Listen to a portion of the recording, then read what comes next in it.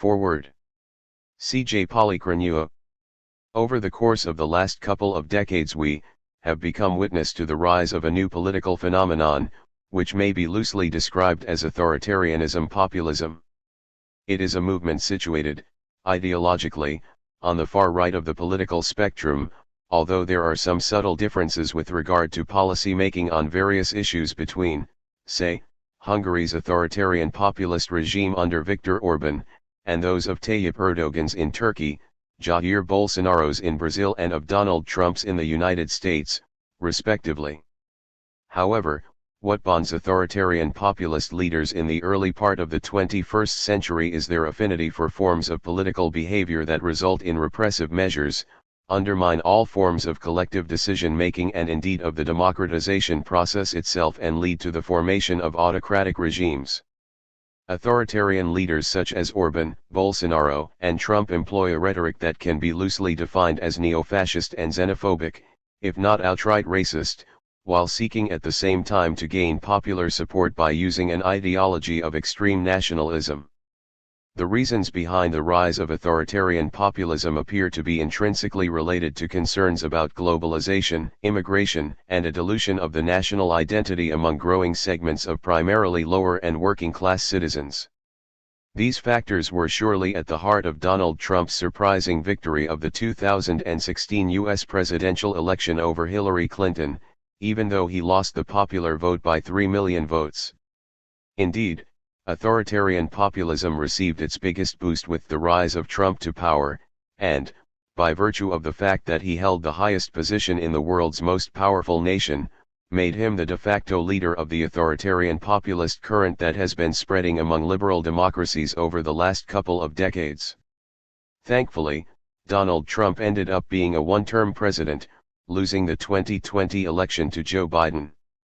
Typical of his anti-democratic impulses, and just as he had hinted all along, Trump refused to concede defeat by claiming without a trace of evidence that the election was rigged and stolen and incited an insurrection. By doing so, Trump's apparent strategy to sue his way to election victory on the basis of baseless vote fraud claims was also carried out with the explicit intent of having his fanatical base become ever more convinced of the need to subvert the democratic process. And here is the trouble. Trump may be out of office, but Trumpism is still very much alive and kicking in the land of the free and the brave. The Republican Party is Trump's party, and the followers of the MAGA movement live in an entirely different galaxy than the rest of the population. To be sure, the United States remains most likely the most divided and polarized nation in the world. The differences among the citizenry are not merely political or ideological. They are epistemological. Indeed, what separates Trump's fanatical base, possibly 40% of the American population, from the rest of the body politic, are alternative conceptions of reality itself. Trump's supporters reject science, have no faith in actual facts, and are drawn overwhelmingly into conspiracies.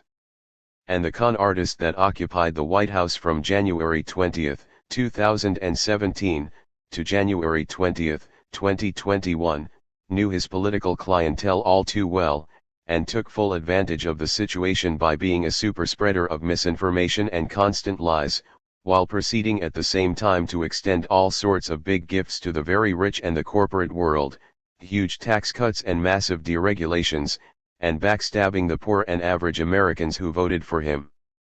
But Trump wasn't just a liar and a con artist. He was America's worst nightmare, democracy's Trojan horse, the planet's greatest mortal threat.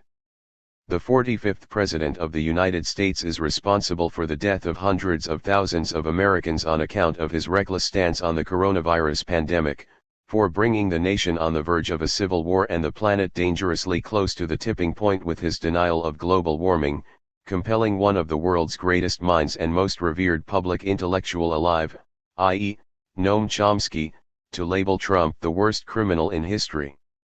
During the course of Trump's reign, I had the pleasure and honor to continue interviewing Noam Chomsky on the developments unfolding in the US and around the world.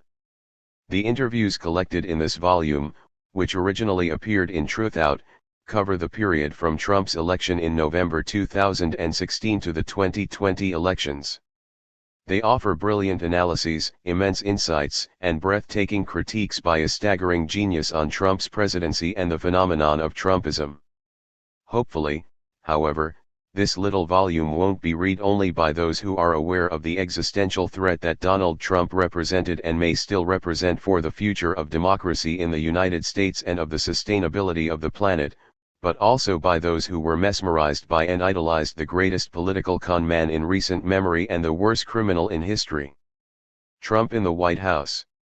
C.J. Polychronio, Noam, the unthinkable has happened. Despite all forecasts to the contrary, Donald Trump scored a decisive victory over Hillary Clinton, and the man that Michael Moore described as a wretched, ignorant, dangerous part-time clown and full-time sociopath will be the next president of the United States. In your view, what were the deciding factors that led American voters to produce the biggest upset in the history of U.S. politics? Noam Chomsky. Before turning to this question, I think it is important to spend a few moments pondering just what happened on November 8, a date that might turn out to be one of the most important in human history, depending on how we react. No exaggeration. The most important news of November 8 was barely noted, a fact of some significance in itself. On November 8, the World Meteorological Organization, WMO, delivered a report at the International Conference on Climate Change in Morocco, 22 Colombian pesos, which was called in order to carry forward the Paris Agreement of 21 Colombian pesos. The WMO reported that the past 5 years had been the hottest on record. It also reported rising sea levels, soon to increase as a result of the unexpectedly rapid melting of polar ice, most ominously the huge Antarctic glaciers. Already, Arctic sea ice over the past 5 years is 28% below the average of the previous 29 years, not only raising sea levels, but also reducing the cooling effect of polar ice reflection of solar rays, thereby accelerating the grim effects of global warming. The WMO reported further that temperatures were dangerously close to the goal established by 21 Colombian pesos, along with other dire reports and forecasts. Another event took place on November 8, which also may turn out to be of unusual historical significance for reasons that, once again, were barely noted. On November 8, the most powerful country in world history, which will set its stamp on what comes next, had an election. The outcome placed total control of the government, the executive branch, Congress, the Supreme Court in the hands of the Republican Party, which has become the most dangerous organization in world history. Apart from the last phrase, all of this is uncontroversial. The last phrase may seem outlandish, even outrageous. But is it? The facts suggest otherwise. The party is dedicated to racing as rapidly as possible to destruction of organized human life. There is no historical precedent for such a stand. Is this an exaggeration? Consider what we have just been witnessing. During the Republican primaries, every candidate denied that what is happening with the exception of the sensible moderates, like Jeb Bush, who said it's all uncertain, but we don't have to do anything because we're producing more natural gas, thanks to fracking. Or John Kasich, who agreed that global warming is taking place, but added that we are going to burn coal in Ohio and we are not going to apologize for it. The winning candidate, now the president-elect, calls for rapid increase in the use of fossil fuels, including coal, dismantling of regulations, rejection of help to developing countries seeking to move to sustainable energy, and in general, racing to the cliff as fast as possible. Trump has already taken steps to dismantle the Environmental Protection Agency, EPA, by placing in charge of the EPA transition a notorious, and proud, climate change denier, Myron Ebel. Trump's top advisor on energy, billionaire oil executive Harold Hamm, announced his expectations, which were predictable: dismantling regulations, tax cuts for the industry, and the wealthy and corporate sector generally, more fossil fuel production, lifting Obama's temporary block on the Dakota Access Pipeline. The market reacted quickly. Shares in energy corporations boomed, including the world's largest coal miner, Peabody Energy, which had filed for bankruptcy but registered a 50% gain after Trump's victory. The effects of Republican denialism had already been felt. There had been hopes that the 21 Colombian pesos Paris Agreement would lead to a verifiable treaty, but these thoughts were abandoned because the Republican Congress would not accept any binding commitments, so what emerged was a voluntary agreement, evidently much weaker. Effects may soon become even more vividly apparent than they already are. In Bangladesh alone, tens of millions are expected to have to flee from low-lying plains in coming years because of sea level rise and more severe weather, creating a migrant crisis that will make today's pale insignificance. With considerable justice, Bangladesh's leading climate scientist says that these migrants should have the right to move to the countries from which all these greenhouse gases are coming. Millions should be able to go to the United States and to the other rich countries that have grown wealthy while bringing about a new geological era, the Anthropocene, marked by radical human transformation of the environment. These catastrophic consequences can only increase, not only in Bangladesh but in all of South Asia as temperatures, already intolerable for the poor, rise inexorably and the Himalayan glaciers melt, threatening the entire water supply. Already in India, some 300 million people are reported to lack adequate drinking water. And the effects will reach far beyond. It is hard to find words to capture the fact that humans are facing the most important question in their history: whether organized human life will survive in anything like the form we know, and are answering by accelerating the race to disaster. Similar observations hold for the other huge issue concerning human survival: the threat of nuclear destruction, which has been looming over our heads for 70 years and is now increasing. It is no less difficult to find words to capture the utterly astonishing fact that in all of the massive coverage of the electoral extravaganza, none of this receives more than passing mention. At least I am at a loss to find appropriate words. Turning finally to the question raised, to be precise, it appears that Clinton received a slight majority of the vote. The apparent decisive victory has to do with curious features of American politics, including the electoral college residue of the founding of the country as an alliance of separate states, the winner-take-all system in each state, the arrangement of congressional districts, sometimes by gerrymandering, to provide greater weight to rural votes, in past elections, and probably this one too. Democrats have had a comfortable margin of victory in the popular vote for the House, but hold a minority of seats, the very high rate of abstention, usually close to half in presidential elections, this one included. Of some significance for the future is the fact that in the 18 to 25 age range, Clinton won handily, Sanders had an even higher level of support. How much this matters depends on what kind of future humanity will face.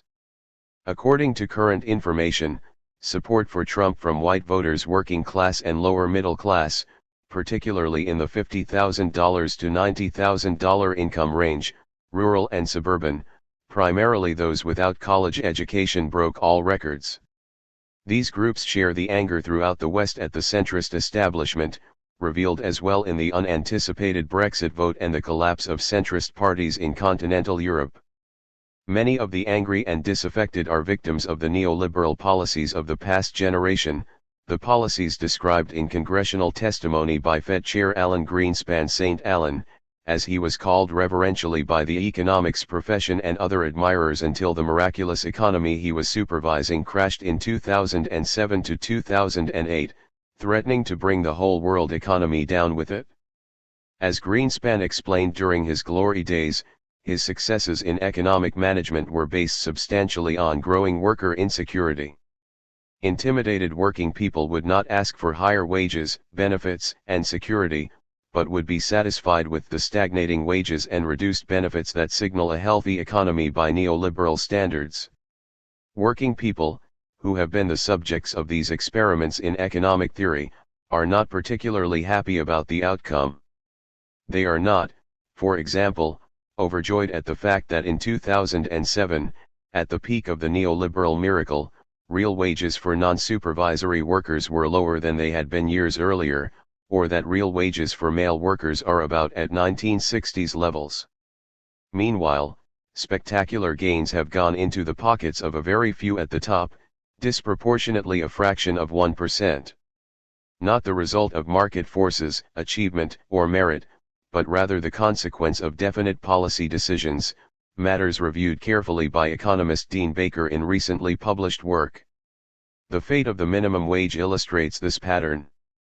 Through the periods of high and egalitarian growth in the 50s and 60s, the minimum wage, which sets a floor for other wages, tracked productivity. That ended with the onset of neoliberal doctrine. Since then, the minimum wage has stagnated, in real value. Had it continued as before, it would probably be close to $20 per hour. Today, it is considered a political revolution to raise it to $15. With all the talk of near full employment today, labor force participation remains below the earlier norm. And for working people, there is a great difference between a steady job in manufacturing with union wages and benefits, as in earlier years, and a temporary job with little security in a service profession. Apart from wages, benefits, and security, there is a loss of dignity, of hope for the future, of a sense that this is a world in which I belong and play a worthwhile role. The impact is captured well in Arlie Hochschild's sensitive and illuminating portrayal of a Trump stronghold in Louisiana, where she lived and worked for many years.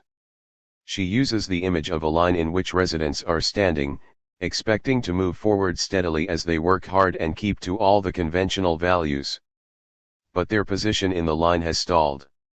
Ahead of them, they see people leaping forward, but that does not cause much distress, because it is the American way for, alleged, merit to be rewarded. What causes real distress is what is happening behind them. They believe that undeserving people who do not follow the rules are being moved in front of them by federal government programs they erroneously see as designed to benefit African Americans, immigrants, and others they often regard with contempt. All of this is exacerbated by Ronald Reagan's racist fabrications about welfare queens, by implication black, stealing white people's hard-earned money and other fantasies. Sometimes failure to explain, itself a form of contempt, plays a role in fostering hatred of government. I once met a house painter in Boston who had turned bitterly against the evil government after a Washington bureaucrat who knew nothing about painting organized a meeting of painting contractors to inform them that they could no longer use lead paint, the only kind that works, as they all knew, but the suit didn't understand. That destroyed his small business, compelling him to paint houses on his own with substandard stuff forced on him by government elites. Sometimes there are also some real reasons for these attitudes toward government bureaucracies. Hochschild describes a man whose family and friends are suffering bitterly from the lethal effects of chemical pollution but who despises the government and the liberal elites, because for him, the EPA means some ignorant guy who tells him he can't fish, but does nothing about the chemical plants. These are just samples of the real lives of Trump supporters, who are led to believe that Trump will do something to remedy their plight, though the merest look at his fiscal and other proposals demonstrates the opposite, posing a task for activists who hope to fend off the worst and to advance desperately needed changes. Exit polls reveal that the passionate support for Trump was inspired primarily by the belief that he represented change, while Clinton was perceived as the candidate who would perpetuate their distress.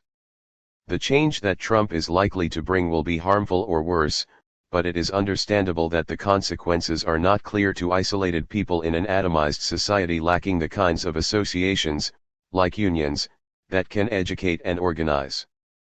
That is a crucial difference between today's despair and the generally hopeful attitudes of many working people under much greater economic duress during the Great Depression of the 1930s. There are other factors in Trump's success. Comparative studies show that doctrines of white supremacy have had an even more powerful grip on American culture than in South Africa, and it's no secret that the white population is declining.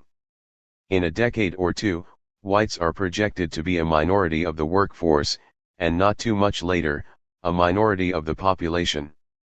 The traditional conservative culture is also perceived as under attack by the successes of identity politics, regarded as the province of elites who have only contempt for the hard-working, patriotic, church-going white Americans with real family values who see their familiar country as disappearing before their eyes. One of the difficulties in raising public concern over the very severe threats of global warming is that 40% of the US population does not see why it is a problem, since Christ is returning in a few decades.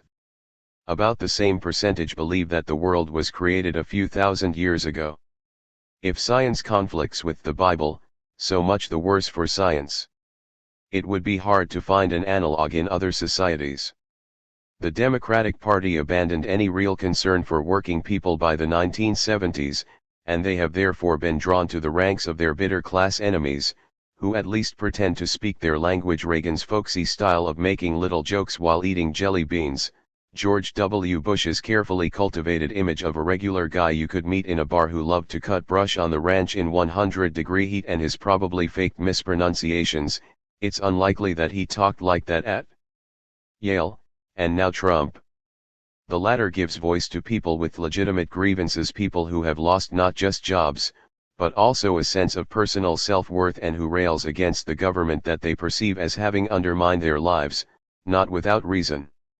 One of the great achievements of the doctrinal system has been to divert anger from the corporate sector to the government that implements the programs the corporate sector designs, such as the highly protectionist corporate/investor rights agreements that are uniformly misdescribed as free trade agreements in the media and commentary.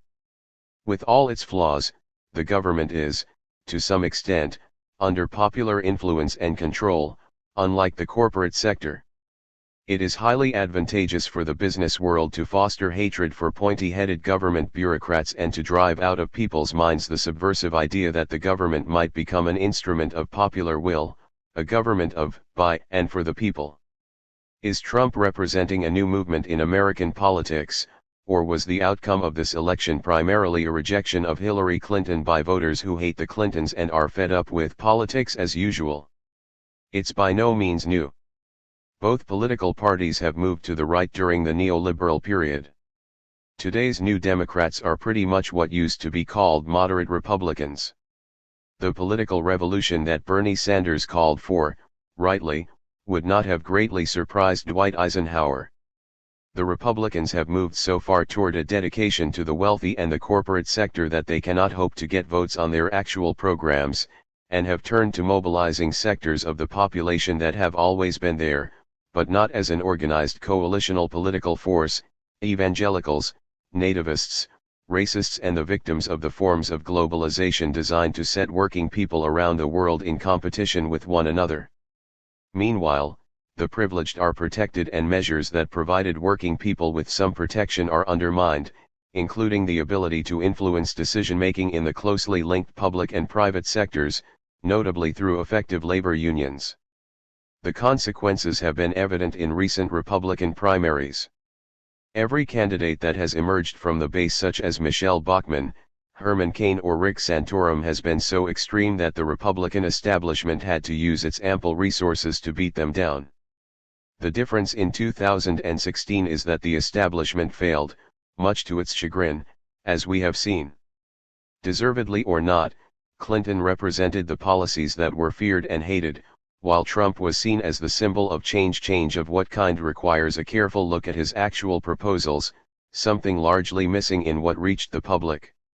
The campaign itself was remarkable in its avoidance of issues, and media commentary generally complied, keeping to the concept that true objectivity means reporting accurately what is within the Beltway, but not venturing beyond. Trump said following the outcome of the election that he will represent all Americans. How is he going to do that when the nation is so divided, and he has already expressed deep hatred for many groups in the United States, including women and minorities? Do you see any resemblance between Brexit and Donald Trump's victory? There are definite similarities to Brexit, and also to the rise of the ultranationalist far-right parties in Europe, whose leaders were quick to congratulate Trump on his victory, perceiving him as one of their own: Nigel Farage, Marine Le Pen, Viktor Orban, and others like them. And these developments are quite frightening. A look at the polls in Austria and Germany. Austria and Germany cannot fail to evoke unpleasant memories for those familiar with the 1930s, even more so for those who watched directly, as I did as a child. I can still recall listening to Hitler's speeches, not understanding the words, though the tone and audience reaction were chilling enough. The first article that I remember writing was in February 1939, after the fall of Barcelona, on the seemingly inexorable spread of the fascist plague. And by strange coincidence, it was from Barcelona that my wife and I watched the results of the 2016 US presidential election unfold. As to how Trump will handle what he has brought forth, not created, but brought forth, we cannot say. Perhaps his most striking characteristic is unpredictability. A lot will depend on the reactions of those appalled by his performance and the visions he has projected, such as they are. Trump has no identifiable political ideology guiding his stance on economic, social, and political issues, yet there are clear authoritarian tendencies in his behavior. Therefore, do you find any validity behind the claims that Trump may represent the emergence of fascism with a friendly face, in the United States? For many years, I have been writing and speaking about the danger of the rise of an honest and charismatic ideologue in the United States, someone who could exploit the fear and anger that has long been boiling in much of the society, and who could direct it away from the actual agents of malaise to vulnerable targets. That could indeed lead to what sociologist Bertram Gross called friendly fascism in a perceptive study 35 years ago. But that requires an honest ideologue, a Hitler type, not someone whose only detectable ideology is me. The dangers, however, have been real for many years, perhaps even more so in the light of the forces that Trump has unleashed. With the Republicans in the White House, but also controlling both houses and the future shape of the Supreme Court, what will the U.S. look like for at least the next 4 years? A good deal depends on his appointments and circle of advisors.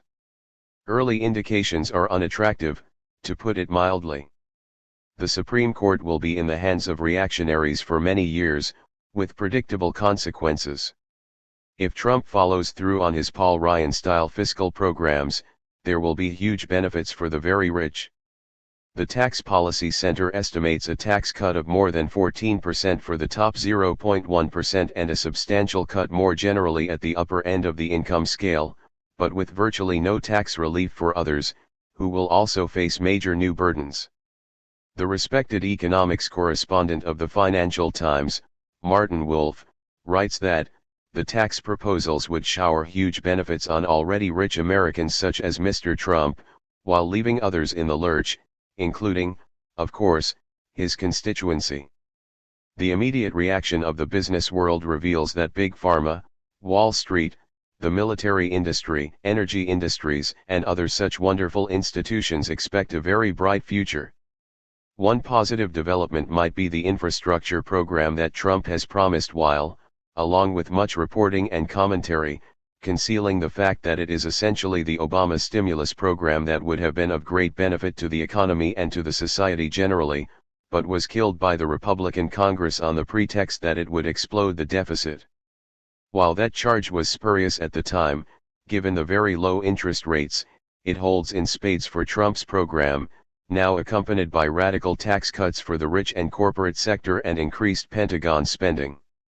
There is, however, an escape, provided by Dick Cheney when he explained to Bush's Treasury Secretary Paul O'Neill that Reagan proved that deficits don't matter, meaning deficits that we Republicans create in order to gain popular support, leaving it to someone else, preferably Democrats, to somehow clean up the mess. The technique might work, for a while at least. There are also many questions about foreign policy consequences, mostly unanswered. There is mutual admiration between Trump and Putin. How likely is it therefore that we may see a new era in US-Russia relations? One hopeful prospect is that there might be reduction of the very dangerous and mounting tensions at the Russian border, note the Russian border, not the Mexican border. Thereby lies a tale that we cannot go into here. It is also possible that Europe might distance itself from Trump's America, as already suggested by German Chancellor Angela Merkel and other European leaders, and from the British voice of American power, after Brexit. That might possibly lead to European efforts to defuse the tensions, and perhaps even efforts to move towards something like Mikhail Gorbachev's vision of an integrated Eurasian security system without military alliances, rejected by the US in favor of NATO expansion, a vision revived recently by Putin, whether seriously or not, we do not know, since the gesture was dismissed. Is U.S. foreign policy under a Trump administration likely to be more or less militaristic than what we have seen under the Obama administration, or even the George W. Bush administration? I don't think one can answer with any confidence. Trump is too unpredictable.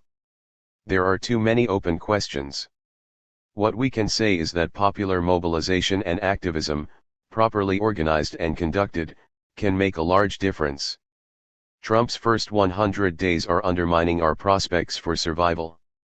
C.J. Polychronua, the first 100 days of Donald Trump in the White House are characterized by complete disrespect for the truth and the freedom of the press and, overall, a style of political leadership that is not merely authoritarian but also smacks of fascism. In your view, is all this part of a preconceived strategy or simply a reflection of the whims of a person with a very fragile ego?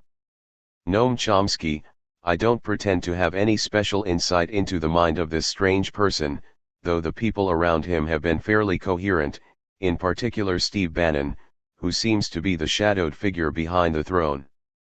What is happening before our eyes appears to be a two-pronged operation, I presume planned. Bannon/Trump, and the pathetic Sean Spicer, who has to defend the latest shenanigans in public, have the task of dominating TV and headlines with one wild performance after another, the assumption apparently being that his fabrications will quickly be forgotten as the next episode displaces them, and the base will be satisfied for a time, believing that their champion is standing up for them. So, who remembers the millions of undocumented immigrants who voted for Clinton, or the charge that that really bad guy Obama, sad, literally wiretapped poor Trump, a claim now downgraded to irrelevance, but not withdrawn, and so on. Look how well the birther tales played for many years, ending hilariously with Trump blaming Clinton for initiating the farce. Meanwhile, the real work is going on more quietly, spearheaded by Paul Ryan, a different and more malicious kind of posturer, who represents the most brutal fringe of the Republican establishment and somehow manages to present himself as a man of ideas, maybe because, as Paul Krugman argues, he rolls up his sleeves and uses PowerPoint. The ideas are quite familiar.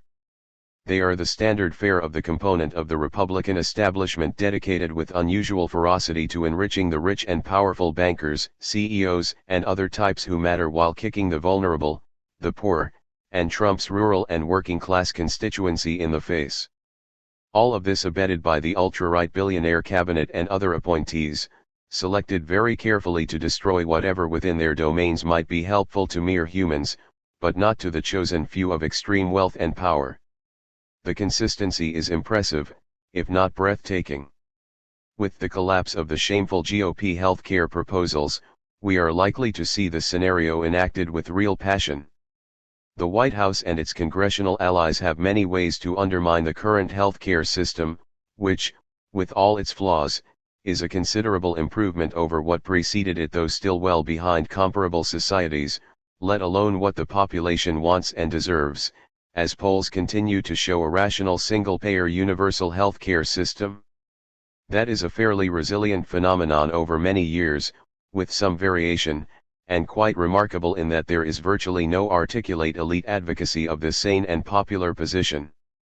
Of course, undermining the system will harm a great many people, but that cannot be a consideration. After all, Ryan Care was going to add some 24 million to the ranks of uninsured, which might kill more than 40,000 people annually, according to an analysis by healthcare specialists Steffi Woolhandler and David Himmelstein. If the health system can be substantially damaged, and people really do suffer sufficiently, then the propaganda drumbeat can proceed to blame the disaster on the political opposition, and maybe even get away with it. A good deal is possible in the era of alternative facts. We are already witnessing the early stages. The lead character in the show does indeed present himself as a thin-skinned megalomaniac whose only ideology is me. But his appointments, and the policies for which all of this is a cover, are too systematic to be merely random shots. As I mentioned, the policies being formulated and enacted are drawn from the playbook of the most reactionary fringe of the Republican establishment. The abject service to private wealth and power is accompanied with an authoritarian and fundamentalist program to transform U.S. society. The project is driven by the Bannon-Sessions vision of a society devoted to Judeo-Christian roots and white supremacy, eliminating such pernicious and threatening nonsense as arts and humanities, upholding the Betsy DeVos doctrine that public education has to be dismantled, while if science conflicts with religion, then too bad for science. Meanwhile, we are to wave a mailed fist at the world while cowering behind walls and rebuilding the depleted military that is the most powerful force in human history, dwarfing any collection of competitors. All of this resonates with at least parts of a society that has long been the safest and most terrified in the world. The fundamentalist project goes well beyond getting rid of arts and humanities. Science is also in the crosshairs. Trump's budget cuts medical research. There's been considerable attention to his dismantling of the EPA Environmental Protection Agency, now pretty much in the hands of associates of James Inhofe, the Senate's leading climate denier, who has explained that if God has decided to warm the earth, so be it. But that's the least of it. For action and research on climate, EPA is a small actor. Far more important is the Department of Energy, DOE. Its Office of Science is scheduled to lose $900 million, nearly 20% of its budget. DOE's $300 million ARPA energy program is eliminated completely. That's in addition to deep cuts to the research programs at the EPA and the National Oceanic and Atmospheric Administration, NOAA, and a 5% cut to NASA's Earth science budget. In Congress, the science deniers can scarcely contain their glee now that the wrecking ball has opened the path for demolition of the heresies of the modern world. Lamar Smith, who for years has used his position as chair of the House Science Committee to harass scientists, now feels free to openly acknowledge that the committee is now a tool to advance his political agenda rather than a forum to examine important issues facing the U.S. research community. An appropriate comment on all of this was made by Stephen Colbert, when the Republican-run legislature in North Carolina responded to a scientific study predicting rapid sea level rise by barring state and local agencies from developing regulations or planning documents anticipating a rise in sea level. This is a brilliant solution, Colbert said. If your science gives you a result that you don't like, pass a law saying the result is illegal. Problem solved. Most important of everything that is happening is the attack against future generations, in fact even against those coming of age today.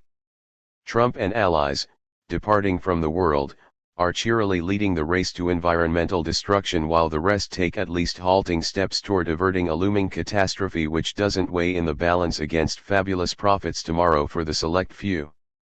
A few years ago Republican Governor of Louisiana Bobby Jindal took a little time off from his campaign to drive the state even deeper into the abyss to warn that Republicans are becoming the stupid party.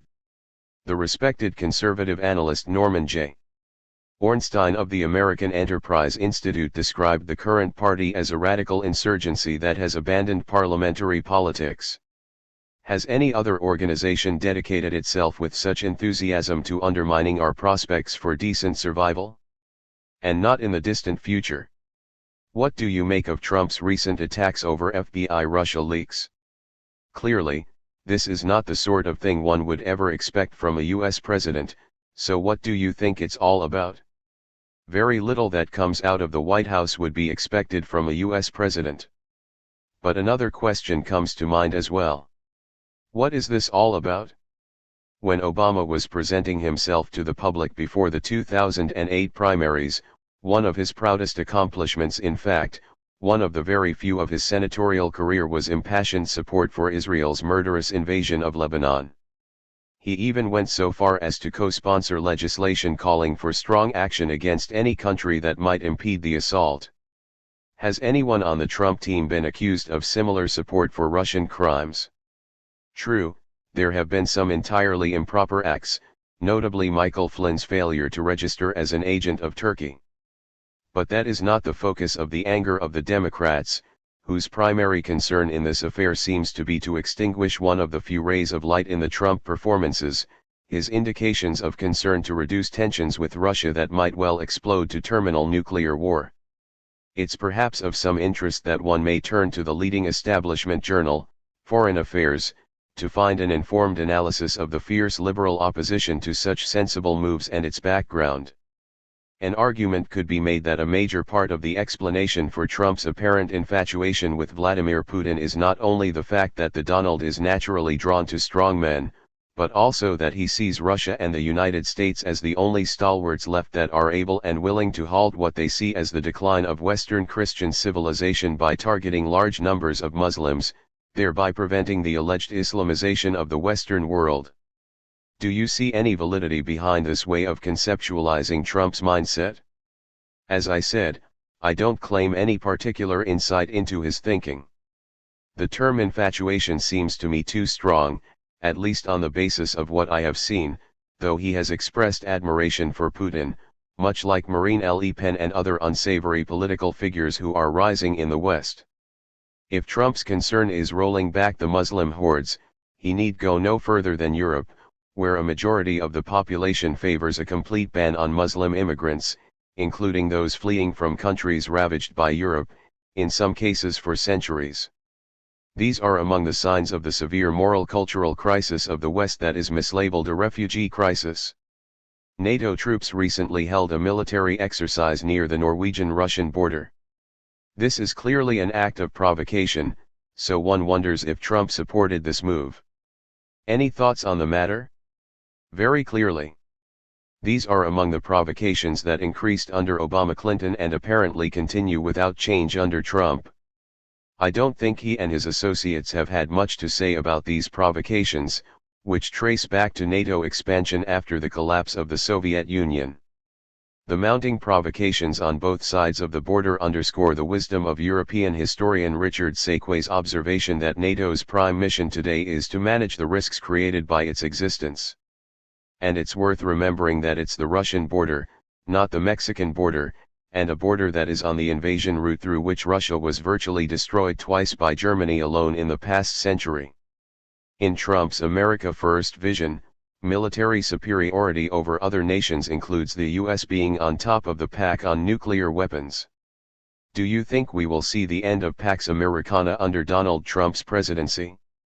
Trump's position on nuclear weapons is unclear, but many of his comments have been worrisome, in particular his dismissal of the New START Treaty on Mutual Russia-US reduction of nuclear weapons as a bad deal for the US, in a phone call with Putin. The treaty is a good deal not only for the US but for the world, even though partial. And it would be bad news indeed if Trump chooses not to renew it. In general, on nuclear programs he seems to have kept so far to Obama's dangerous modernization program. And being on top of the pack on nuclear weapons means little, since even a small number would be enough to destroy everything. Trump has, of course, proposed sharp increases in the already bloated military budget, at the cost of social programs despised by the establishment Republicans who pretty much run the show. And he has relaxed conditions on use of force, removing oversight, decisions that have already led to several major atrocities. As for Pax Americana, it has hardly been much of a pax. It is not coming to an end, but it is continuing to decline, just as American power has declined since its peak at the end of World War II. In this connection, however, it is important to bear in mind revealing insights developed in recent work by political economist Sean Starrs, exploring some significant consequences of the neoliberal globalization of the world economy. As he discusses, corporate ownership of the world's wealth is becoming a more realistic measure of global power than national wealth as the world departs more than before from the model of nationally discrete political economies. The results of his investigations are quite striking. It turns out that in virtually every economic sector, manufacturing, finance, services, retail, and others, U.S. corporations are well in the lead in ownership of the global economy. Overall, their ownership is close to 50% of the total, roughly the maximum figure of estimated U.S. national wealth in 1945. This was the figure used by the revered figure of American diplomacy George Kennan, for example, when he advised in 1948 that our central policy goal must be to maintain the position of disparity that separated our enormous wealth from the poverty of others, referring specifically to Asia, though the import was more general. To achieve that goal, he advised, we should cease to talk about vague and unreal objectives, such as human rights, the raising of the living standards and democratization, and must deal in straight power concepts, not hampered by idealistic slogans about altruism and world benefaction. Kennan was soon removed from the decision-making apparatus because he was considered too soft-hearted to deal with this harsh world. Much as today, there may then have been real opportunities for détente at the time, dismissed in favor of much harsher policies. These soon contributed to threats registered by the Bulletin of Atomic Scientists' expert advisors, who moved the hands of the famous doomsday clock forward to 2 minutes to midnight in 1953 after the US and Russia exploded hydrogen bombs. That's the closest it has ever been to terminal disaster. It is hardly comforting to note that a few days into Trump's term, the clock was moved again to 2.5 minutes to midnight, the closest to doom since 1953, advancing from an ominous 3 minutes to midnight during the 2 preceding years. Returning to Pax Americana, American decline is real, in state power, while U.S. ownership of the world economy is overwhelming. These changes in the nature of world order, commonly overlooked, are of no slight significance. Trump ran on an anti-establishment platform, yet his budget cut proposals and overall economic policy agenda favor the rich and will make life for struggling Americans even more difficult. First, what are your thoughts on his budget cuts, and, second, do you think this will make his supporters realize that he pulled the biggest trick on them in the history of U.S. politics? Trump's budget proposals are very clear: expand the military and lavish gifts on the rich and powerful, while the rest are somehow to fend for themselves, including his rural and working-class constituency. For the moment, they seem to be keeping to the faith that somehow Trump meant what he said and will bring back jobs. On this matter, we should recall that for a long time the word jobs in U.S. political discourse has been the conventional way to pronounce an obscene 7-letter word which I will not spell, out of concern for the thought police. It begins PRO and ends FITS. The resort to the euphemism goes back many years.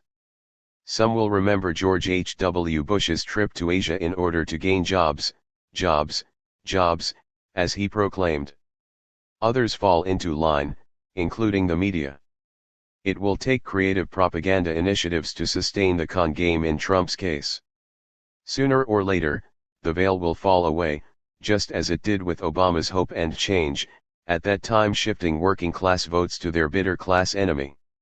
If that happens, we can expect that the Trump-Bannon crowd will seek to divert attention in one of the many familiar ways, perhaps conjuring up some threat to American security, or if there is one, exploiting it.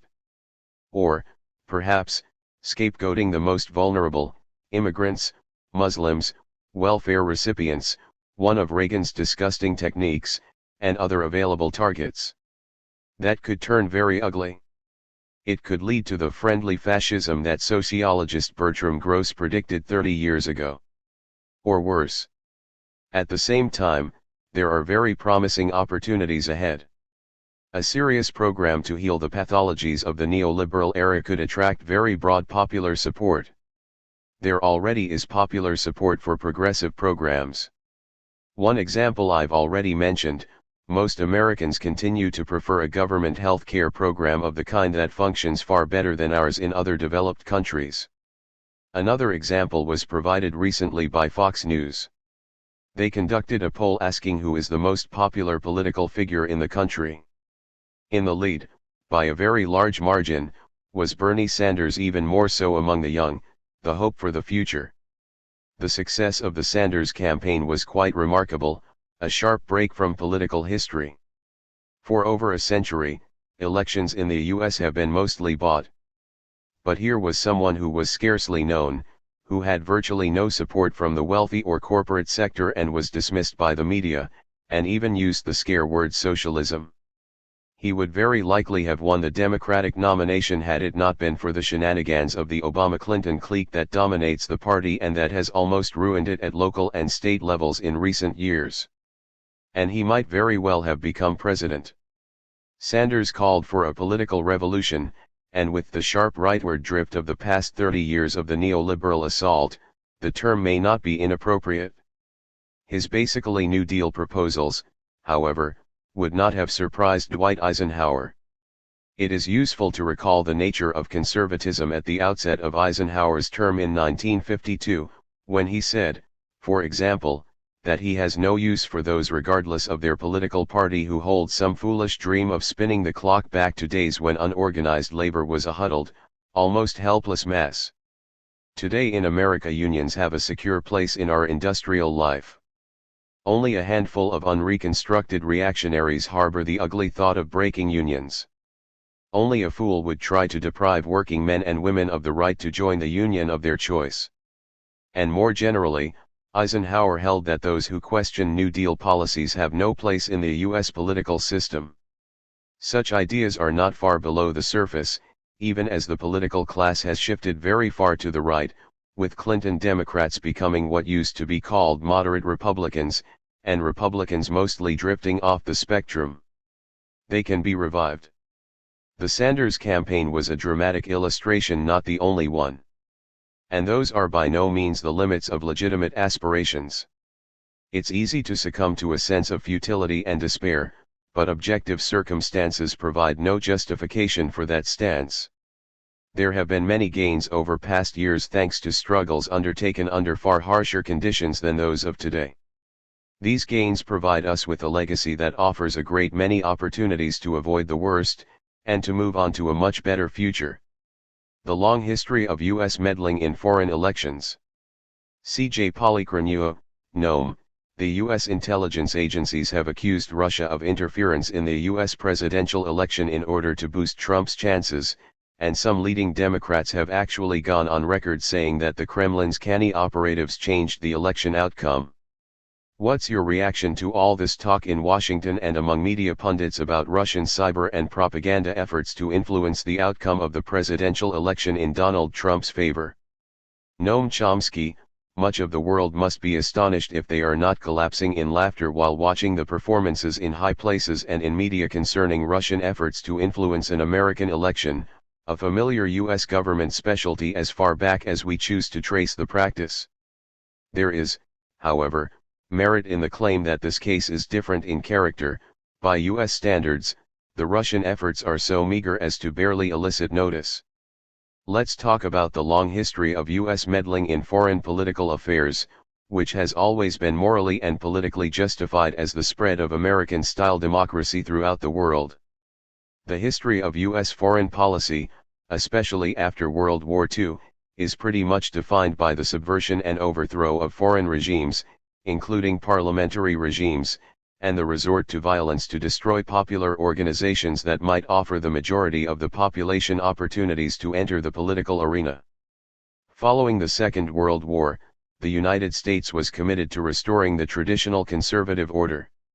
To achieve this aim, it was necessary to destroy the anti-fascist resistance, often in favor of Nazi and fascist collaborators, to weaken unions and other popular organizations, and to block the threat of radical democracy and social reform, which were live options under the conditions of the time.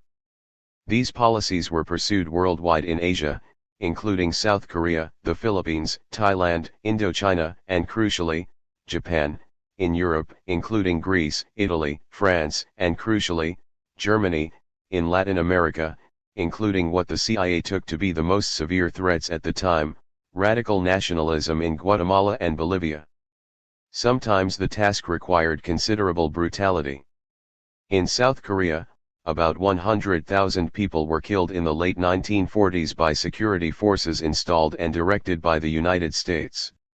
This was before the Korean War, which John Halliday and Bruce Cummings describe as in essence a phase marked by massive outside intervention in a civil war fought between two domestic forces, a revolutionary nationalist movement, which had its roots in tough anti-colonial struggle, and a conservative movement tied to the status quo, especially to an unequal land system, restored to power under the U.S. occupation.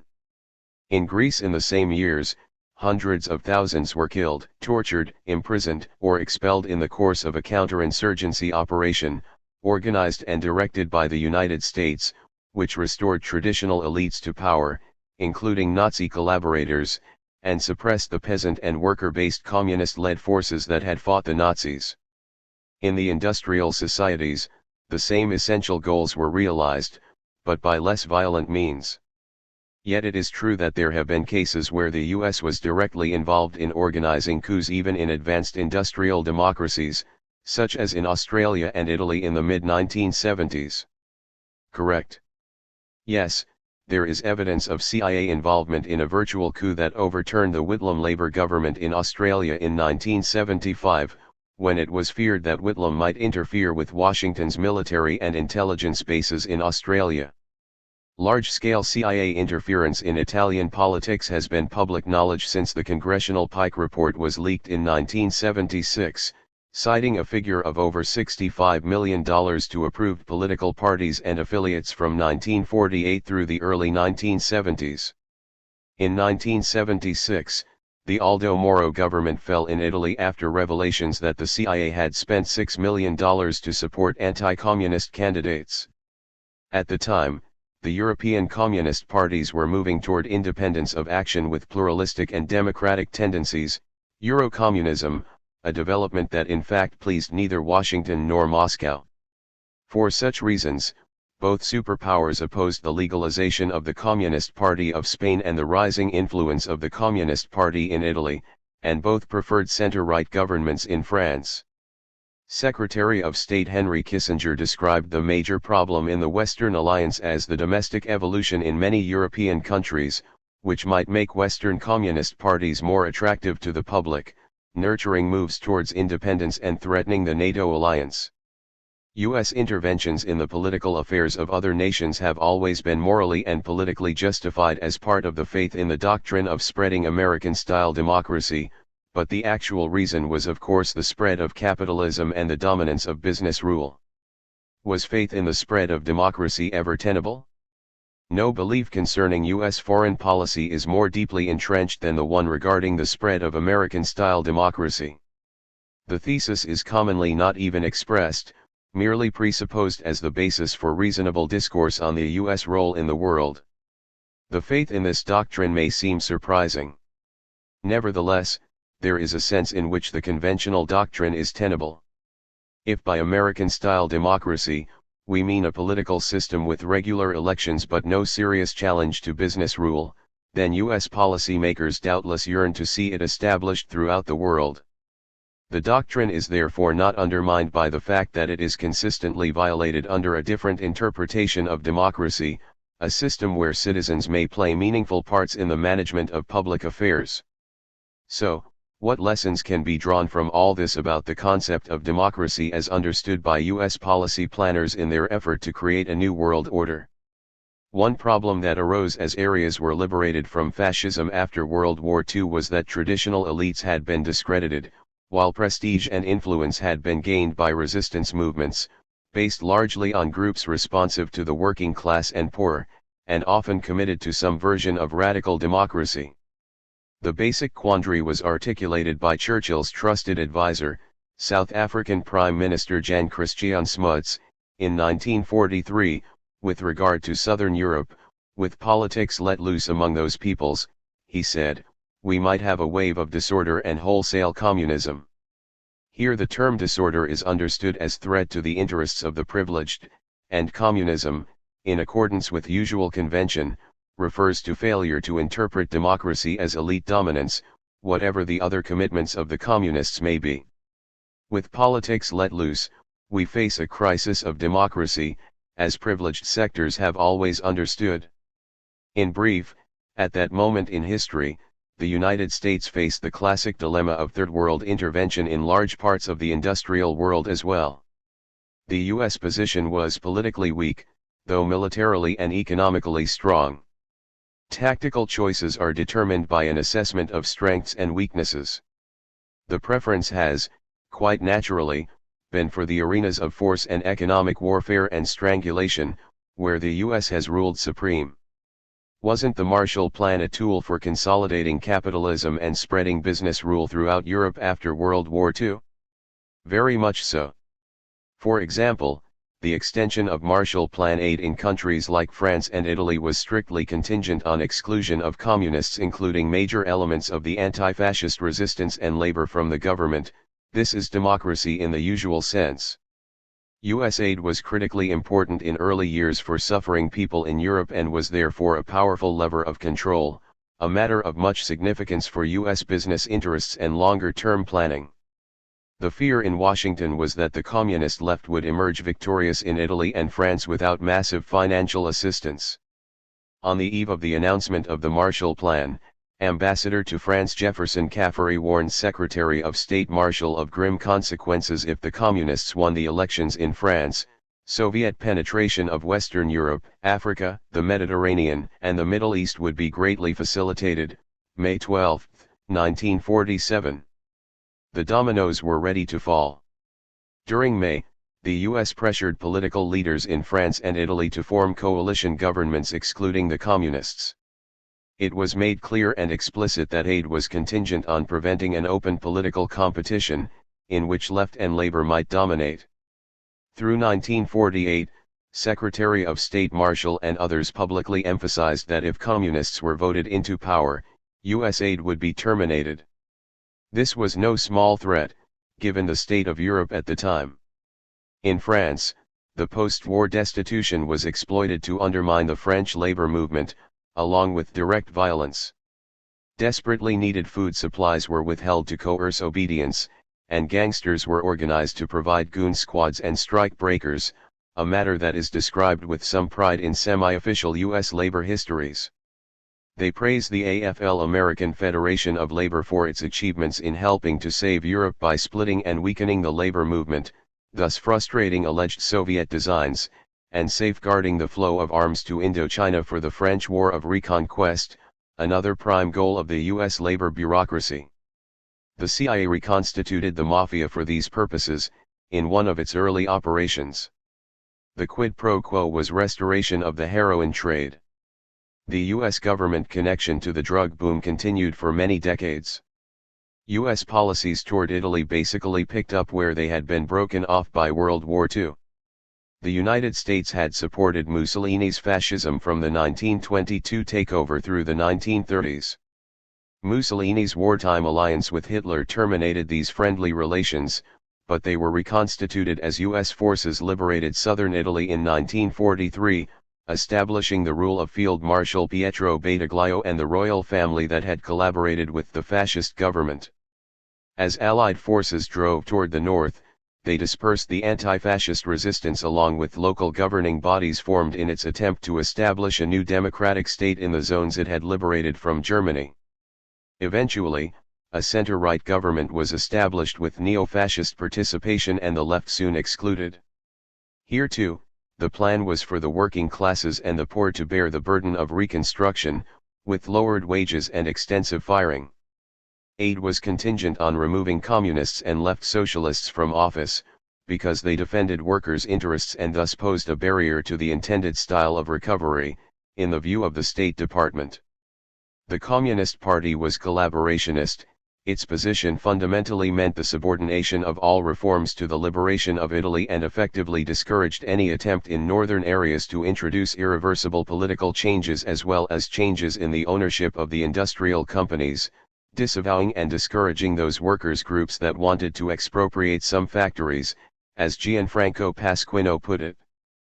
But the party did try to defend jobs, wages, and living standards for the poor and thus constituted a political and psychological barrier to a potential European recovery program, historian John Harper comments, reviewing the insistence of Kennan and others that communists be excluded from government, though agreeing that it would be desirable to include representatives of what Harper calls the democratic working class. The recovery, it was understood, was to be at the expense of the working class and the poor. Because of its responsiveness to the needs of these social sectors, the Communist Party was labeled extremist and undemocratic by U.S. propaganda, which also skillfully manipulated the alleged Soviet threat. Under U.S. pressure, the Christian Democrats abandoned wartime promises about workplace democracy, and the police, sometimes under the control of ex-fascists, were encouraged to suppress labor activities. The Vatican announced that anyone who voted for the Communists in the 1948 election would be denied sacraments, and backed the conservative Christian Democrats under the slogan, O con Cristo o contro Christa, either with Christ or against Christ. A year later, Pope Pius excommunicated all Italian communists. A combination of violence, manipulation of aid, and other threats, and a huge propaganda campaign sufficed to determine the outcome of the critical 1948 election, essentially bought by U.S. intervention and pressures. The CIA operations to control the Italian elections, authorized by the National Security Council in December 1947, were the first major clandestine operation of the newly formed agency. CIA operations to subvert Italian democracy continued into the 1970s at a substantial scale. In Italy, as well as elsewhere, U.S. labor leaders, primarily from the AFL, played an active role in splitting and weakening the labor movement, and inducing workers to accept austerity measures while employers reaped rich profits. In France, the AFL had broken dock strikes by importing Italian scab labor paid by U.S. businesses. The State Department called on the Federation's leadership to exercise their talents in union busting in Italy as well, and they were happy to oblige. The business sector, formerly discredited by its association with Italian fascism, undertook a vigorous class war with renewed confidence. The end result was the subordination of the working class and the poor to the traditional rulers. Later commentators tend to see the U.S. subversion of democracy in France and Italy as a defense of democracy. In a highly regarded study of the CIA and American democracy, Rodri Jeffries-Jones describes the CIA's Italian venture, along with its similar efforts in France, as a democracy-propping operation, though he concedes that the selection of Italy for special attention was by no means a matter of democratic principle alone. Our passion for democracy was reinforced by the strategic importance of the country. But it was a commitment to democratic principle that inspired the U.S. government to impose the social and political regimes of its choice, using the enormous power at its command and exploiting the privation and distress of the victims of the war, who must be taught not to raise their heads if we are to have true democracy. A more nuanced position is taken by James Miller in his monograph on U.S. policies toward Italy. Summarizing the record, he concludes that in retrospect, American involvement in the stabilization of Italy was a significant, if troubling, achievement. American power assured Italians the right to choose their future form of government and also was employed to ensure that they chose democracy. In defense of that democracy against real but probably overestimated foreign and domestic threats, the United States used undemocratic tactics that tended to undermine the legitimacy of the Italian state. The foreign threats, as he had already discussed, were hardly real. The Soviet Union watched from a distance as the US subverted the 1948 election and restored the traditional conservative order, keeping to its wartime agreement with Churchill that left Italy in the Western Zone. The domestic threat was the threat of democracy. The idea that U.S. intervention provided Italians with freedom of choice while ensuring that they chose democracy, in our special sense of the term, is reminiscent of the attitude of the extreme doves toward Latin America, that its people should choose freely and independently as long as doing so did not impact U.S. interests adversely. The democratic ideal, at home and abroad, is simple and straightforward: you are free to do what you want, as long as it is what we want you to do. The U.S. health system is an international scandal. C.J. Policromua, Trump and the Republicans are bent on doing away with Obamacare. Doesn't the 2010 Patient Protection and Affordable Care Act, ACA, represent an improvement over what existed before? And, what would the Republicans replace it with? Noam Chomsky, I perhaps should say, to begin, that I have always felt a little uncomfortable about the term Obamacare. Did anyone call Medicare Johnsoncare? Maybe wrongly, but it has seemed to me to have a tinge of Republican-style vulgar disparagement, maybe even of racism. But put that aside. Yes, the ACA is a definite improvement over what came before, which is not a great compliment. The U.S. healthcare system has long been an international scandal, with about twice the per capita expenses of other wealthy, OECD countries and relatively poor outcomes. The ACA did, however, bring improvements, including insurance for tens of millions of people who lacked it, banning of refusal of insurance for people with prior disabilities, and other gains, and also, it appears to have led to a reduction in the increase of healthcare costs, though that is hard to determine precisely. The House of Representatives, dominated by Republicans, with a minority of voters, has voted more than 50 times in the past 6 years to repeal or weaken Obamacare, but they have yet to come up with anything like a coherent alternative. That is not too surprising. Since Obama's election, the Republicans have been pretty much the party of no. Chances are that they will now adopt a cynical Paul Ryan-style evasion, repeal, and delay, to pretend to be honoring their fervent pledges while avoiding at least for a time the consequences of a possible major collapse of the health system and ballooning costs. It's far from certain. It's conceivable that they might patch together some kind of plan, or that the ultra-right and quite passionate Freedom Caucus may insist on instant repeal without a plan, damn the consequence for the budget, or, of course, for people. One part of the health system that is likely to suffer is Medicaid, probably through block grants to states, which gives the Republican-run states opportunities to gut it. Medicaid only helps poor people who don't matter and don't vote Republican anyway. So according to Republican logic, why should the rich pay taxes to maintain it? Article 25 of the Union Universal Declaration on Human Rights, UDHR, states that the right to health care is indeed a human right. Yet, it is estimated that close to 30 million Americans remain uninsured even with the ACA in place. What are some of the key cultural, economic, and political factors that make the U.S. an outlier in the provision of free health care? First, it is important to remember that the U.S. does not accept the Universal Declaration of Human Rights, though in fact the UDHR was largely the initiative of Eleanor Roosevelt, who chaired the commission that drafted its articles, with quite broad international participation. The UDHR has 3 components, which are of equal status: civil, political, socio-economic, and cultural rights. The U.S. formally accepts the first of the 3, though it has often violated its provisions. The U.S. pretty much disregards the third. And to the point here, the U.S. has officially and strongly condemned the second component, socio-economic rights, including Article 25. Opposition to Article 25 was particularly vehement in the Reagan and Bush years. Paula Dobryansky, Deputy Assistant Secretary of State for Human Rights and Humanitarian Affairs in these administrations, dismissed the myth that economic and social rights constitute human rights, as the UDHR declares. She was following the lead of Reagan's UN Ambassador Jeane Kirkpatrick, who ridiculed the myth as little more than an empty vessel into which vague hopes and inchoate expectations can be poured.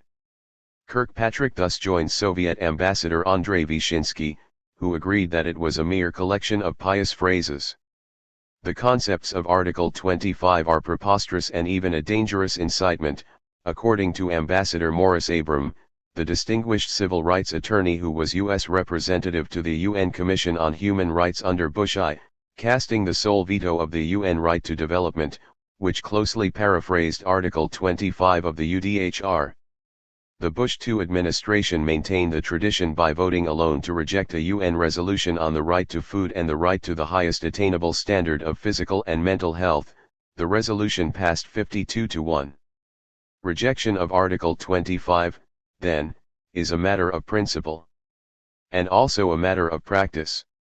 In the OECD Organization for Economic Cooperation and Development ranking of social justice, the U.S. is in 27th place out of 31, right above Greece, Chile, Mexico, and Turkey. This is happening in the richest country in world history, with incomparable advantages. It was quite possibly already the richest region in the world in the 18th century. In extenuation of the Reagan-Bush-Vyshinsky alliance on this matter, we should recognize that formal support for the UDHR is all too often divorced from practice. U.S. dismissal of the UDHR in principle and practice extends to other areas. Take labor rights. The U.S. has failed to ratify the first principle of the International Labor Organization Convention, which endorses freedom of association and protection of the right to organize. An editorial comment in the American Journal of International Law refers to this provision of the International Labor Organization Convention as the untouchable treaty in American politics. U.S. rejection is guarded with such fervor, the report continues, that there has never even been any debate about the matter. The rejection of International Labor Organization conventions contrasts dramatically with the fervor of Washington's dedication to the highly protectionist elements of the misnamed free trade agreements, designed to guarantee monopoly pricing rights for corporations, intellectual property rights, on spurious grounds. In general, it would be more accurate to call these investor rights agreements. Comparison of the attitude toward elementary rights of labor and extraordinary rights of private power tells us a good deal about the nature of American society. Furthermore, U.S. labor history is unusually violent. Hundreds of U.S. workers were being killed by private and state security forces in strike actions, practices unknown in similar countries. In her History of American Labor, Patricia Sexton, noting that there are no serious studies, reports an estimate of 700 strikers killed and thousands injured from 1877 to 1968, a figure which, she concludes, may grossly understate the total casualties. In comparison, one British striker was killed since 1911. As struggles for freedom gained victories and violent means became less available, business turned to softer measures, such as the scientific methods of strike breaking that have become a leading industry. In much the same way, the overthrow of reformist governments by violence, once routine, has been displaced by soft coups such as the recent coup in Brazil, though the former options are still pursued when possible, as in Obama's support for the Honduran military coup in 2009, in near isolation. Labor remains relatively weak in the U.S. in comparison to similar societies. It is constantly battling even for survival as a significant organized force in the society, under particularly harsh attacks since the Reagan years. All of this is part of the background for the U.S. departure in healthcare from the norm of the OECD, and even less privileged societies. But there are deeper reasons why the U.S. is an outlier in healthcare and social justice generally. These trace back to unusual features of American history. Unlike other developed state capitalist industrial democracies, the political economy and social structure of the United States developed in a kind of tabula rasa. The expulsion or mass killing of indigenous nations cleared the ground for the invading settlers, who had enormous resources and ample fertile lands at their disposal, and extraordinary security for reasons of geography and power. That led to the rise of a society of individual farmers, and also, thanks to slavery, substantial control of the product that fueled the Industrial Revolution: cotton, the foundation of manufacturing, banking, commerce, retail for both the US and Britain, and less directly, other European societies. Also relevant is the fact that the country has actually been at war for 500 years with little respite, a history that has created the richest, most powerful, and ultimately most militarized nation in world history, as scholar Walter Hickson has documented.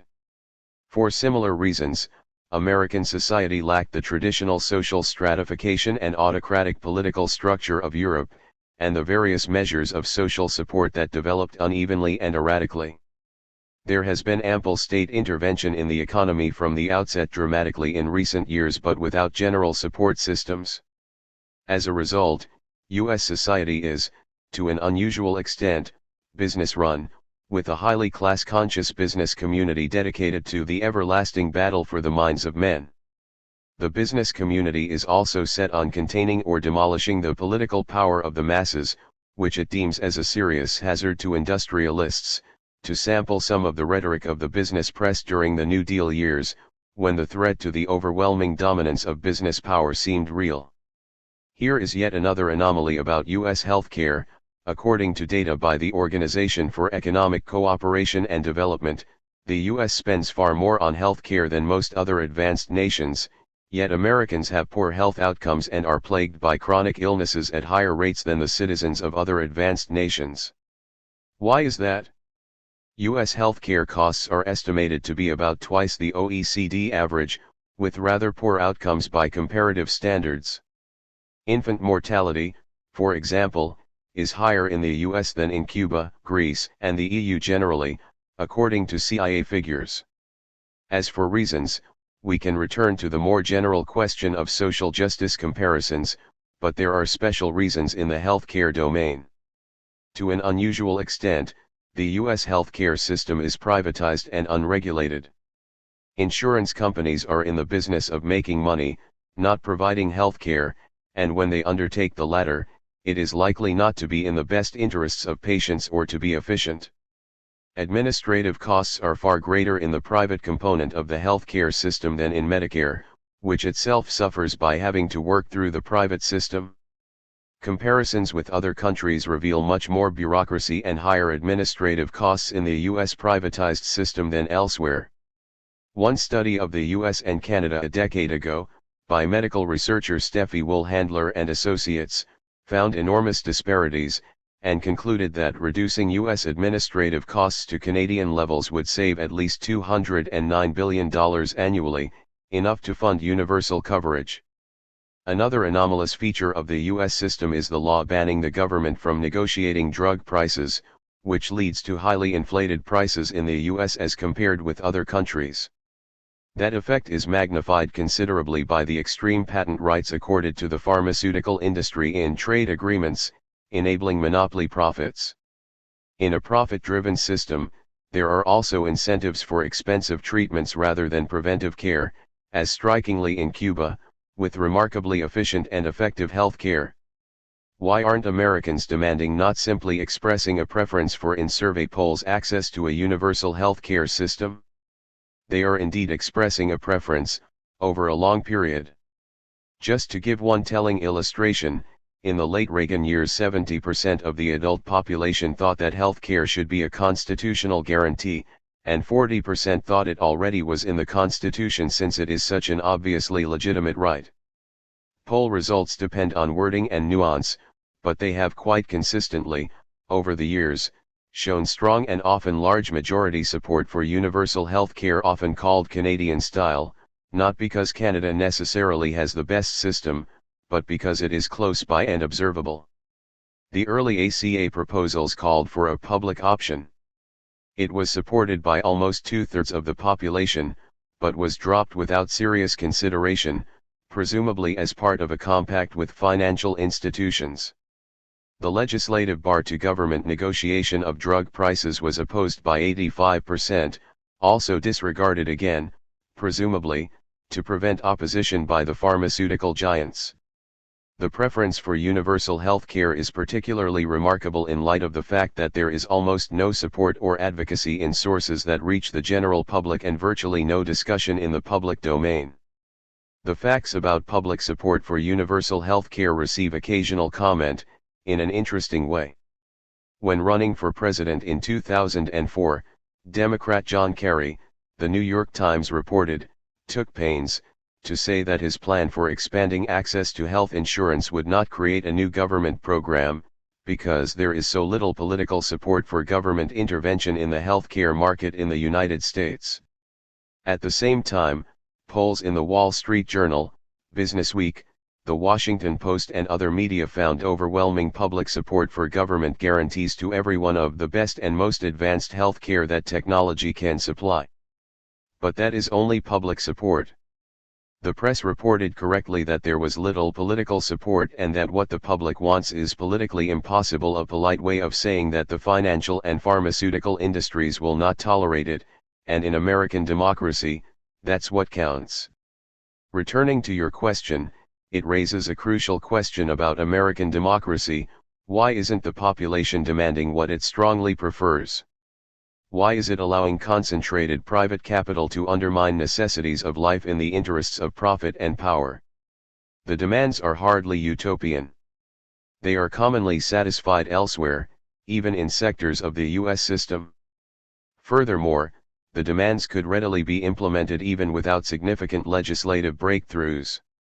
For example, by steadily reducing the age for entry to Medicare.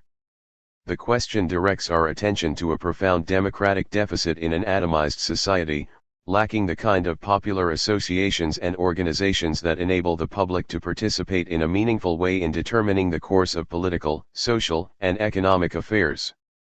These would crucially include a strong and participatory labor movement and actual political parties growing from public deliberation and participation instead of the elite-run, candidate-producing groups that pass for political parties. What remains is a depoliticized society in which a majority of voters, barely half the population even in the super-hyped presidential elections, much less in others, are literally disenfranchised. Their representatives disregard their preferences, make decisions to benefit the corporate power and the wealthy, as study after study reveals. The prevailing situation reminds us of the words of America's leading 20th-century social philosopher, John Dewey, whose work largely focused on democracy and its failures and promise.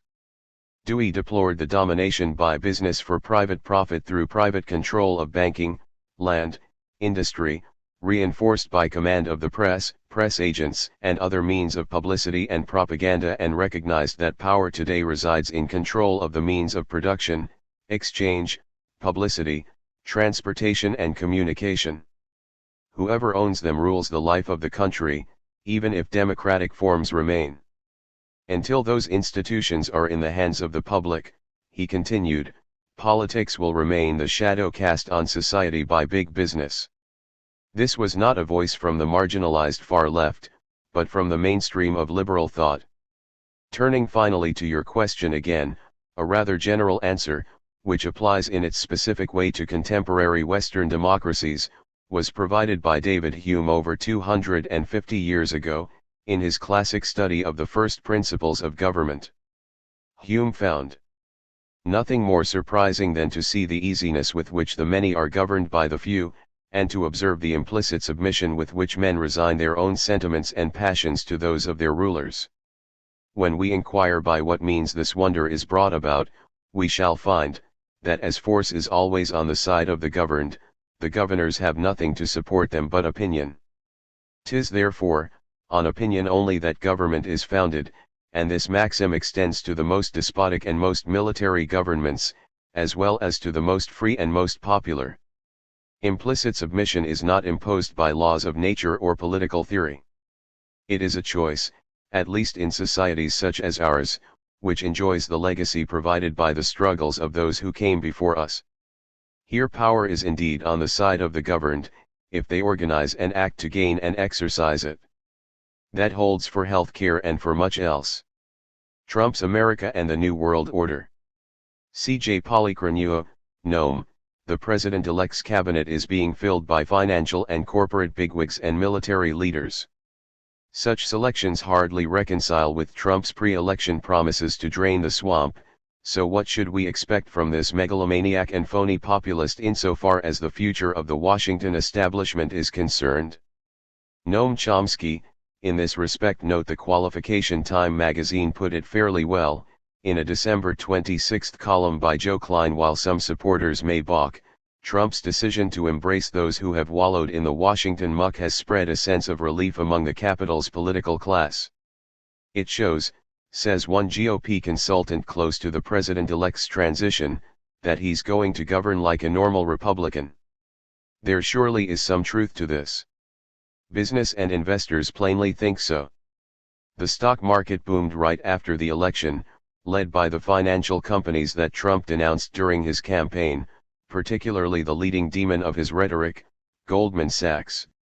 According to Bloomberg News, the firm's surging stock price, up 30% in the month after the election, has been the largest driver behind the Dow Jones Industrial Average's climb toward 20,000. The stellar market performance of Goldman Sachs is based largely on Trump's reliance on the demon to run the economy, buttressed by the promised rollback in regulations, setting the stage for the next financial crisis, and taxpayer bailout. Other big gainers are energy corporations, health insurers, and construction firms, all expecting huge profits from the administration's announced plans.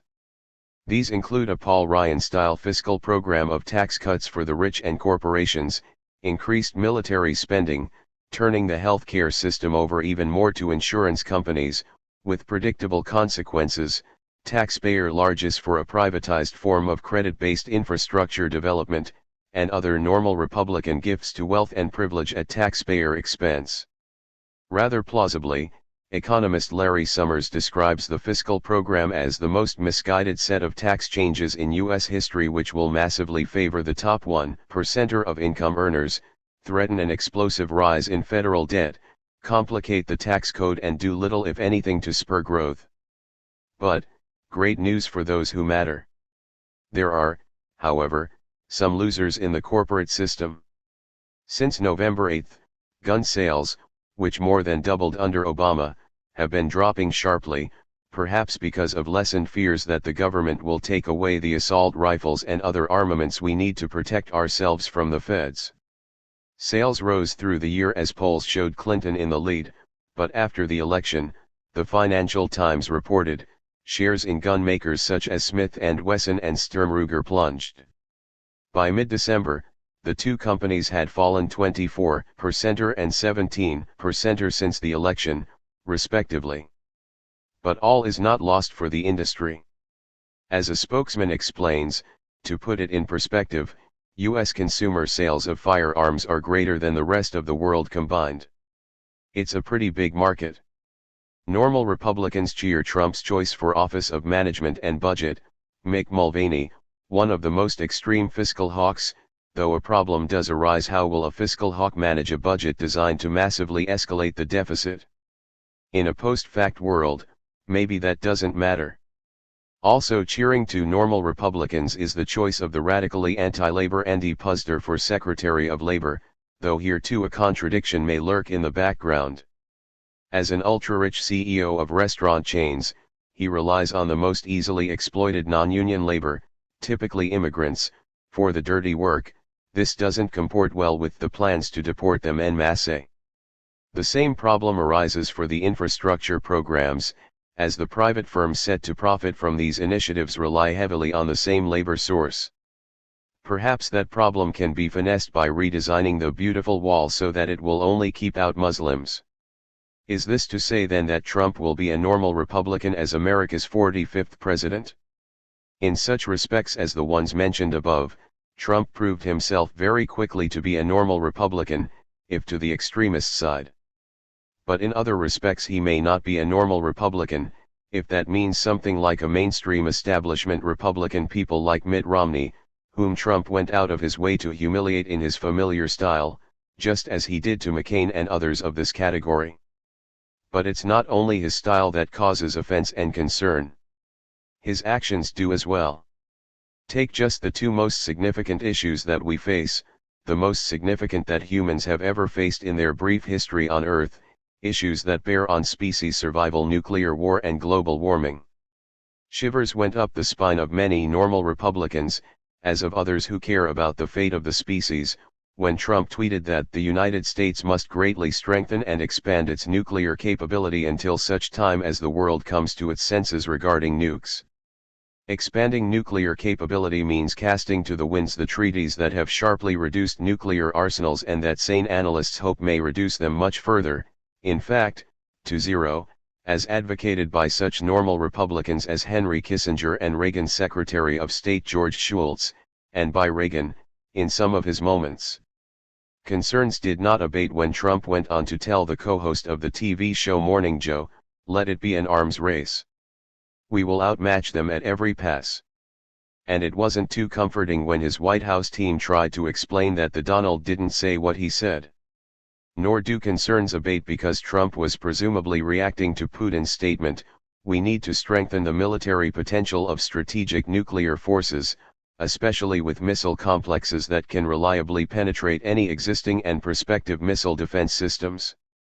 We must carefully monitor any changes in the balance of power and in the political military situation in the world, especially along Russian borders, and quickly adapt plans for neutralizing threats to our country." Whatever one thinks of these words, they have a defensive cast, and as Putin has stressed, they are in large part a reaction to the highly provocative installation of a missile defense system on Russia's border on the pretext of defense against non-existent Iranian weapons. Trump's tweet intensifies fears about how he might react when crossed, for example, by unwillingness of some adversary to bow to his vaunted negotiating skills. If the past is any guide, he might, after all, find himself in a situation where he must decide within a few minutes whether to blow up the world. The other crucial issue is environmental catastrophe. It cannot be stressed too strongly that Trump won 2 victories on November 8, the lesser one in the Electoral College and the greater one in Marrakesh, where some 200 countries were seeking to put teeth in the promises of the Paris negotiations on climate change. On election day, the conference heard a dire report on the state of the Anthropocene from the World Meteorological Organization. As the results of the election came in, the stunned participants virtually abandoned the proceedings, wondering if anything could survive the withdrawal of the most powerful state in world history. Nor can one stress too often the astonishing spectacle of the world placing its hopes for salvation in China, while the leader of the free world stands alone as a wrecking machine. Although, amazingly, most ignored these astounding events, establishment circles did have some response. In foreign affairs, Varun Sivaram and Sagatam Saha warned of the costs to the US of ceding climate leadership to China, and the dangers to the world because China would lead on climate change issues only insofar as doing so would advance its national interests, unlike the altruistic United States, which supposedly labors selflessly only for the benefit of mankind. Trump's determination to drive the world to the precipice was revealed by his appointments, including his choices of 2 militant climate change deniers, Myron Ebel and Scott Pruitt, to take charge of dismantling the Environmental Protection Agency, established under Richard Nixon, with another denier slated to head the Department of Interior. But that's only the beginning. The cabinet appointments would be comical if the implications were not so serious. For Department of Energy, a man who said it should be eliminated, when he could remember its name, and is perhaps unaware that its main concern is nuclear weapons. For Department of Education, another billionaire, Betsy DeVos, who is dedicated to undermining and perhaps eliminating the public school system and who, as Lawrence Krauss reminds us in The New Yorker, is a fundamentalist Christian member of a Protestant denomination holding that all scientific theories be subject to Scripture and that humanity is created in the image of God, all theorizing that minimizes this fact and all theories of evolution that deny the creative activity of God are rejected. Perhaps the department should request funding from Saudi sponsors of Wahhabi madrasas to help the process along.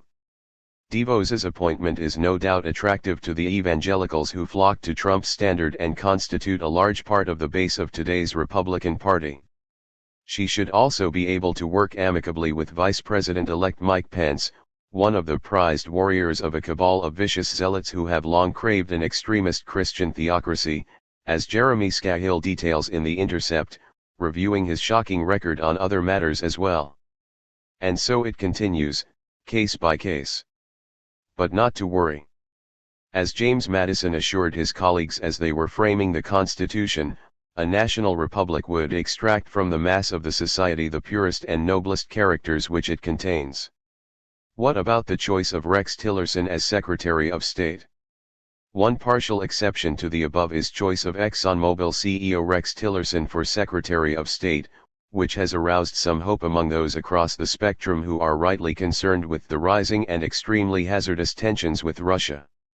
Tillerson, like Trump in some of his pronouncements, has called for diplomacy rather than confrontation, which is all to the good until we remember the sable lining of the beam of sunshine. The motive is to allow ExxonMobil to exploit vast Siberian oil fields and so to accelerate the race to disaster to which Trump and associates, and the Republican Party rather generally, are committed. And how about Trump's national security staff? Do they fit the mold of normal Republicans, or are they also part of the extreme right? Normal Republicans might be somewhat ambivalent about Trump's national security staff. It is led by National Security Advisor Gen. Michael Flynn, a radical Islamophobe who declares that Islam is not a religion but rather, a political ideology, like fascism, which is at war with us. Thus, we must defend ourselves, presumably against the whole Muslim world, a fine recipe for generating terrorists, not to speak of far worse consequences. Like the Red Menace of earlier years, This Islamic ideology is penetrating deep into American society, Flynn claims. They are, he says, being helped by Democrats, who have voted to impose Sharia law in Florida, much as their predecessors served the commies, as Joe McCarthy famously demonstrated. Indeed, there are over 100 cases around the country, including Texas, Flynn warned in a speech in San Antonio.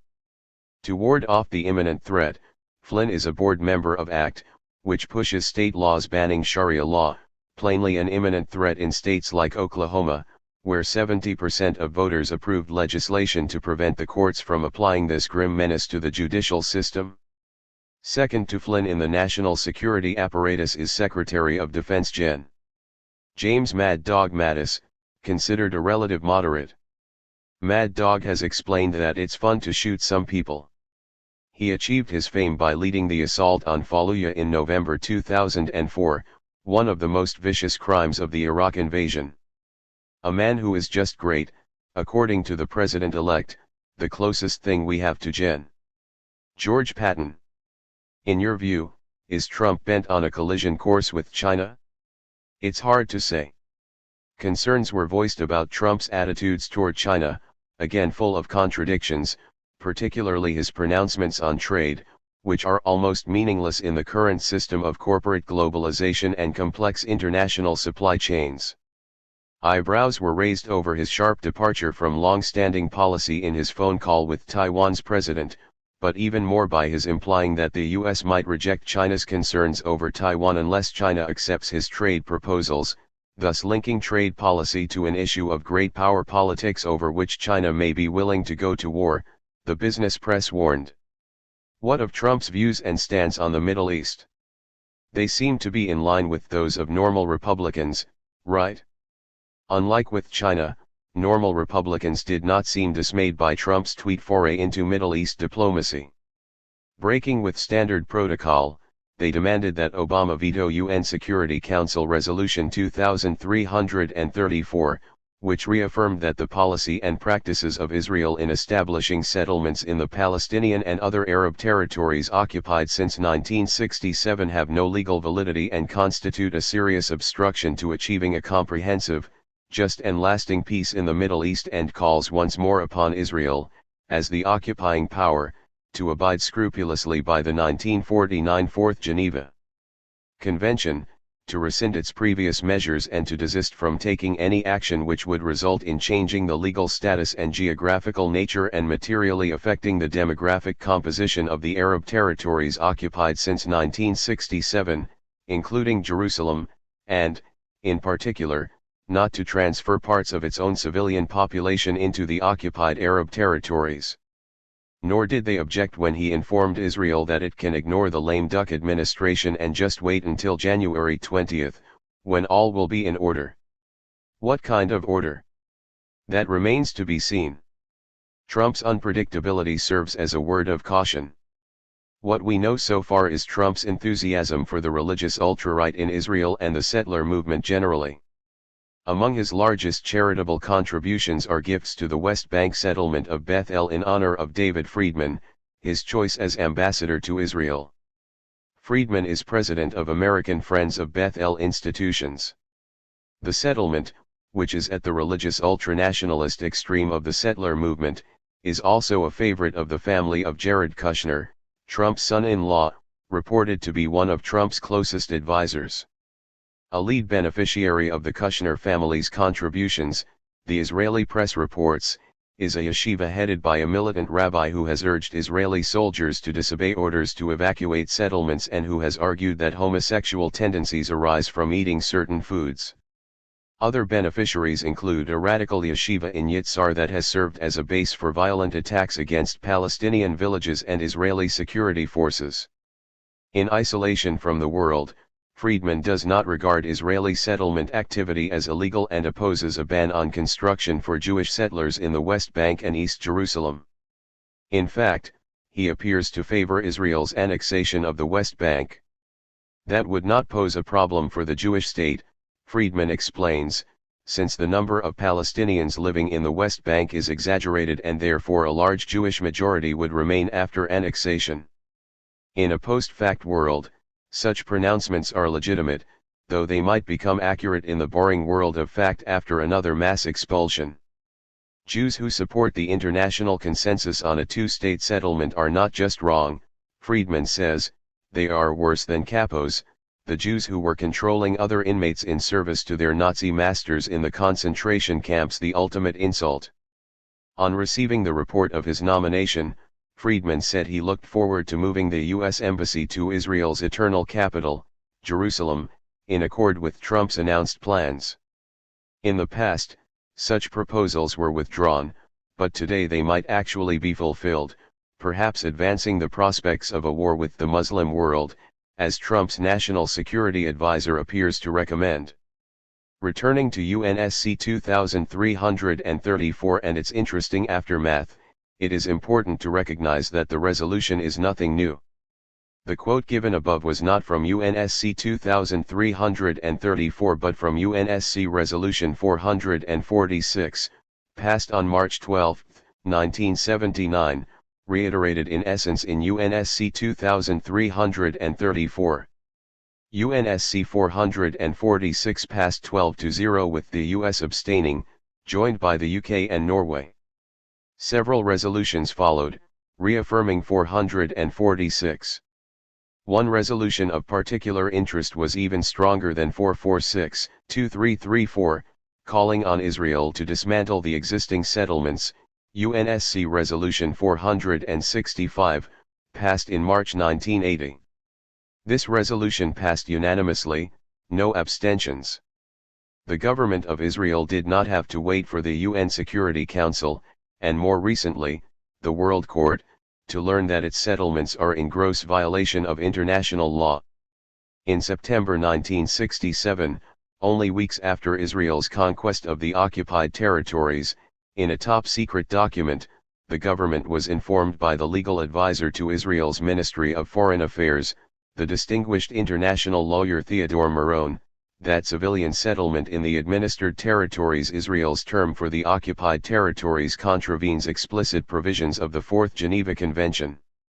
Meron explained further that the prohibition against transfer of settlers to the occupied territories is categorical and not conditional upon the motives for the transfer or its objectives.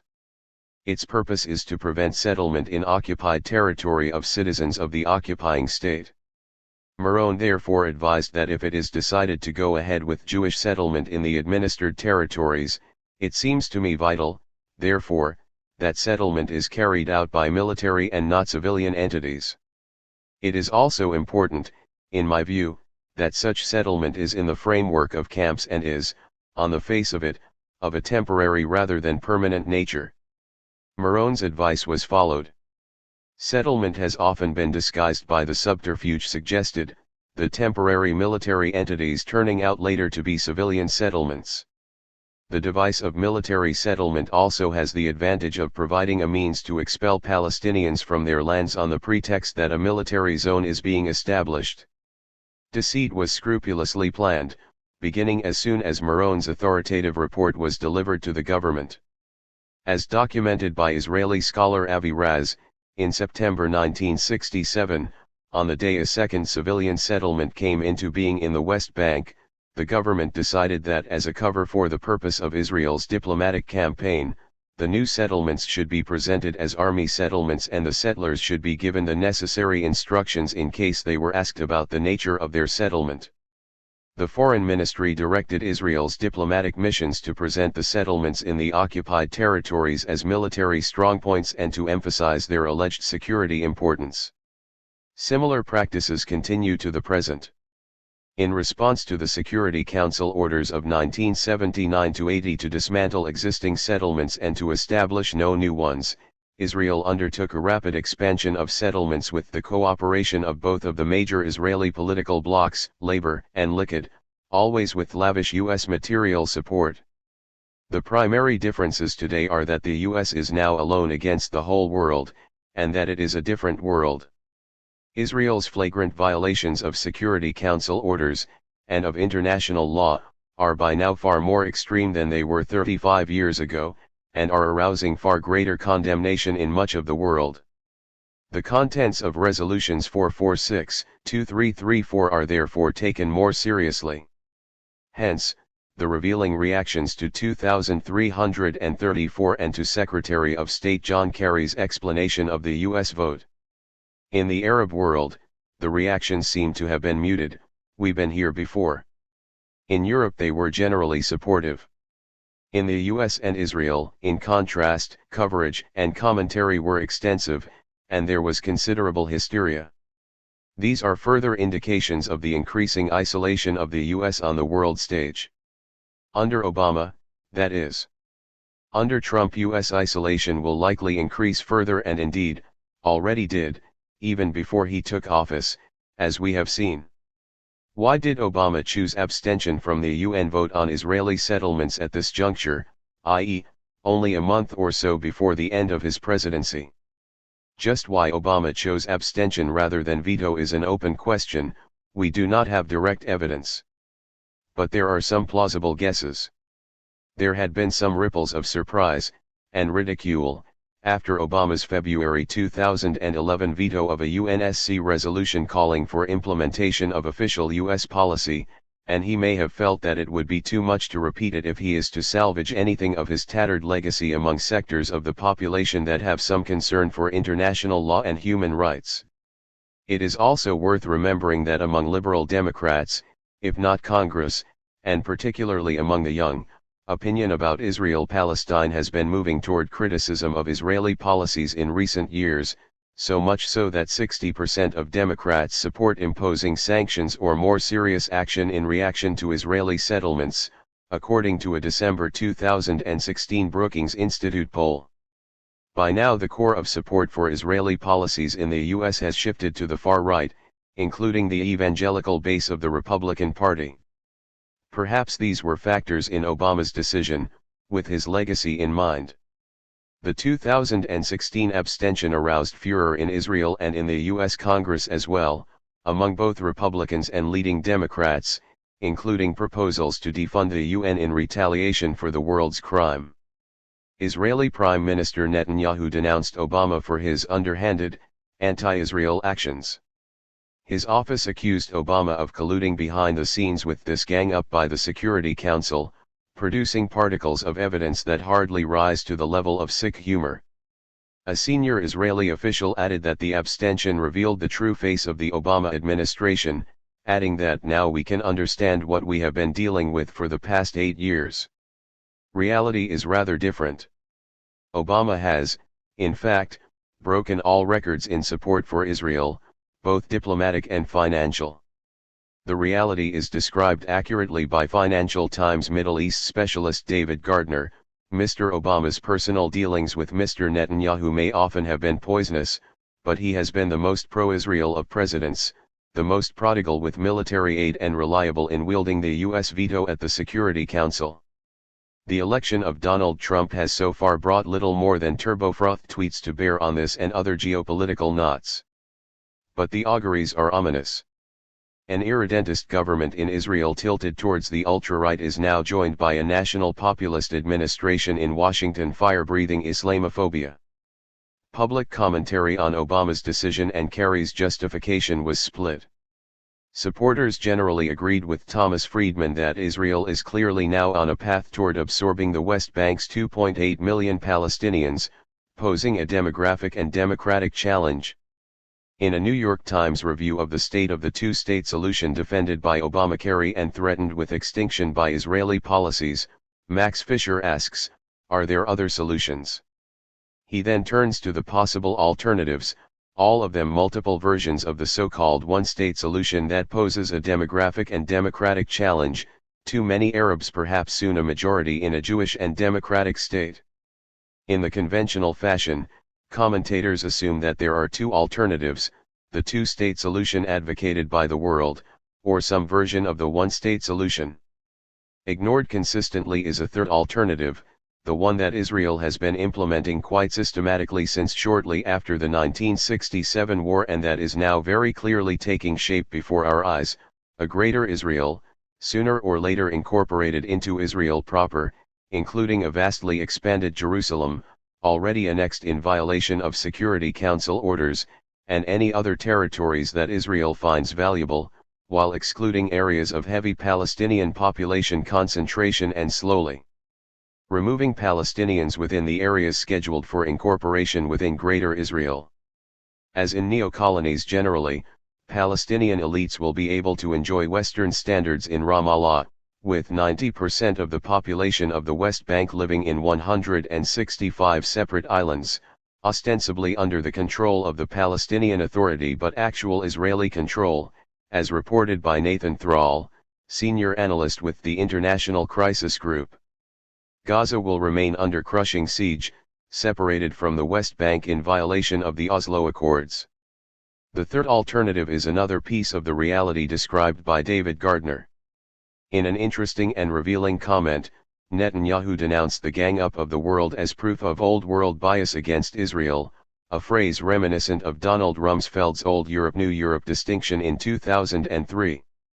It will be recalled that the states of Old Europe were the bad guys, the major states of Europe, which dared to respect the opinions of the overwhelming majority of their populations and thus refused to join the US in the crime of the century, the invasion of Iraq.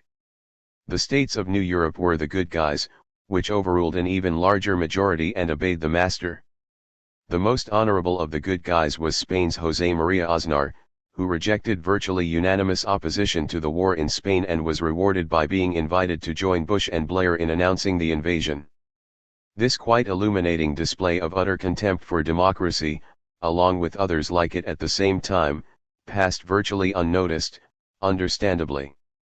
The task at the time was to praise Washington for its passionate dedication to democracy, as illustrated by democracy promotion in Iraq, which suddenly became the party line after the single question, will Saddam give up his WMD, was answered the wrong way.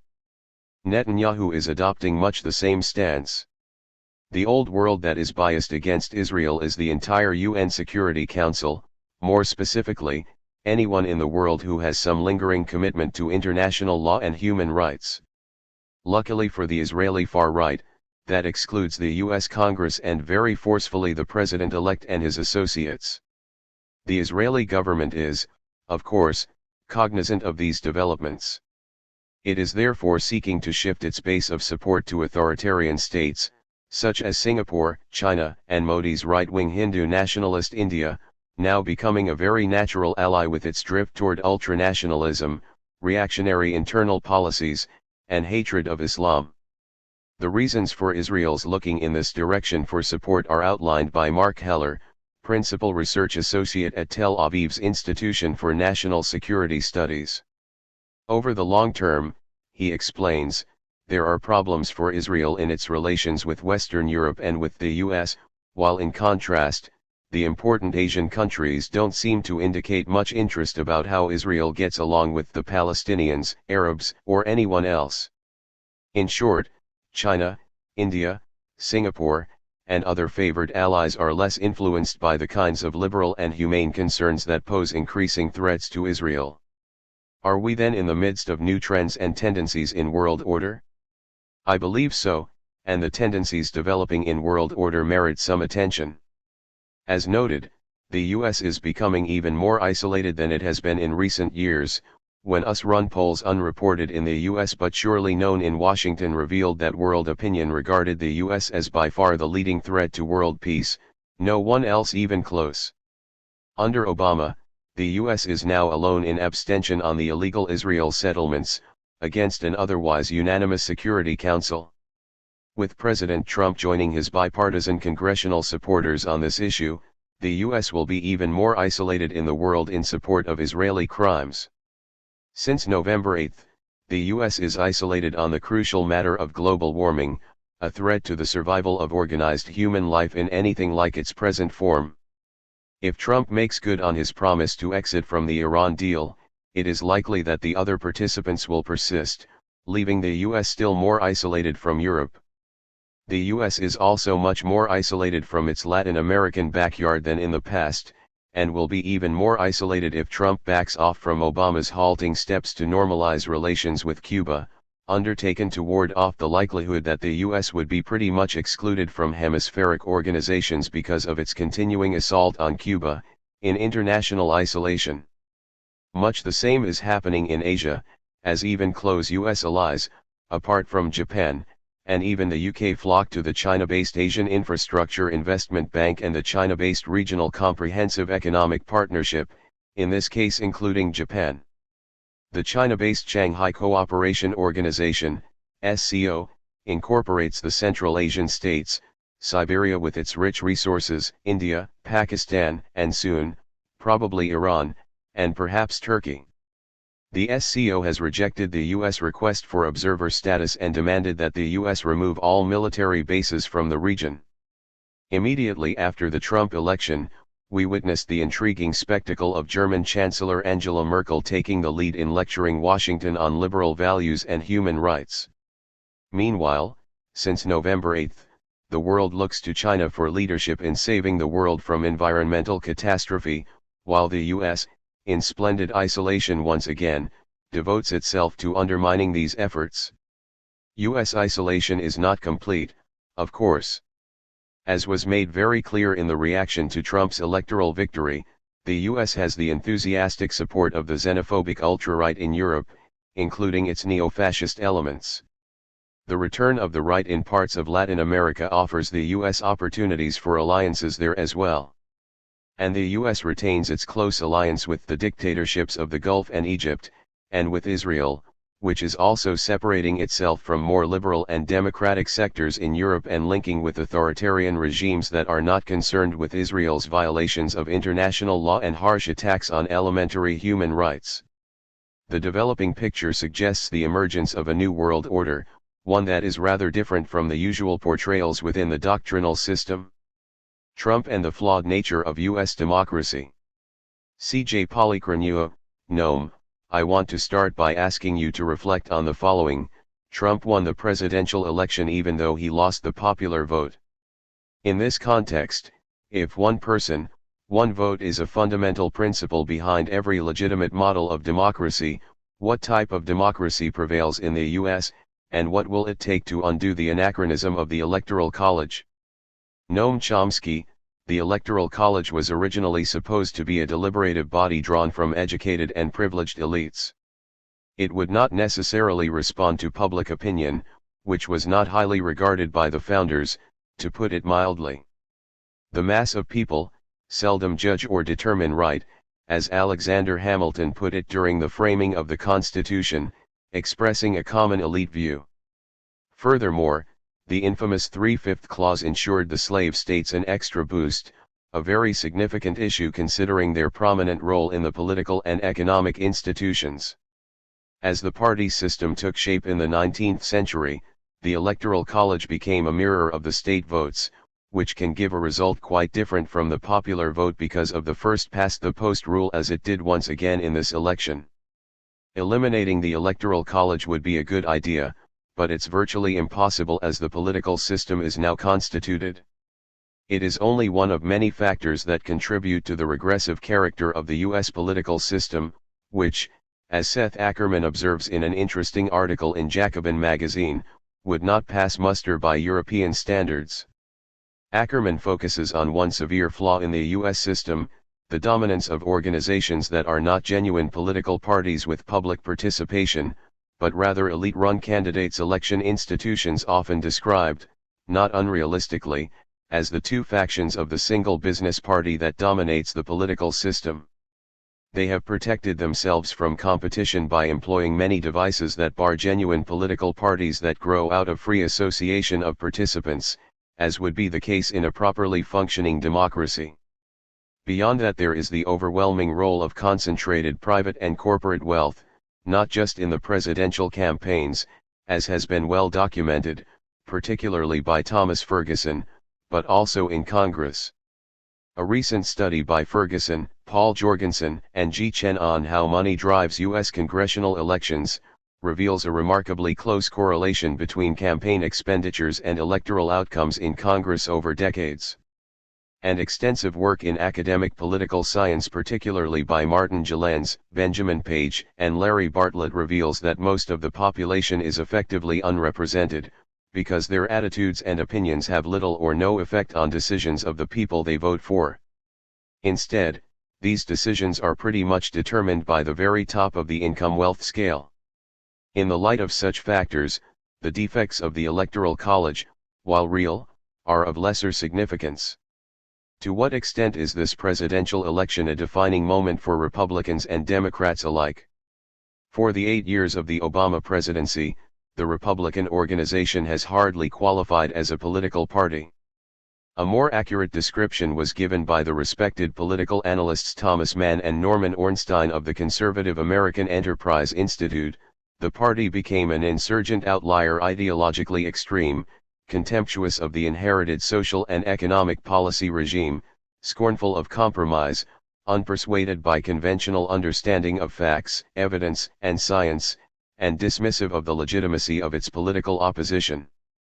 Its guiding principle was, whatever Obama tries to do, we have to block it, but without providing some sensible alternative. The goal was to make the country ungovernable, so that the insurgency could take power.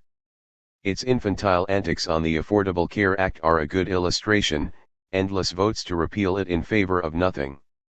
Meanwhile, the party has become split between the wealthy and privileged establishment devoted to the interests of their class and the popular base that was mobilized when establishment commitments to wealth and privilege became so extreme that it would be impossible to garner votes by presenting them accurately. It was therefore necessary to mobilize sectors that had always existed, but not as an organized political force, a strange amalgam of Christian evangelicals, a huge sector of the American population, nativists, white supremacists, white working and lower middle class victims of the neoliberal policies of the past generation, and others who are fearful and angry, cast aside in the neoliberal economy while they perceive their traditional culture as being under attack. In past primaries, the candidates who rose from the base, Michelle Bachmann, Herman Cain, Rick Santorum, and the rest, were so extreme that they were anathema to the establishment, and they were able to use their ample resources, rid themselves of the plague, and choose their favored candidate. The difference in 2016 is that they were unable to do it.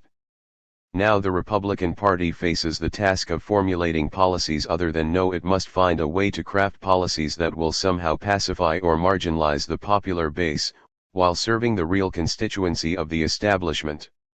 It is from this sector that Trump is picking his close associates and cabinet members, not exactly coal miners, iron and steel workers, small business owners, or representatives of the concerns and demands of much of his voting base. Democrats have to face the fact that for 40 years they have pretty much abandoned whatever commitment they had to working people. It's quite shocking that Democrats have drifted so far from their modern New Deal origins that some workers are now voting for their class enemy, not for the party of FDR. A return to some form of social democracy should not be impossible, as indicated by the remarkable success of the Sanders campaign, which departed radically from the norm of elections effectively bought by wealth and corporate power. It is important to bear in mind that his political revolution, while quite appropriate for the times, would not have much surprised Dwight Eisenhower, another indication of the shift to the right during the neoliberal years. If the Democratic Party is going to be a constructive force, it will have to develop and commit itself credibly to programs that address the valid concerns of the kind of people who voted for Obama, attracted by his message of hope and change.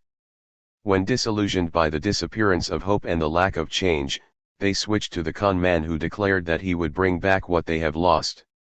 It will be necessary to face honestly the malaise of much of the country, including people like those in the Louisiana Bayou whom Arlie Hochschild studied with such sensitivity and insight, and surely including the former working-class constituencies of the Democrats. The malaise is revealed in many ways, not least by the astonishing fact that mortality has increased in the country, something unknown in modern industrial democracies apart from catastrophic events. That's particularly true among middle-aged whites, mainly traceable to what are sometimes called diseases of despair, opioids, alcohol, suicide, etc. A statistical analysis reported by The Economist found that these health metrics correlate with the remarkable 43% of the Republican Party's gains over the Democrats in the 2016 election, and remain significant and predictive even when controlling for race, education, age, gender, income, marital status, immigration, and employment. These are all signs of severe collapse of much of the society, particularly in rural and working-class areas. Furthermore, such initiatives have to be undertaken alongside of firm dedication to the rights and needs of those sectors of the population that have historically been denied rights and repressed, often in harsh and brutal ways. No small task, but not beyond reach, if not by the Democrats, then by some political party replacing them, drawing from popular movements and through the constant activism of these movements, quite apart from electoral politics. Much of the rest of the world, with the notable exception of some of Europe's extreme nationalist and anti-immigrant political leaders, also seems to be rather anxious about Trump's aims and intents. Isn't that so? Trump's victory was met in Europe with shock and disbelief. The general reaction was captured quite accurately, for instance, on the front cover of Der Spiegel, a major German weekly. It depicted a caricature of Trump presented as a meteor hurtling toward Earth, mouth open, ready to swallow it up. And the lead headline read Das Ende der Welt. The end of the world. And in small letters below, as we have known it. To be sure, there might be some truth to that concern, even if not exactly in the manner in which the artist and the authors who echoed that conception had in mind. The resurgence of political authoritarianism. C.J. Polychronua, in 1992, Francis Fukuyama published an intellectually embarrassing book titled The End of History and the Last Man, in which he prophesied the end of history after the collapse of the communist bloc, arguing that liberal democracy would become the world's final form of human government. However, what has happened in this decade in particular is that the institutions and values of liberal democracy have come under attack by scores of authoritarian leaders all over the world, and extreme nationalism, xenophobia, and soft fascist tendencies have begun reshaping the political landscape in Europe and the United States. How do you explain the resurgence of political authoritarianism in the early part of the 21st century? Noam Chomsky, the political landscape is indeed ominous.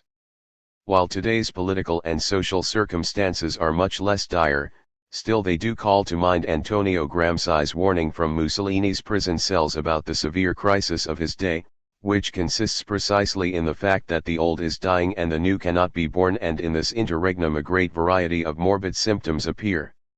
One morbid symptom is the resurgence of political authoritarianism, a highly important matter that is properly receiving a great deal of attention in public debate.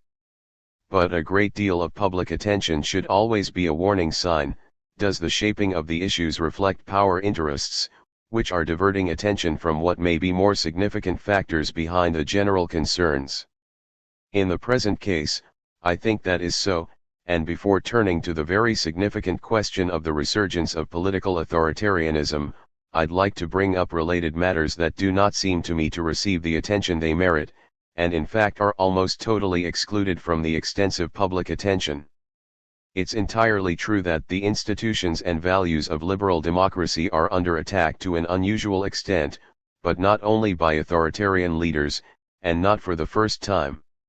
I presume all would agree that primary among the values of liberal democracy is that governments should be responsive to voters. If that is not the case, liberal democracy is a farce. It has been well established that it is not the case. Ample work in mainstream political science shows that a majority of voters are not represented by their own elected representatives, who listen to different voices: the voices of the donor class, great wealth, and the corporate sector, martingales, affluence and influence, economic inequality and political power in America. Princeton University Press, 2014, Benjamin Page and Martin Gilens, Democracy in America. What has gone wrong and what we can do about it.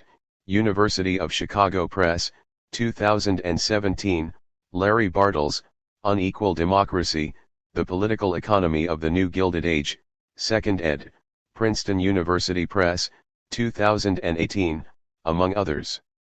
Furthermore, The penetrating work of Thomas Ferguson reveals that for a long time, elections have been substantially bought, including Congress, continuing right to the present, 2016.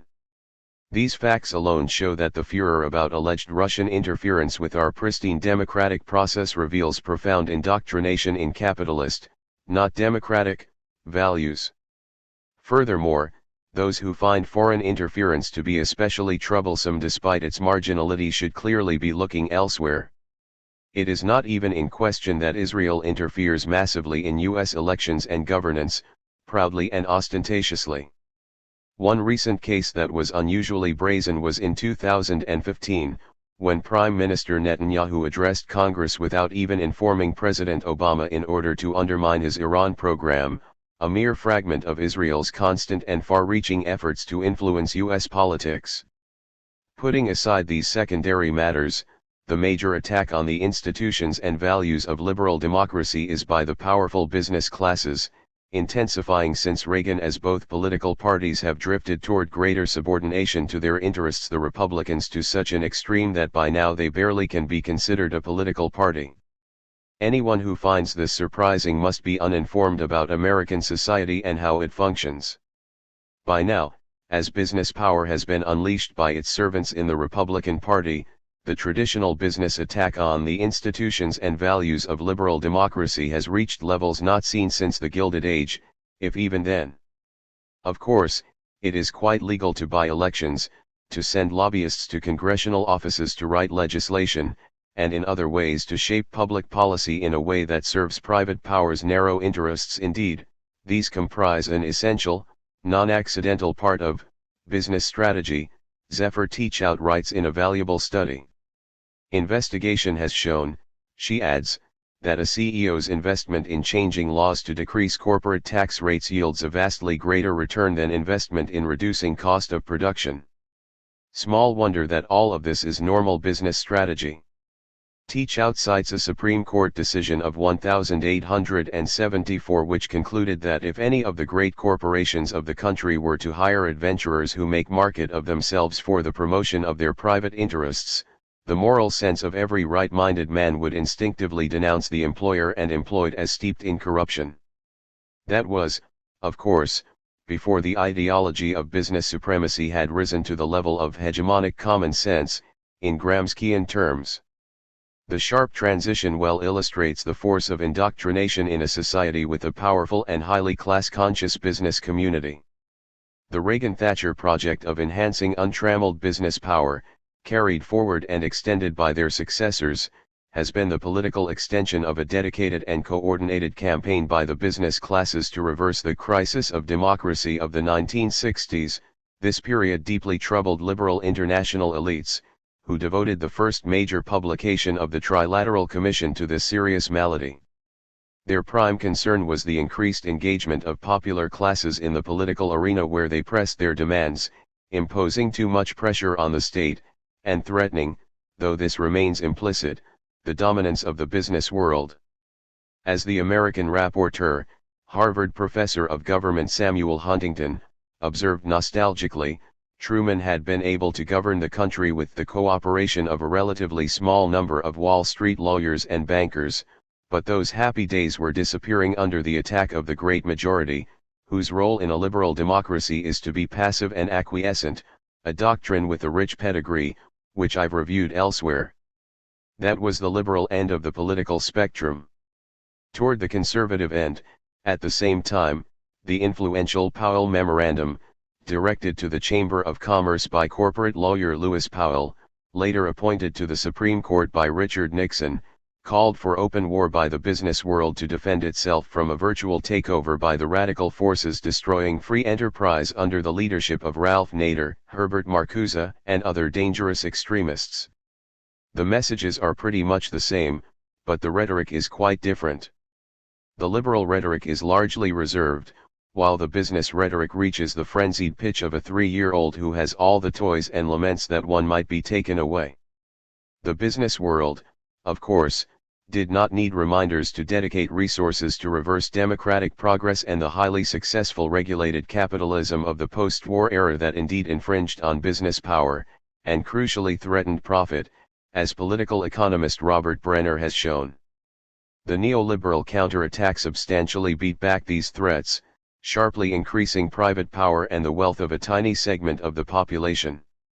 Meanwhile, the majority of the population faced economic stagnation or decline, increasingly precarious lives, and the natural loss of political influence as concentrated private economic power gained even greater dominance. All of this continues under the revival from the housing financial crisis that proceeds under Obama and Trump. The latest report of the Department of Labor finds that from May 2017 to May 2018, real average hourly earnings decreased 0.1%, seasonally adjusted. The decrease in real average hourly earnings combined with a 0.6% increase in the average work week resulted in a 0.5% increase in real average weekly earnings over this period. Meanwhile, surging corporate profits are inflated still further by the tax scam that is the jewel in the crown of Trump's Republican Party, overwhelmingly used for buyouts and other devices to enrich the wealthy rather than productive investment that would benefit society and lift wages. The other side of the coin is the Reagan-Thatcher assault on unions, now advanced by the authorization of right-to-scrounge laws, in Orwellian terminology, right-to-work laws, by the most reactionary Supreme Court in over a century. The mission is to create a world of isolated individuals at the mercy of concentrated private power, in accord with the Thatcherite doctrine that there is no society. Thatcher unwittingly paraphrased Marx's bitter condemnation of authoritarian leaders who sought to turn society into a sack of potatoes. There are other sources for the malaise of the general population.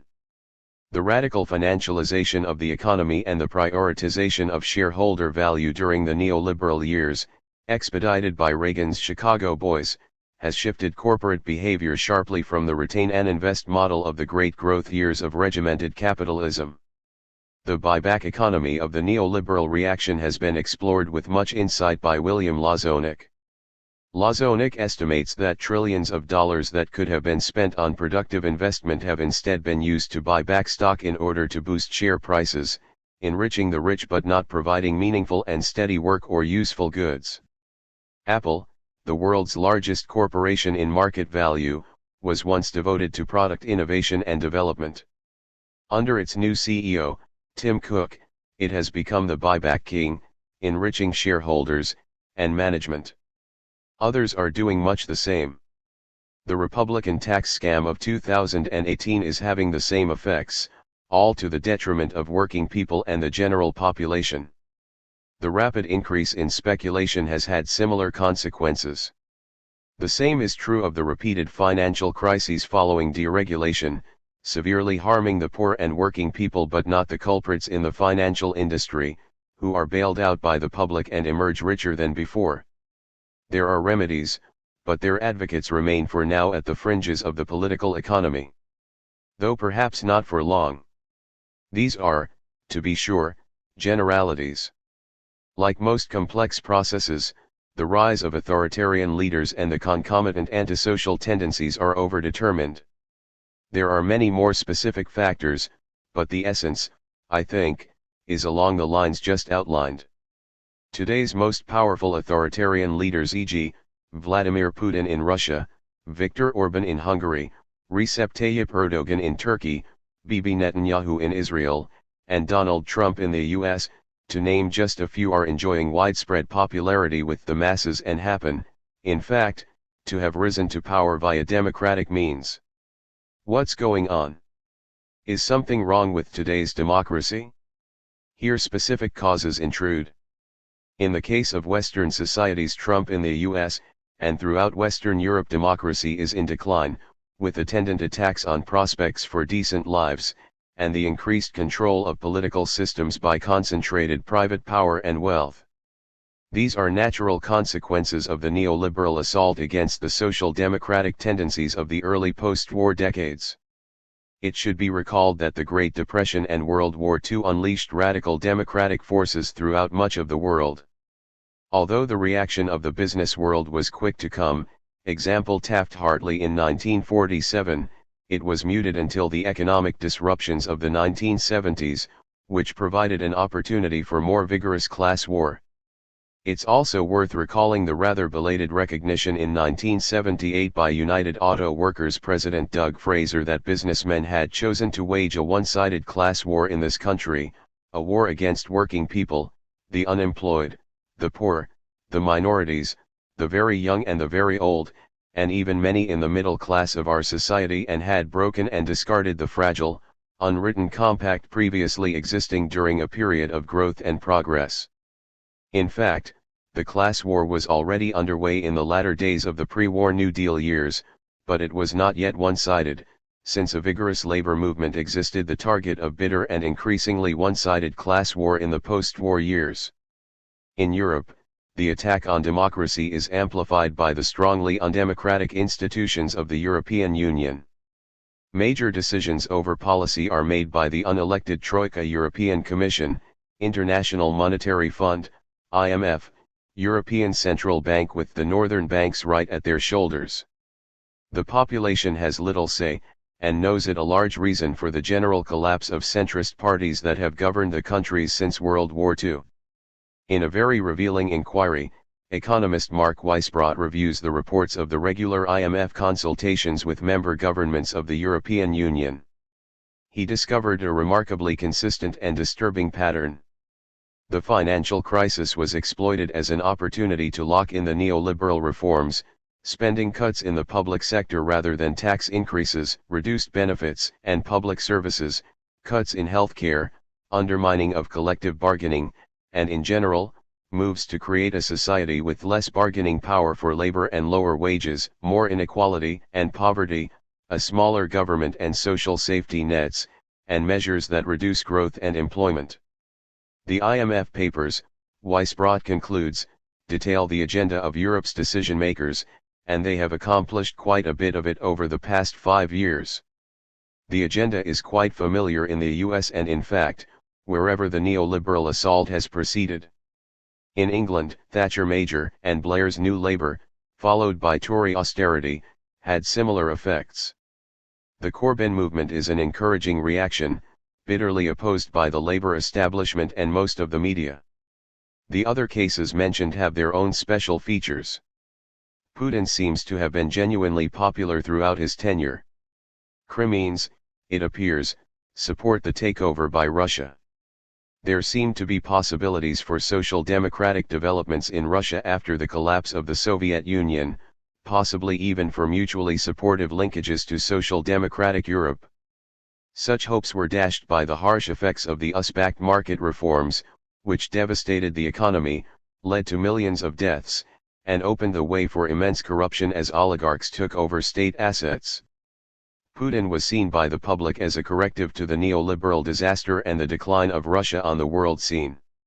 Authoritarian, no doubt, often brutal, but, it seems, popular. In Israel, too, the right-wing nationalist religious coalition is genuinely popular. Threats to Netanyahu are primarily from his right. This is quite a change from the time when Israel conquered Palestinian lands in the 1967, and soon set forth on its illegal settlement programs. The change was predicted early on by those who understood the natural dynamics of crushing people under your jackboot. One commentator who was particularly outspoken was the respected Israeli sage Yeshayahu Leibowitz. He condemned the occupation bitterly, not because of concern for the Palestinians, for whose fate he expressed only contempt, but because of the predictable effect on Jews, who, he warned, would become Judeo-Nazis as they carried out the tasks of repression and displacement. The signs by now are dramatic, both in actions and in legislation, both with regard to the criminal acts in the occupied territories and the shift to unconcealed racism at home. The occupied territories include Gaza, despite Israel's claim to the contrary, which is not even accepted by its loyal US supporter. In the full knowledge that the home of 2 million people is likely to become literally unlivable within a few years, as international monitors have predicted, Israel maintains its stranglehold, designed officially to keep the population on a diet while the self-described most moral army in the world pounds away with atrocities that are appalling the world. Turkey, too, is a special case, with a long and complex history since the current Turkish state took form after World War I. Keeping to recent times, in the 90s, Turkey was the scene of some of the worst atrocities of the period during the state terror campaign against the Kurds. Tens of thousands were killed, thousands of towns and villages were destroyed, hundreds of thousands, maybe millions, were driven from their homes, some now barely surviving in abandoned buildings in Istanbul. The main support for the state crimes was Washington. Clinton provided 80% of the arms in an increasing flow as atrocities increased. Little was reported even though the major press had bureaus in Turkey, of course. Much of the information available comes from the detailed reports of the outstanding researcher for Human Rights Watch, Jonathan Sugden. His work was so outstanding that he was finally expelled by the government. Particularly significant were a remarkable group of Turkish intellectuals, leading writers, artists, journalists, publishers, and others who not only protested the crimes, but undertook civil disobedience, facing and sometimes enduring long and severe punishment. I know of no group like them anywhere. By the turn of the century, the situation was improving, soon quite considerably, including the early Erdogan years. But soon regression began under his leadership, and it has become extremely severe. Turkey held the worst record in the world for persecuting journalists, and the repression has extended to academics and many others. Vicious attacks on Kurdish areas have increased. The country is divided between a secular liberal left sector and a deeply religious, mostly rural population. A dedicated Islamist, Erdogan has rallied support among this sector and is relying on it to create a harsh and repressive authoritarian state with strong Islamist elements. What is happening is particularly painful to observe, not just because of the crimes, but because of the hopeful prospects that seemed ahead only a few years ago, and the fact that Turkey could serve as a valuable cultural and economic bridge between West and East. Hungary is another special case. It is a cultural/linguistic island, which has had remarkable cultural achievements and also an ugly record of fascism and cooperation with the Nazis. From what I have read, I have no close knowledge, the country has long been obsessed with the fear of decline, even disappearance. These fears exacerbated by the passage of refugees through Hungary to Western Europe. The population is declining, partly from low fertility, partly from a large exodus to the west. Orban has exploited these fears to construct an illiberal democracy dedicated to saving Hungary and traditional values, with the usual xenophobic and racist elements of such appeals. There's a good deal more to say about racism in Europe, not always visible when the populations are highly homogeneous, but quickly apparent as soon as there is any contamination by those who are a bit different. And there is no need to comment on the history of the Jews, and of the Roma right to the present.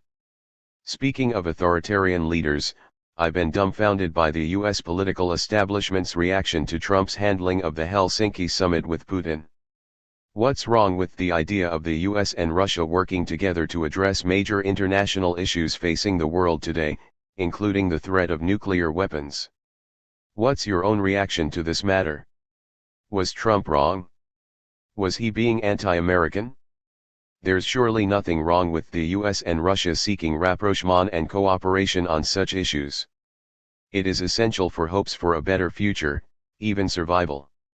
Russia should not refuse to deal with the US nor, were it imaginable, impose sanctions on the US and UK because they invaded and devastated Iraq with all of the hideous regional consequences, or, with France, destroyed Libya with terrible effects from West Africa to the Levant, along with other crimes too numerous to mention. Or conversely, putting aside the scale of crimes. There are numerous issues on which the countries must cooperate, and sometimes do, as in Syria, to avoid clashes that could set off war. The needs are far greater at the Russian border, where, as a result of NATO expansion and buildup of forces, accidents with indescribable consequences could easily occur. There are many other cases where serious interchange is necessary. On nuclear issues, even more so. As we've discussed elsewhere, Obama's programs to modernize nuclear weapons increased killing powers sufficiently to create exactly what one would expect to see, If a nuclear-armed state were planning to have the capacity to fight and win a nuclear war by disarming enemies with a surprise first strike, as explained in an important study in the Bulletin of the Atomic Scientists. Trump's nuclear programs enhance the threat even beyond, with new and very dangerous weapons systems and severe lowering of the threshold for nuclear war, an existential threat to Russia, and the world. Even the attacker would be devastated by a first strike. Under George W. Bush, the U.S. withdrew from the Anti-Ballistic Missile Treaty, another serious threat to Russia. Russian weapons initiatives and reactions also enhance the threat of terminal destruction. Turning to Trump, his actions make no sense at all if they are guided by some geopolitical strategy. On the one hand, he is talking politely with Putin, some say genuflecting, and calling for reduction of tensions, while on the other hand, he is significantly escalating tensions and threats. The nuclear program just mentioned is one very serious example. He is also sending arms to Ukraine and increasing NATO forces and operations on the Russian border, actions that any Russian leader would regard as a severe threat. Harsher sanctions have been imposed on Russia, which is by no means unaware of the increasing threats. How could they be? The business press, citing U.S. Treasury reports, observes that Russia is liquidating dollar assets at a record pace, selling 4/5 of its cash of U.S. government debt, $81 billion worth, over a 2-month period in order to safeguard assets in case relations continue to deteriorate. While Trump's policies make no sense from a geostrategic perspective, they fall into place on the assumption that he is continuing to pursue his me first agenda. Damn the consequences for the world, matters we've discussed before. The agenda requires maintaining the loyalty of his base and ensuring that they will remain loyal if the Mueller investigation comes up with something that damages him. The centerpiece of his press conference with Putin, bitterly condemned by elite opinion, was his effort to discredit Mueller. The tactic is succeeding quite well. A large majority of Republicans approve of the way Trump dealt with Putin, and polls show that Mueller's public image is at an all-time low. Meanwhile, the sharp escalation and threats satisfy the national security hawks. The latter constitute a broad spectrum. While it is sometimes hard to believe, we cannot overlook the fact that the most highly regarded moderates firmly uphold doctrines that are, quite literally, too outlandish to discuss.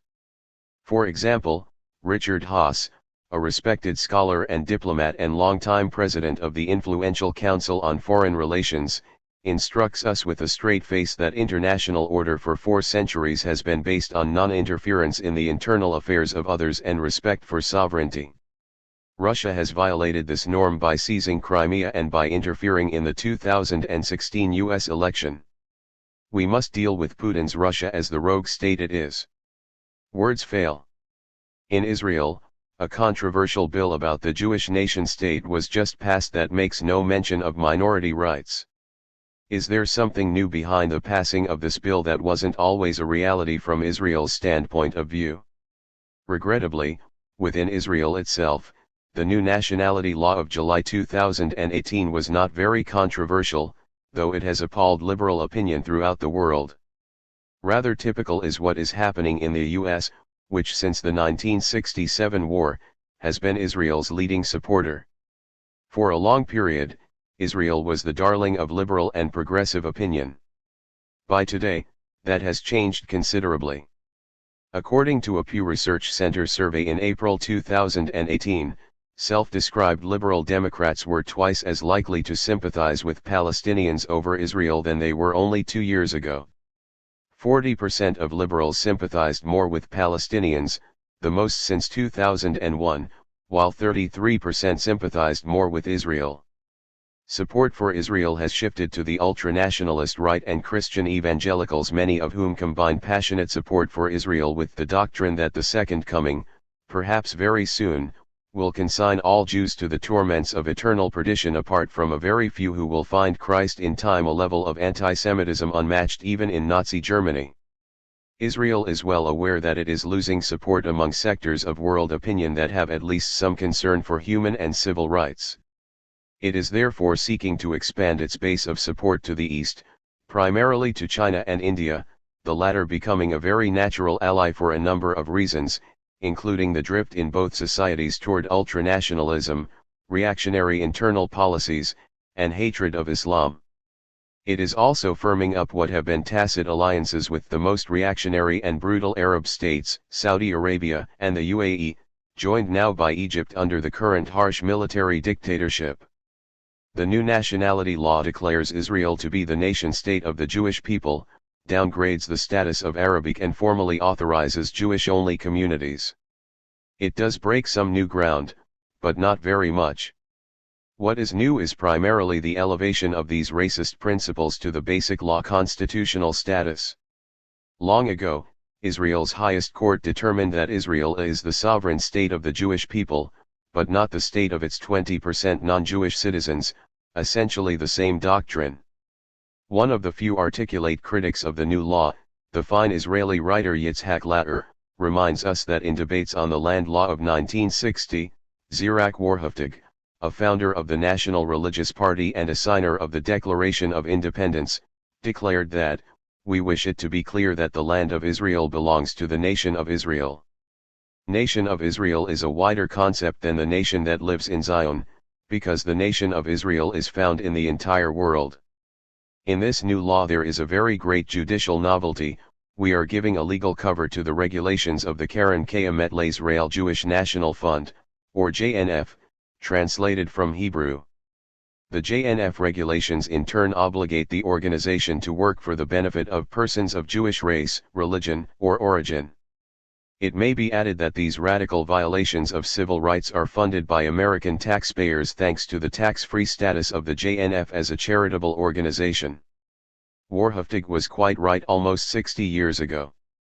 An array of legal and administrative rules was established to ensure that the JNF would have authority over all state lands, 93% of the territory of the country, hence, authority to ensure that lands would be reserved for Jews alone, with minor and derisory exceptions. Details are spelled out and documented in my Towards a New Cold War, 1982. Latter reminds us that since the law was established, 700 settlements were established, all for Jews, apart from a few cities for displaced Bedouins, which merit ridicule. Meanwhile, the 20% non-Jewish minority has been restricted to the 2% of the land allotted to them when the state was established 70 years ago. In 2000, the racist land administration arrangements finally reached Israel's High Court. It issued a narrow ruling that granted the petitioners, a professional Arab couple, the right to move to the all-Jewish town of Katsir. Very soon, arrangements began to be contrived to get around the law, but now it is no longer necessary, since segregation is legally authorized by the Basic Law. Much of this should be familiar to Americans. New Deal public housing projects were restricted to whites by laws that remained in effect until the late 1960s, when it was too late to help African Americans because the post-war years of rapid and egalitarian growth, which offered them some opportunities, were coming to an end, and the neoliberal assault was soon to come, imposing stagnation. Another grim chapter in the history of racism in America. Also familiar to Americans is U.S. isolation in support of such measures, with the attractive exceptions noted earlier, now reaching new levels in the Trump administration. In the last days of the apartheid regime in South Africa, Reagan was alone in the world in supporting it, even denying the existence of apartheid, even after Thatcher and Israel had abandoned the sinking ship.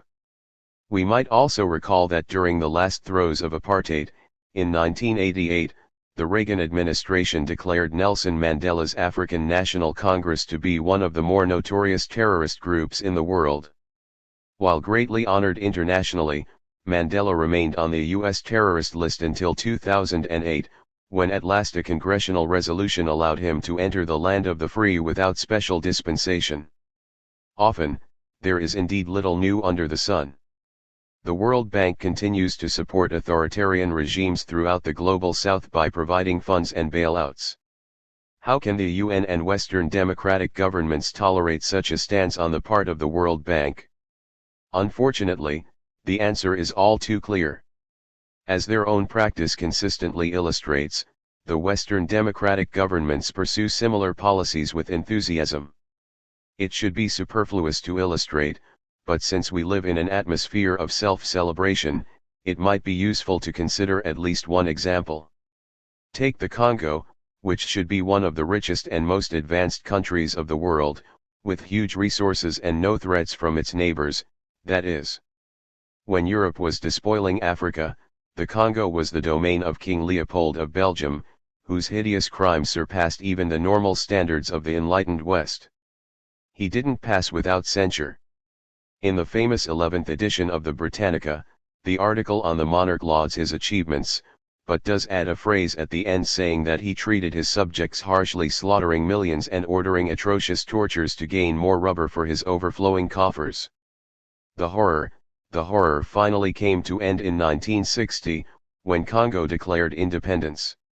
Its leading figure was the young charismatic Patrice Lumumba, who might have extricated Congo from the misery of colonialism. But it was not to be. The CIA was assigned the task of murdering him, but the Belgians got there first, and together with other liberal democracies, helped plunge Congo back to terror and destruction under the leadership of the Western favorite, the murderous kleptomaniac Mobutu, who ensured that the riches of the Congo would flow in the right direction. Fast forwarding to today, all of those who enjoy smartphones and other technical delights benefit from the rich minerals of Eastern Congo, handed over to the multinationals hovering nearby by warring militias and marauders from US-backed Rwanda, while the death toll mounts to many millions. That Western democracies should tolerate support for authoritarian regimes is not much of a mystery. What do you think it will take to halt the spread of political authoritarianism across the globe? The familiar advice, easy to state, hard to follow, but if there's another way, it's been kept a dark secret: honest, dedicated, courageous, and persistent engagement, ranging from education and organization to direct activism, carefully honed for effectiveness under prevailing circumstances. Hard work, necessary work, the kind that has succeeded in the past and can again. The Anatomy of Trumpocracy. C.J. Polychronua, Noam. While many in the country and the world at large watch aghast as Donald Trump's nightmare of white supremacy continues to unravel the United States, it still remains something of a puzzle as to what propelled Trumpism to political prominence. For starters, why did voters turn to Trump? Who are the people that make up his hardcore base, and how do we explain the fact that he has essentially taken over the Republican Party without any serious opposition? Noam Chomsky. Part of the solution to the puzzle is Obama's performance in office. Many were seduced by the rhetoric of hope and change, and deeply disillusioned by the very early discovery that the words had little substance. I don't usually agree with Sarah Palin, but she had a point when she ridiculed this hopey-changey stuff. A fair number of Obama voters, mostly working people, switched to Trump. These developments were already clear by the time of the 2010 special election in Massachusetts to fill the seat of Senator Kennedy the Liberal Lion. Virtually unknown Scott Brown won the election, the first Republican elected to the Senate in more than 40 years in this liberal state. Analysis of the vote showed that even union members hardly supported his liberal opponent because of anger at Obama, the way he handled the housing financial crisis, bailing out the rich, including the perpetrators, while letting their victims hang out to dry, and much else, including provisions of his health care proposal that working people saw, with justice, as an attack on health programs that they had won in contract negotiations. Quite apart from Obama's disappointing policies, he and the Democratic Party were victims of the intense racism that is deeply rooted in large parts of American society. The visceral hatred of Obama cannot be explained in other terms. But there is far more than that. For some time, candidates for Republican primaries who emerged from the base have been far off the traditional spectrum. The establishment was able to suppress them and gain their own candidate, but that didn't change the basis for their support. For years, both parties have drifted to the right, the Republicans off the spectrum of normal parliamentary politics. Their dedication to wealth and corporate power is so extreme that they cannot get votes on their actual policies, which are now being revealed to us daily, and so have had to mobilize a voting base on issues unrelated to their service to their actual constituency. These include religious fundamentalism, a major phenomenon in the US unlike other developed societies, white supremacy, xenophobia, and other latent antisocial attitudes that tend to break through to the surface during periods of disillusionment and distress. This is partly a matter of a search for scapegoats, the actual sources concealed in the usual manner of propaganda. Thus, the public vastly exaggerates the number of immigrants, even more than in Europe. In the current period, these malignant tendencies are natural consequences of the harsh neoliberal policies that we have discussed before. We see much the same in Europe, for similar reasons. Trump has had overwhelming support among whites and less educated sectors, but for the most part, his mass voting base is relatively affluent and privileged. A recent Pew poll of Trump approvers found 2/3 are either college graduates, women, or non-white, the last group apparently not many. Trump's roughly 90% support among Republicans is actually not unusual for an incumbent party at this stage in office, about the same as Obama among Democrats, though the fervor and passion are different, presumably reflecting the general atmosphere of anger, hatred, and fear. And frightening.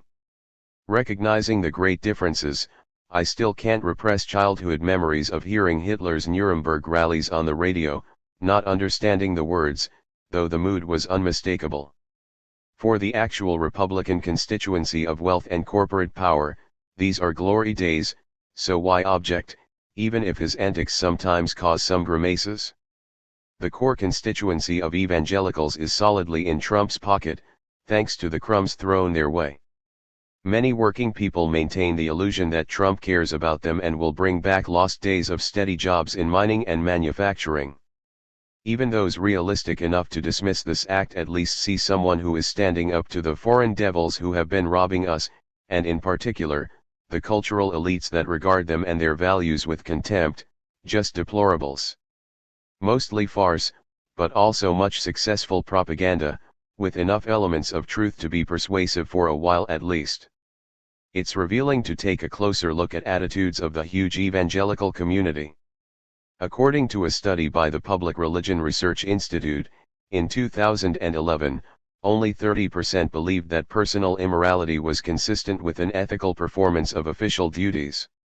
Today, 72% of white evangelicals, up an astounding 42 points, believe that the two can go together. No comment needed, but instructive. Trump himself seems to be having the time of his life.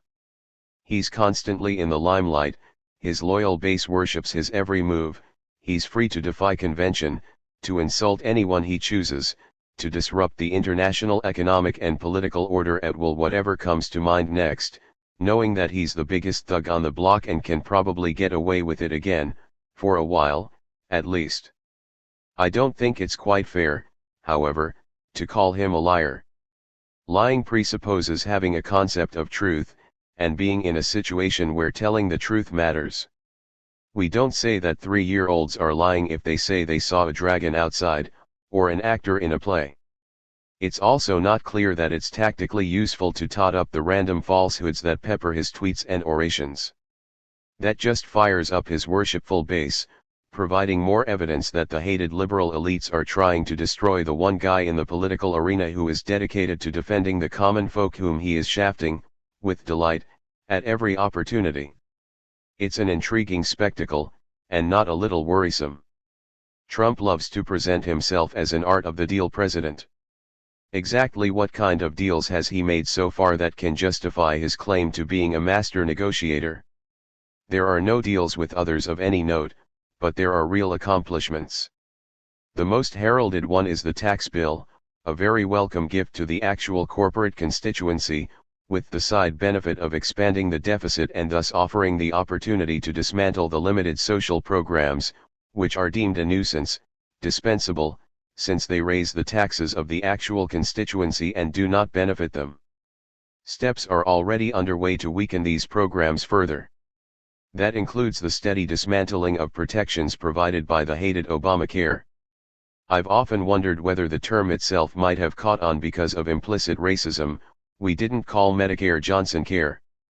A scathing report of the UN Special Rapporteur Philip Alston on extreme poverty and human rights on his mission to the United States of America, recently released, was well-timed and may have been the immediate reason for the U.S. withdrawal from the UN Human Rights Council, which discredited itself by revealing improper truths about ourselves, just as the World Court discredited itself and was roundly condemned by elite opinion for daring to condemn the U.S. for international terrorism. Unlawful use of force, in the murderous Reaganite attack on Nicaragua. Other gifts to the actual constituency are being offered regularly. Elizabeth Warren's Consumer Financial Protection Bureau is being rendered toothless. Betsy DeVos is making it easier for the for-profit colleges she cherishes to cheat students, part of the concerted corporate-led campaign to dismantle public education, one of the real contributions of the U.S. to contemporary civilization. The Department of Labor's fiduciary rule, designed to ensure that financial advisors act in the best interest of clients, has been sent to the ashcan, along with Dodd-Frank restrictions on the actions of banks, which are already enjoying record profits with more to come as the effects of the tax scam are felt. Bulging profits were heralded as a spur to investment, of which there is scarcely a trace as they are used to enrich the rich still further. In general, things are proceeding quite well for those who matter, though they have some concerns that Trump's erratic trade policies might infringe on the interests of the investor class. I've skipped foreign policy, and have omitted so far, the most important accomplishments astonishingly, commonly ignored by the opposition party and media commentary. Pride of place goes to the quite successful efforts to escalate the very severe and not remote threat of global warming. Expansion and modernization of the huge military system and provocative actions at the Russian border are not far behind. In brief, there are no meaningful deals, though there surely are impressive accomplishments. How do we explain the fact that Trump continues to cause chaos on all fronts, both domestically and internationally, and yet his popularity remains at quite high levels? As I mentioned, Trump's popularity among Republicans is unusually fervent and high, though not uniquely so. The affluent are doing fine. The economy is continuing the slow growth under Obama, though wages are barely rising and job security is low. Apart from the business world, concerned that the wrench thrown into the global trading system might harm profits, the elements of his constituency that I ran through above for the most part apparently don't care much about the chaos, or even seem to enjoy seeing their leader offending elites and the damned foreigners. Midterm elections are rapidly approaching. Do you see a blue wave coming? And if it happens, will it be sufficient to move Trumpism to the dustbin of history? If the Democrats could get their act together, overcoming the schism between the donor-oriented New Democrat Party management and the increasingly activist and social democratic base, they would have a decent chance to take over Congress. That seems questionable, at the moment, though they should make some gains. But whatever gains there might be would not rid us of Trumpism, or its European counterparts. These have grown out of a mixture of authentic grievances and social pathologies, the latter surfacing in part because of the grievances. These are rooted in socio-economic policies and bitter and so far, quite successful one-sided class struggle. None of this can easily be cast to the dustbin of history. In some ways, as you have previously pointed out yourself, the most impressive aspect about recent developments on the U.S. political landscape was the Bernie Sanders phenomenon, which represented a clear indication that the base of the Democratic Party had moved unmistakably to the left. Is the Sanders phenomenon, or at least the elements that gave rise to it, over? And how difficult is it for a new political party to emerge that advocates a progressive economic, social, and foreign policy agenda? The Sanders phenomenon was striking in two ways. One, as you mention, is the sign that the popular base of the party has moved to the left and gave impressive support to a candidate with social democratic, New Deal-style commitments, a breath of fresh air in the current state of affairs. The second was the sharp break from a long political history of pretty much bought elections. The phenomenon is by no means over. Sanders emerged as the most popular political figure in the country.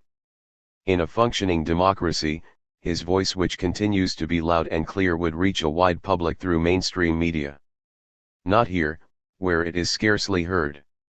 Nevertheless, the offshoots of his campaign, Our Revolution, are doing important work, joining others in creating what might become stable and effective popular movements. The barriers are not insuperable, but to overcome them will require large-scale and effective organization based on popular mass movements. A lot has to be done to overcome the demolition of unions and atomization of society during the neoliberal years under the Thatcherite slogan "There's no such thing as society," unwittingly echoing Marx's bitter condemnation of authoritarian rulers who want to turn society into a sack of potatoes, isolated individuals incapable of confronting concentrated economic and political power. The U.S. political system has serious flaws, among them very high structural barriers for forming a new party. The last political party to have reached the mainstream is the Republican Party, but those were very different days. Where there is proportional representation, new parties can find a place in the political system, and have a chance to become major players. The British Labour Party, for example. In the US, even formal balloting procedures, run by state legislatures, virtually restrict participation to the two parties. Furthermore, the political parties are not membership organizations, rather, they are candidate-producing machines. There are serious tasks ahead for those who aspire to a livable world. Fascism, showmanship, and Democrats' hypocrisy in the Trump era. C.J. Polychronua, Noam, I want to start by asking for your reading of what took place at the Singapore summit, and the way this event was covered in the U.S. media. Noam Chomsky, it's reminiscent of Sherlock Holmes and the dog that didn't bark. What was important was what didn't happen. Unlike his predecessors, Trump did not undermine the prospects for moving forward. Specifically, he did not disrupt the process initiated by the two Koreas in their historic April 27, 2018, Panmunjom Declaration, in which they affirmed the principle of determining the destiny of the Korean nation on their own accord, repeat, on their own accord, and for the first time presented a detailed program as to how to proceed. It is to Trump's credit that he did not undermine these efforts, and in fact made a move toward facilitating them by canceling the U.S.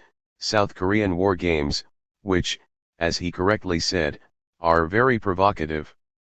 We would certainly not tolerate anything of the sort on our borders or anywhere on the planet, even if they were not run by a superpower which not long before had utterly devastated our country with the flimsiest of pretexts after the war was effectively over, glorying in the major war crimes it had committed, like bombing major dams, after there was nothing else to bomb.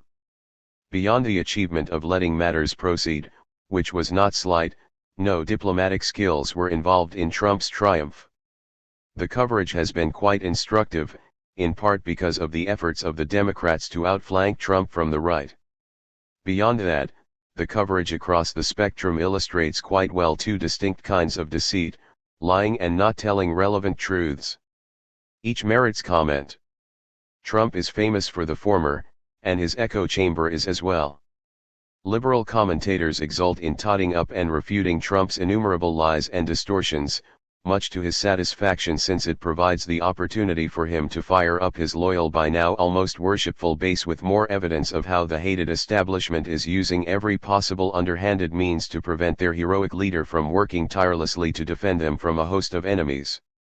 A canny politician, Trump surely understands well that the base on which he relies, by now almost the entire Republican Party, has drifted to a surreal world, in part under his influence. Take the major Trump-Ryan legislative achievement, the tax scam, the U.S. Donor Relief Act of 2017, as Joseph Stiglitz termed it. It had two transparent aims: to enrich the very wealthy and the corporate sector while slamming everyone else, and to create a huge deficit. The latter achievement, as the main architect of the scam Paul Ryan helpfully explained, provides the opportunity to realize the cherished goal of reducing benefits that serve the general population, already very weak by comparative standards, but still an unacceptable infringement on the prerogatives of the 1%. The Congressional Joint Committee on Taxation estimates that the law will add $1 trillion to deficits over the next decade. Virtually every economist generally agrees. But not 80% of Republican voters, of whom half believe that the deficit will be reduced by the gift their leader has lavished upon them. Or consider something vastly more significant: attitudes toward global warming, apologies for the obscenity, climate change, which poses a severe threat to organized human life, and not in the distant future. Half of Republicans believe that what is plainly happening is not happening, bolstered by virtually the entire leadership of the party, as the Republican primary debates graphically revealed. Of the half who concede that the real world exists, barely half think that humans play a role in the process. Such destructive responses tend to break through the surface during periods of distress and fear, very widespread feelings today. For good reason. A generation of neoliberal policies has sharply concentrated wealth and power while leaving the rest to stagnate or decline, often joining the growing precariat. In the US, the richest country in history with unparalleled advantages, over 40% of the population don't earn enough to afford a monthly budget that includes housing, food, childcare, healthcare, transportation, and a cell phone. And this is happening in what's called a booming economy. Productivity has risen through the neoliberal period, even if not as much as before, but wages have stagnated or declined as wealth is funneled to a few bulging pockets. Distress is so severe that among white middle-aged Americans, mortality is actually increasing, something unheard of in functioning societies apart from war or pestilence. There are similar phenomena in Europe under the business first, neoliberal/austerity, assault. Returning to forms of deceit, one technique is simply lying, honed to a high art by the maestro. Another technique is not telling parts of the whole story that matter. To illustrate, consider the analysis of Trump's claims about the North Korea deal by the expert and highly competent fact-checker of the Washington Post, Glenn Kessler. His article originally ran under the title of Not the Whole Story, with the title presented in extra-large letters to emphasize the ignominy. Kessler's acid, and accurate, critique of Trump's distortions and inventions opens by declaring, again correctly, that North Korea has a long history of making agreements and then not living up to its obligations, citing the most crucial case, the September 2005 U.S.-North Korea agreement, under six-power auspices, in which, in the official wording, the DPRK North Korea committed to abandoning all nuclear weapons and existing nuclear programs and returning, at an early date, to the Treaty on the Non-Proliferation of Nuclear Weapons and to IAEA International Atomic Energy Agency safeguards. As Kessler points out, the North Koreans did not live up to these promises, and in fact, soon returned to producing nuclear weapons. Obviously, they can't be trusted. But this is not the whole story. There is a rather significant omission: before the ink was dry on the agreement, the US undermined it. To repeat the unwanted facts from our earlier discussion of the matter, the Bush administration broke the agreement. It renewed the threat of force, froze North Korean funds in foreign banks and disbanded the consortium that was to provide North Korea with a light water reactor.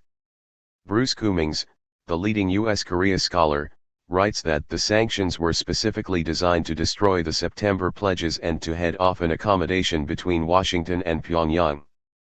The whole story is well known to scholarship, but somehow doesn't reach the public domain. Kessler is a fine and careful journalist. His evasion of the whole story appears to be close to exceptionless in the media. Every article on the matter by the New York Times security and foreign policy experts is the same, as far as I've seen. The practice is so uniform that it is almost unfair to pick out examples. To choose only one, again from a fine journalist, Washington Post specialist on Korea Anna Fifield writes that North Korea signed a denuclearization agreement in 2005, but didn't stick to the agreement, omitting the fact that this was a response to Washington's breaking the agreement. So perhaps the wisest course of action, she continues, would be to bet that it won't abide by this one, either. And to complete the picture with a banned phrase, so perhaps the wisest course of action would be to bet that Washington won't abide by this one, either. There are endless laments about the deceitfulness and unreliability of the North Koreans, many are cited in Gareth Porter's review of media coverage. But it would be hard to find a word about the rest of the story. This is only one case. I don't incidentally suggest that the deceit is conscious. Much more likely, it's just the enormous power of conformity to convention, to what Gramsci called hegemonic common sense. Some ideas are not even rejected, they are unthinkable. Like the idea that US aggression is aggression, it can only be a mistake, a tragic error, a strategic blunder. I also don't want to suggest this is American exceptionalism. It's hard to find an exception to the practice in the history of imperialism. So far, at least, Trump has kept from disrupting the agreement of the two Koreas. Of course, all of this is accompanied by boasts about his amazing deal-making abilities, and the brilliance of his skillful tactics of threatening fire and fury in order to bring the dictator to the negotiating table. There are many accolades by others across the spectrum for this triumph, which is about on a par with the standard claims that Obama's harsh sanctions forced Iran to capitulate by signing the joint agreement on nuclear weapons, claims effectively refuted by Trita Parsi, losing an enemy. Whatever the factual basis, such claims are necessary to justify harsh measures against official enemies and to reinforce the general principle that what we do is right, with occasional tragic errors. In the present case too, there is good evidence that the truth is almost the opposite of the standard claims, and that the harsh US stance has impeded progress toward peaceful settlement. There have been many opportunities in addition to the 2005 agreement. In 2013, in a meeting with senior US diplomats, North Korean officials outlined steps toward denuclearization.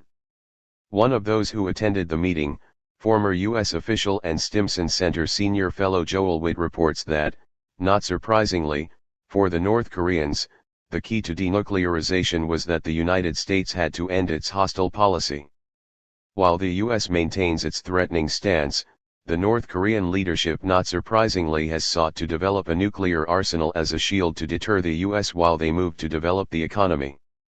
The North Korean government, in June 2013, issued an important new pronouncement that it was open to negotiations on denuclearization, Witt writes, adding that the Obama administration dismissed it at the time as propaganda. He adds further that the North Koreans have given a great deal of thought to denuclearization and almost certainly have a concrete plan of action for the upcoming Singapore summit, whether the White House does or not. In fact, at the 2013 meetings, the North Korean officials actually laid out a concrete plan to achieve denuclearization, Witt reports. Not the only case. China's double freeze proposal, supported by Russia, Germany, and others, has been on the table for years, rejected by Washington until the Singapore summit. Trump's diplomacy, such as it is, has been subjected to withering attack, especially by liberal opinion. How could the US president agree to meet on friendly terms with a brutal dictator? How could he fail to demand that North Korea end its human rights violations, which are indeed horrendous? Willingness to look at the whole story suggests some other questions, of course unasked, in fact, unthinkable. How could Kim agree to meet on friendly terms with the head of the state that world opinion overwhelmingly regards as the greatest threat to peace? How could North Korea fail to demand that the US end its human rights violations, also horrendous? Has North Korea done anything remotely like invading Iraq, the worst crime of this century? Or destroying Libya? Has it been condemned by the ICJ, International Court of Justice for International Terrorism, unlawful use of force?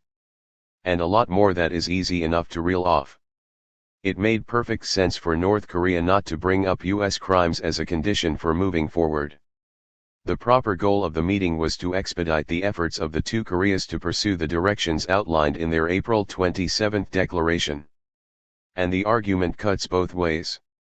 Interestingly enough, while Trump seeks to appease his political doppelganger in Pyongyang, he has succeeded in alienating most of the US's major Western allies, including Canada, France, and Germany. Is this the consequence of his alleged foreign policy doctrine, "We are America, bitch"? There are extensive efforts to try to discern some coherent doctrine that guides Trump's behavior, but I suspect it's a fool's errand.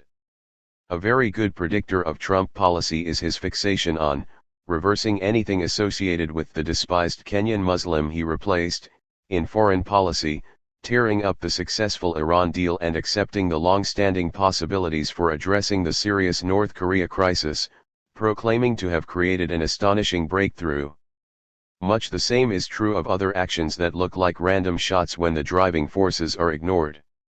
All of this has to be done while satisfying the usual Republican constituencies, primarily the business world and the rich. For Trump, that also means unleashing the more brutal wing of the Republican Party so that they can dedicate themselves even beyond the norm to the interest of private wealth and corporate power. Here the technique is to capture the media with attention-grabbing antics, which can be solemnly exposed while the game goes on so far, quite effectively. Then comes the task of controlling the so-called populist base, the angry, frightened, disillusioned white population, primarily males. Since there is no way for Trumpism to deal with their economic concerns, which are actually being exacerbated by current policy formation, it's necessary to posture heroically as standing up for them against malevolent forces and to cater to the antisocial impulses that tend to surface when people are left to face difficult circumstances alone, without institutions and organizations to support them in their struggles. That's also being done effectively for the time being. The "We Are America" bitch posture appeals to chauvinistic instincts and the white supremacy that is a deeply rooted feature of American culture and is now exacerbated by concern that whites might even become a minority. The posture can also delude working people into believing that their tough guy protector will bring back the world they've lost. Such propaganda exercises cannot, of course, target those actually responsible for the plight of the victims of neoliberal globalization. On the contrary, attention has to be diverted away from corporate managers who largely shape state policy while establishing complex global supply chains to maximize profit at the expense of working people. More appropriate targets are desperate people fleeing horrors for which we are largely responsible, foreigners who have been robbing us with the connivance of treacherous liberals and other assorted devils that can be conjured up in periods of social breakdown. Allies, friends, who cares? There is no need for policies that are coherent in any traditional sense. Consequences don't matter as long as the primary goals are met. After months of harsh rhetoric against China's trade practices, Trump has decided to impose tariffs of $50 billion on Chinese imports, prompting Beijing, subsequently, to declare that the US has embarked on a trade war and to announce in turn that it will retaliate with similar measures against US imports. First, isn't it true that China is merely practicing today the same sort of mercantilist policies that the US and Great Britain practiced in the past on their way to global ascendancy? Second, is the targeting of tariffs expected to have any impact either on China's economy or on the size of the US trade deficit? And lastly, if a new era of protectionism is about to take off, what could the consequences of such development be for the reign of global neoliberalism? Several questions arise. First, what is Trump's motive? If it were concern about China's economic management and trade policies, he wouldn't be going out of his way to alienate allies with tariffs and insults but would be joining with them to confront China on the issues of concern.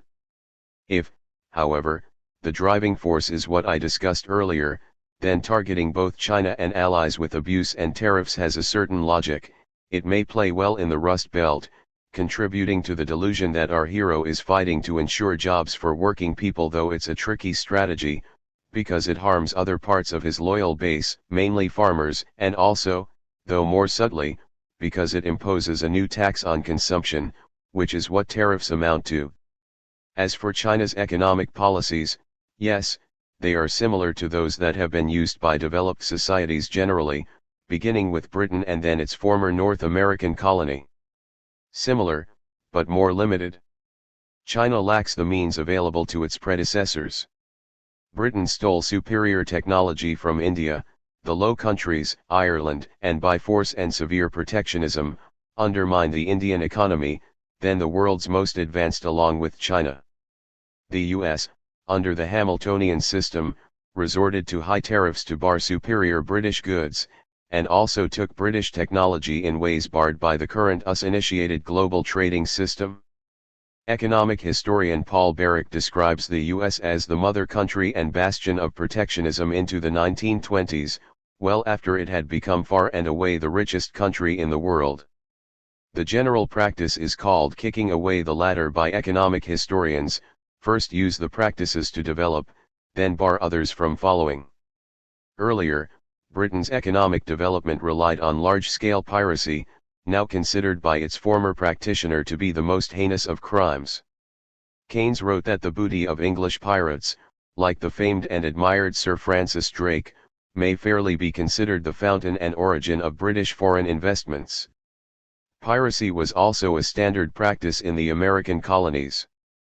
Both British and US economies also relied crucially on the most hideous system of slavery in human history. Cotton was the oil of the Industrial Revolution, providing the basis for manufacturing, finance, commerce, retail. Such practices are not available to China. Like Britain before it, the US called for free trade when it recognized that the playing field was tilted properly in its direction. After World War II, when the US had incomparable power, it promoted the liberal world order that has been an enormous boon to the US corporate system, which now owns about half of the global economy, an astonishing policy success. Again, following the British model, the US hedged its commitment to free trade for the benefit of domestic private power. The British-dominated free trade system kept India as a largely closed protectorate. The US-dominated system imposes an extreme patent system, intellectual property, that provides virtual monopoly power to major US industries. The US government also provides huge subsidies to energy industries, agribusiness, and financial institutions. While the US complains about Chinese industrial policy, the modern high-tech industry has relied crucially on research and development in the publicly subsidized sector of the economy, to such an extent that the economy might fairly be regarded as a system of public subsidy, private profit. And there are many other devices to subsidize industry. Procurement, for example, has been shown to be a significant device. In fact, the enormous military system alone, through procurement, provides a huge state subsidy to industry. These comments only skim the surface. Britain abandoned laissez-faire when it could no longer cope with Japanese competition, part of the background for World War II in the Pacific. Some in the US are having similar qualms today, concerns that Trump is cynically exploiting. But not the powerful corporate sector that relies crucially on the US-designed global economic order. The corporate sector relies so extensively on the global economy it has designed that it is sure to use its enormous power to try to head off a major trade war. The Trump tariffs and the retaliation might escalate, but it's likely that the threat will be contained.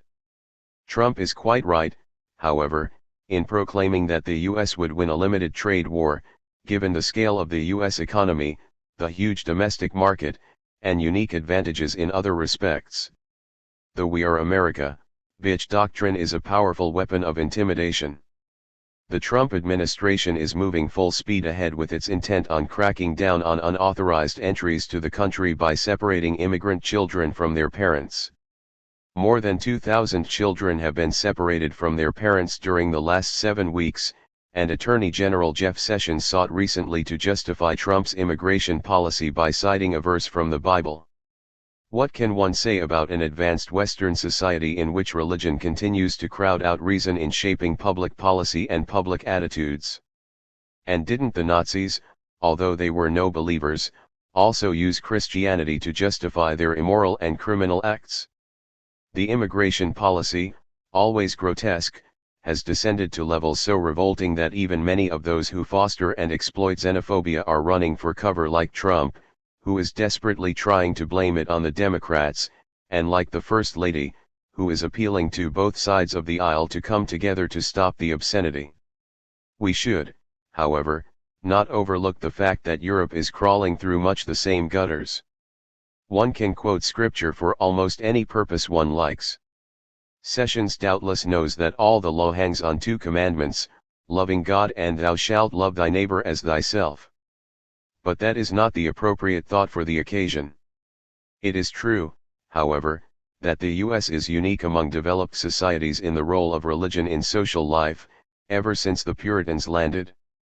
Recently, Trump stated that he had the absolute right to pardon himself, after he had already said that he could shoot someone on New York's Fifth Avenue and not lose any support, while his lawyer, former New York City Mayor Rudy Giuliani, said the president could even commit murder in the Oval Office and still not be prosecuted for it. Your thoughts? After praising Kim Jong-un effusively as a strong leader who speaks and his people sit up at attention, Trump added, "I want my people to do the same."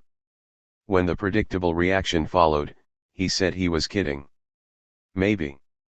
I hope we don't have an opportunity to find out.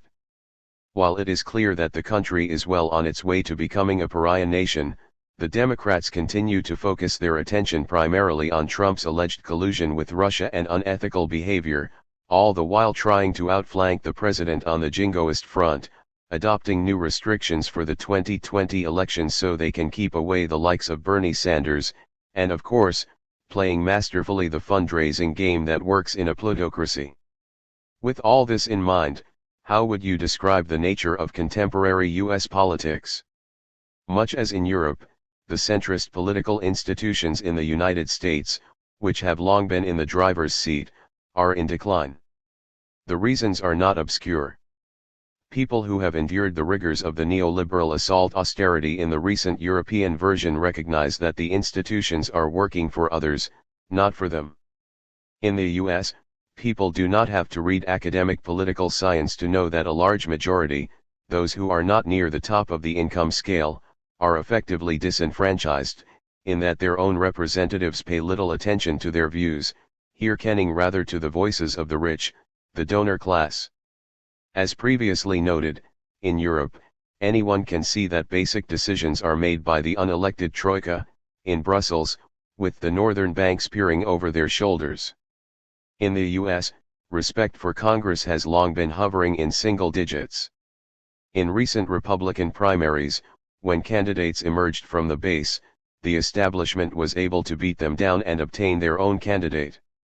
In 2016, that failed for the first time. True, it's not far from the norm for a billionaire with enormous media support and almost $1 billion in campaign funding to win an election, but Trump was hardly the choice of the Republican elites. The most spectacular result of the election was not the Trump phenomenon. Rather, it was the remarkable success of Bernie Sanders, breaking sharply with US political history. With no support from big business or the media, Sanders might well have won the Democratic nomination had it not been for the machinations of Obama-Clinton party managers. Similar processes are apparent in recent European elections. Like it or not, Trump is doing quite well. He has the support of 83% of Republicans, which is without precedent apart from rare moments. Whatever their feelings may be, Republicans dare not cross him openly. His general support in the low 40s is not far from the norm, about the same as Obama's going into his first midterm. He is lavishing gifts on the business world and the wealthy, the authentic constituency of the Republicans, with the Democrat leadership not far behind. He has thrown enough crumbs to keep the evangelicals happy and has struck the right chords for racist/white supremacy elements. And he has, so far, managed to convince coal miners and steel workers that he is one of them. In fact, his support among union members has increased to 51%. It is hardly in doubt that Trump cares almost nothing about the fate of the country or the world. What matters is me. That's clear enough from his attitude toward global warming.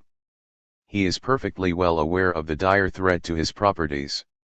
His application for a seawall to protect his Irish golf course is based explicitly on the threat of global warming.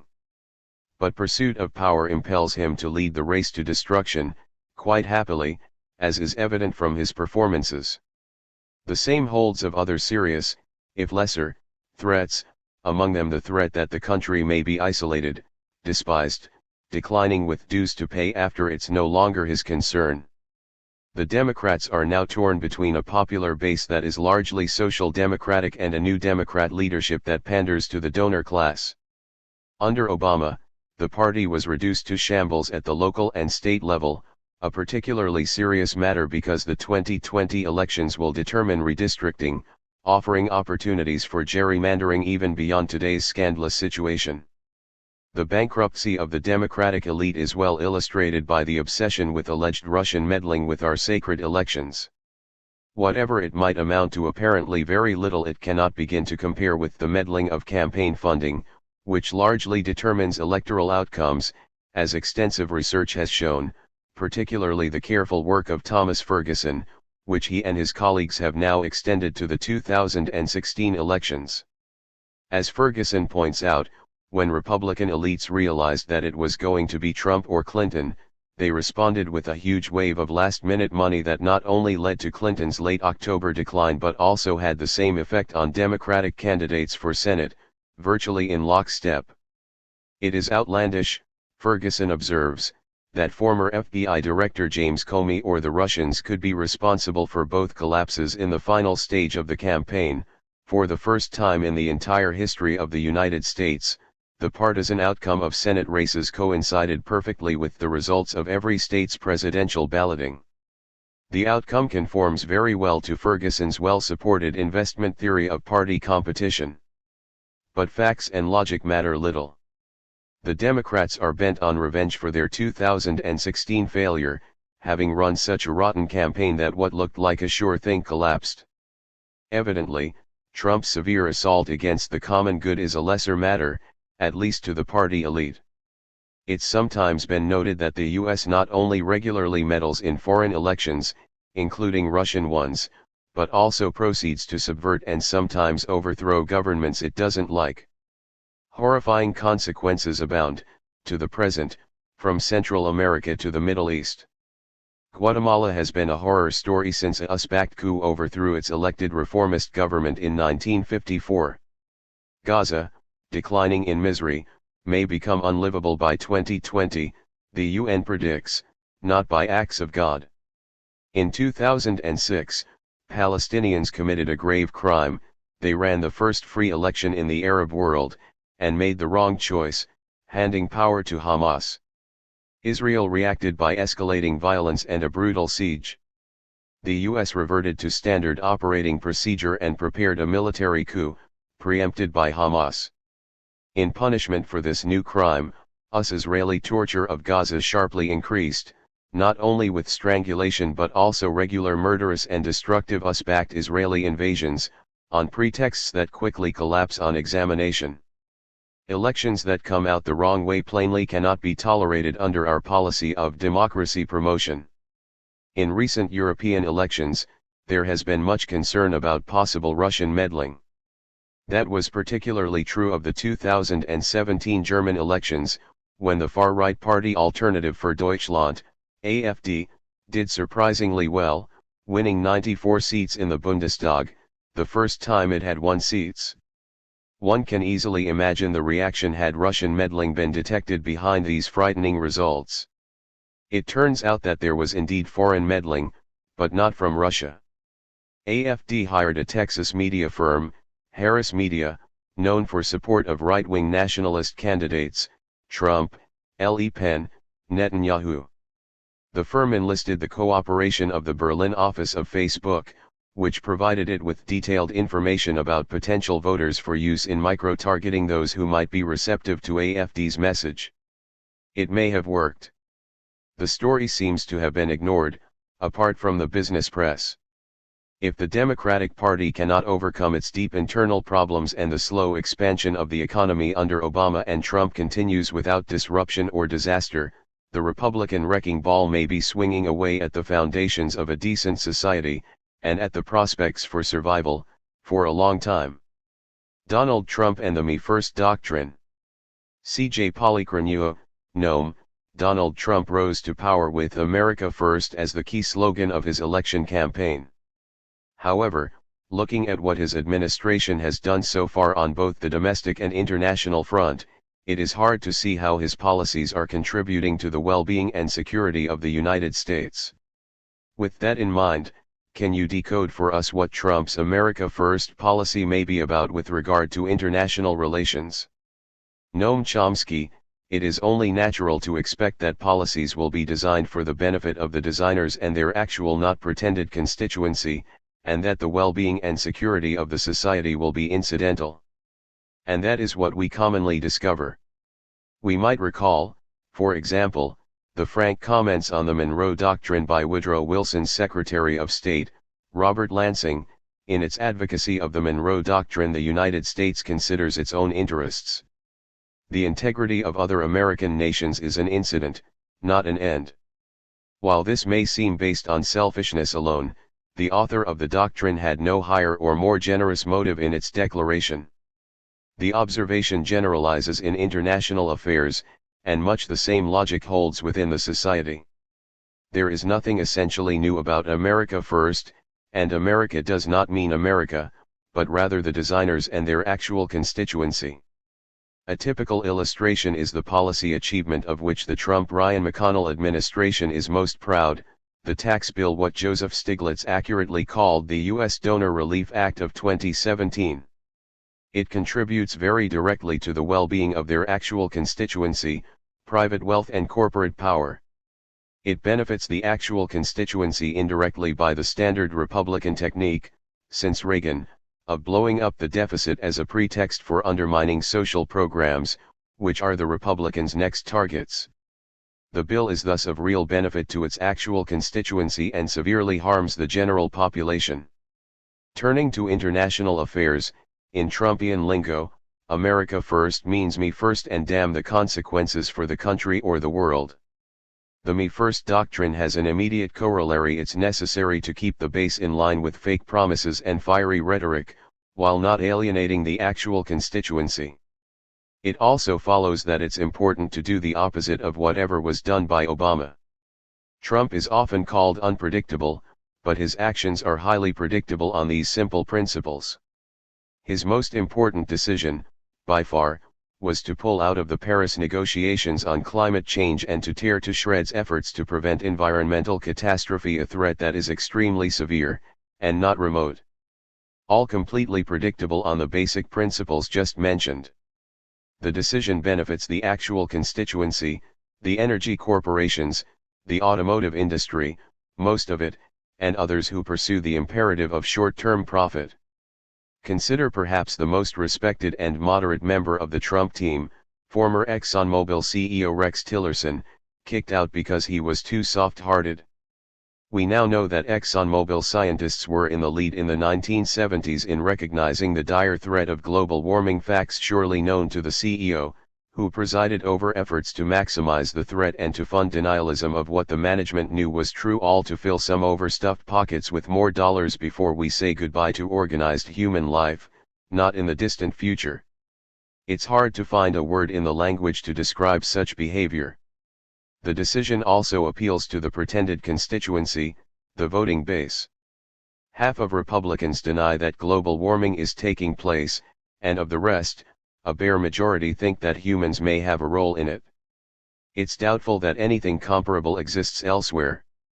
And, of course, the decision reverses an Obama initiative, thus keeping to high principles.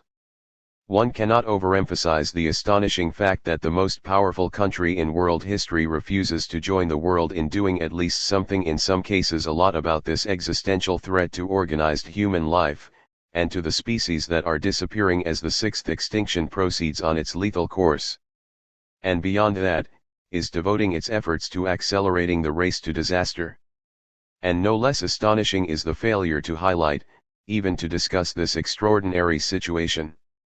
Considering what is at stake, it is hard to find a historical parallel.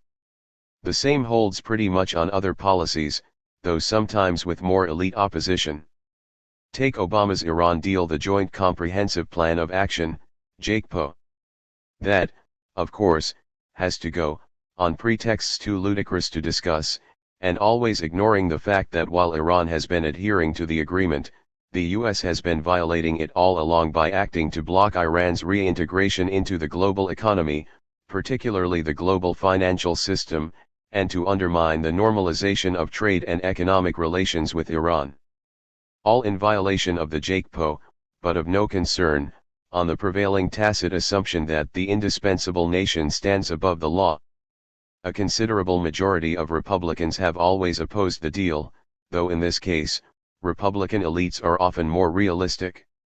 The business world does not appear to have supported even the earlier sanctions regime, one of those interesting cases where state policy diverges from the interests of the actual constituency, much like Cuba policy. The decision harms the welfare and security of the general population, and might have truly horrendous consequences, but that is scarcely a consideration. The Trump team is working hard to maximize the likely disastrous effects. Secretary of State Mike Pompeo made his first major speech at the ultra-reactionary Heritage Foundation, focusing on Iran, with demands so extreme that the goal must be to ensure that they are instantly rejected. Among them, that Iran withdraw its forces from Syria and end its support for Hezbollah and Hamas, and more generally, end its campaign to dominate the Middle East. Newspeak for Iran's unwillingness to retreat into a shell and allow the US its traditional right to dominate the Middle East, and any other place it can, by force, with no impediments. Pompeo also warned the Europeans to join the US jihad, or else. There is some merit in Trump's posturing about how the JCPOA should be improved. It definitely can be. In particular, it can be extended to establishing a nuclear weapon-free zone, NWFZ, in the Middle East, with serious inspections, which would eliminate any alleged threat of eventual Iranian nuclear programs. To achieve that goal should be quite straightforward. There is no need to obtain Iran's acquiescence. Iran has long been in the forefront of those calling for establishment of an NWFZ, particularly as the spokesperson for G77, the former non-aligned countries, which strongly advocates this development. The Arab states, with Egypt in the lead, initiated this proposal and have strongly urged that it be implemented. There is overwhelming international support. The matter regularly comes up in the review sessions of the Non-Proliferation Treaty, with full agreement almost. One country regularly blocks the effort, most recently Obama in 2015. The reason is not obscure. As discussed earlier, Israel's nuclear weapons systems must not be subject even to inspection, let alone steps toward dismantlement.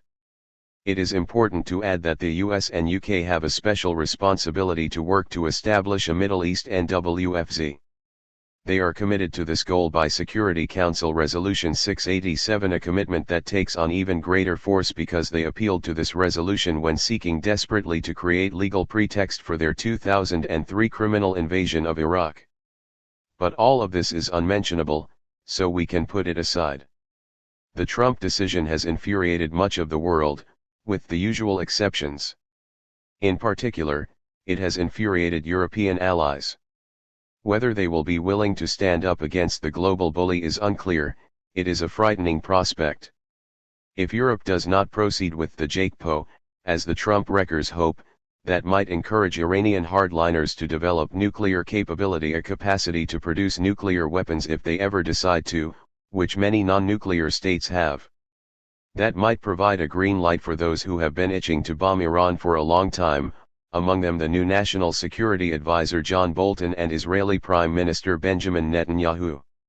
Case by case, we find much the same, sometimes with further complexities.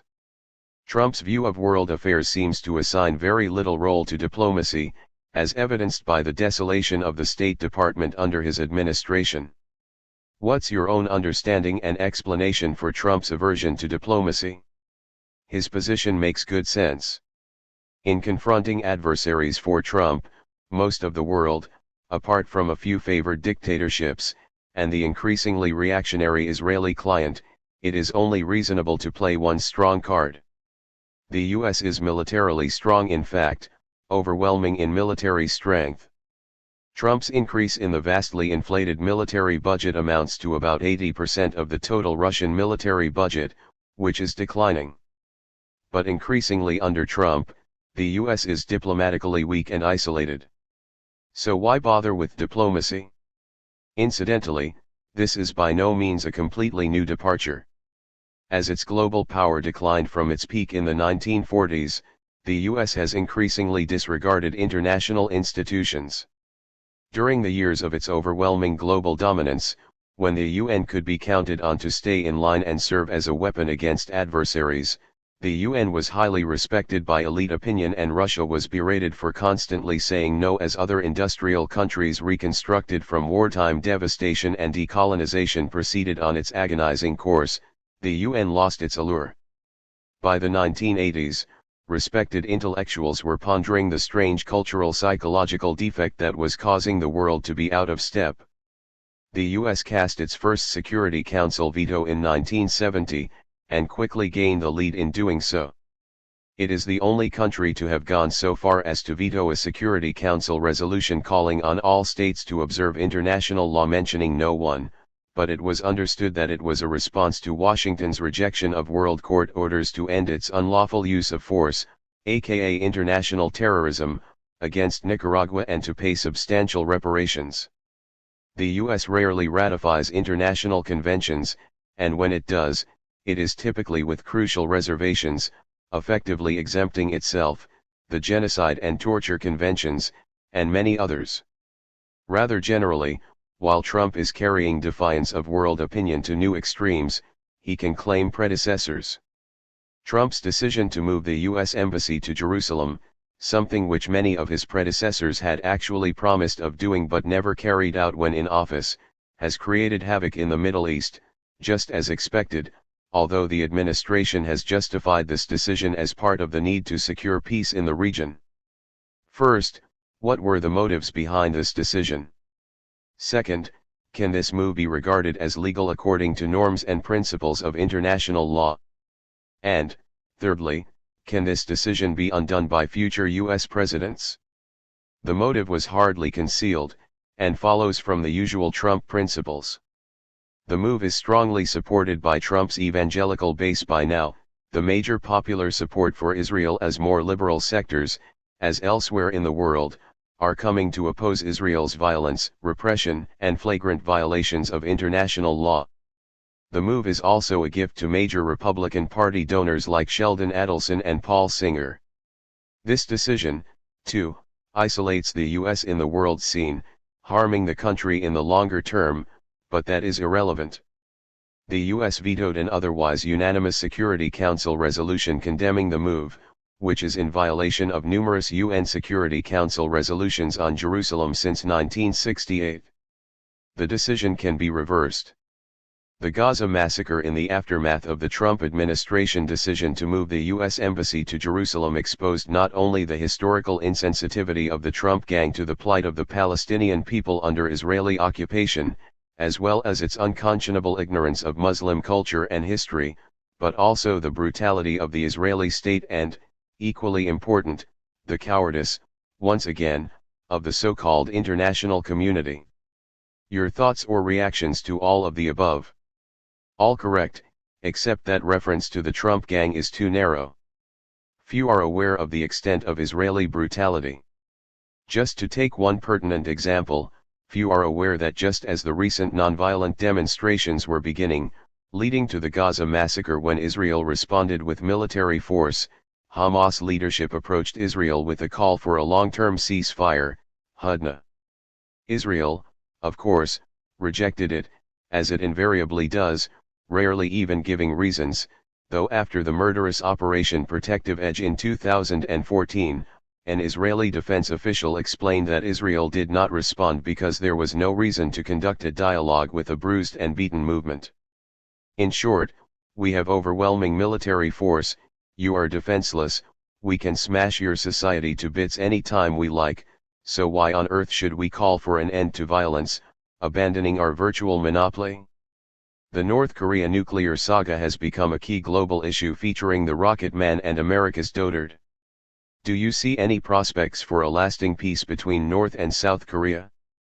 One possibility, advanced by China with broad international support, including North Korea intermittently, has been a double freeze.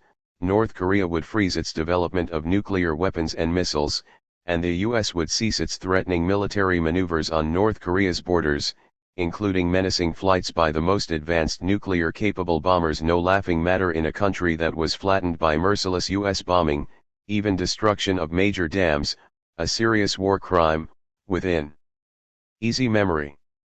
The option has been rejected by the US. As previously noted, double freeze could have opened the way to further negotiations, perhaps reaching as far as what was achieved in 2005. Under international pressure, the Bush administration turned to negotiations, which achieved substantial success. North Korea agreed to abandon all nuclear weapons and existing nuclear programs and allow international inspections, phrases worth rereading in the light of constant misrepresentation. In return, the US was to provide a light water reactor for medical use, issue a non-aggression pledge, and join in an agreement that the two sides would respect each other's sovereignty, exist peacefully together, and take steps to normalize relations. At once, the Bush administration broke the agreement. It renewed the threat of force, froze North Korean funds in foreign banks, and disbanded the consortium that was to provide North Korea with a light water reactor. Bruce Cummings, the leading U.S. Korea scholar, writes that the sanctions were specifically designed to destroy the September pledges and to head off an accommodation between Washington and Pyongyang. That path could be pursued again. On April 27, 2018, North and South Korea signed a historic document, the Panmunjom Declaration for Peace, Prosperity, and Unification of the Korean Peninsula. It's worth reading carefully. In the declaration, the two Koreas affirmed the principle of determining the destiny of the Korean nation on their own accord. Repeat, on their own accord, to completely cease all hostile acts against each other in every domain, to actively cooperate to establish a permanent and solid peace regime on the Korean Peninsula, to carry out disarmament in a phased manner, in order to achieve the common goal of realizing, through complete denuclearization, a nuclear-free Korean Peninsula, to strengthen the positive momentum towards continuous advancement of inter-Korean relations as well as peace, prosperity, and unification of the Korean Peninsula. They also agreed to actively seek the support and cooperation of the international community, meaning the US, for the denuclearization of the Korean Peninsula. Moreover, as Korea specialist Chung In-moon reviews in Foreign Affairs, the two sides did not just make high-level commitments. They also laid out specific timetables for implementing them and took concrete steps that would have immediate effects in facilitating cooperation and preventing conflict, something quite new and very significant. The import of the declaration is clear. The US should back off and allow the two Koreas to achieve peace, disarmament, unification, and complete denuclearization. We should accept the call for support and cooperation in this endeavor by the two parts of the Korean nation to determine its destiny on their own accord. To put it more simply, the declaration is a polite letter saying, "Dear Mr. Trump, declare victory if you want to prance around in public, but please go away and let us move towards peace, disarmament, and unification without disrupting the process." US analysts have been clear and frank about the real nature of the North Korean threat. New York Times foreign affairs commentator Max Fisher writes that North Korea has achieved what no country has since China developed its own program a half-century ago, a nuclear deterrent against the United States, and Trump's threats and sanctions have not succeeded to stall or reverse those gains. Clearly, we must act to prevent anyone from deterring our resort to force and violence. It's worth noting that Iran poses problems similar to North Korea. Specialists across the political spectrum would likely agree with the conclusion of the respected and properly conservative International Institute of Strategic Studies in 2010 that Iran's nuclear program and its willingness to keep open the possibility of developing nuclear weapons is a central part of its deterrence strategy. US intelligence concurs. Again, that is intolerable to the two rogue states that demand the right to rampage freely in the region, as they regularly do. If Trump and his advisors have any sense, they will seize the opportunity and accept the plea of the two Koreas. Unfortunately, expecting some sense may be too hopeful. The egregious hawk John Bolton, who has been just as publicly eager to bomb North Korea as Iran, went out of his way to bring up a model that he surely knew would infuriate and antagonize North Korea: the Libya model. You give up your deterrent, and then we will destroy you, ending with a brutal murder applauded with a vulgar joke by Hillary Clinton. Then Vice President Mike Pence chimed in saying it's not a mere threat but more of a fact that this will only end like the Libyan model ended if Kim Jong-un doesn't make a deal. Along with threatening military maneuvers at the North Korean borders, this is just the way to move negotiations forward. Predictably, there was a harsh verbal North Korean response, though coupled with some crucial actions. North Korea reported that it had just destroyed its key nuclear weapons testing site, setting off explosions to collapse underground tunnels. Trump responded a few hours later by canceling the planned summit meeting in Singapore with Kim Jong-un. This is not the end, however, and perhaps those who understand that Trump might register an ill-deserved triumph may prevail. Israel's Prime Minister, the irrevocable Bibi Netanyahu, has been driven for years by the idea of regime change in Tehran. Do you think this is a realistic objective now that Tel Aviv has a real friend in the White House? I don't think so, and I doubt that Israeli strategists do either. An invasion of Iran is most unlikely. If the US and Israel attack, it's likely to be from a safe distance missiles mainly and aimed at specific targets, though there might be special forces operations. We might recall that the US and Israel have already committed what the Pentagon describes as an act of war against Iran, justifying a military response from the target, namely, the cyber war attack on Iranian nuclear facilities. Europe's key leaders seem to be distancing themselves with ever greater frequency from Washington's policies on global affairs. Do you think we may be at the start of a new era between European and American relations? This is something that many had expected to happen from the time of Charles de Gaulle all the way up to the reign of Mikhail Gorbachev, but perhaps the time has finally come. So, your take on this? Is the era of US hegemony and obedience to Washington's dictates nearing its end? From the early post-war years, there was considerable concern in planning circles in Washington that Europe might move to become a third force in global affairs, a neutralist bloc. De Gaulle was indeed the leading proponent of this conception, and a version was revived by Gorbachev in his call for a common European home of cooperation and interchange from the Atlantic to the Urals, in which both NATO and the Warsaw Pact would be dismantled in favor of a pan-European security system. The idea was dismissed by the US in favor of expanding NATO, over the strong objections of George Kennan and other statesmen who warned, accurately enough, that this policy error of historic proportions would lead to rising and very ominous tensions on the Russian border. NATO's mission today, historian Richard Sakwe writes, is to manage the risks created by its existence. As to whether Europe today might move in an independent direction, I'm skeptical. Despite Trump's moves to diminish and isolate America, and to alienate allies, and despite the exit of America's major advocate, Britain, from the European Union, I suspect that Europe will be unwilling to pose a serious challenge to Washington.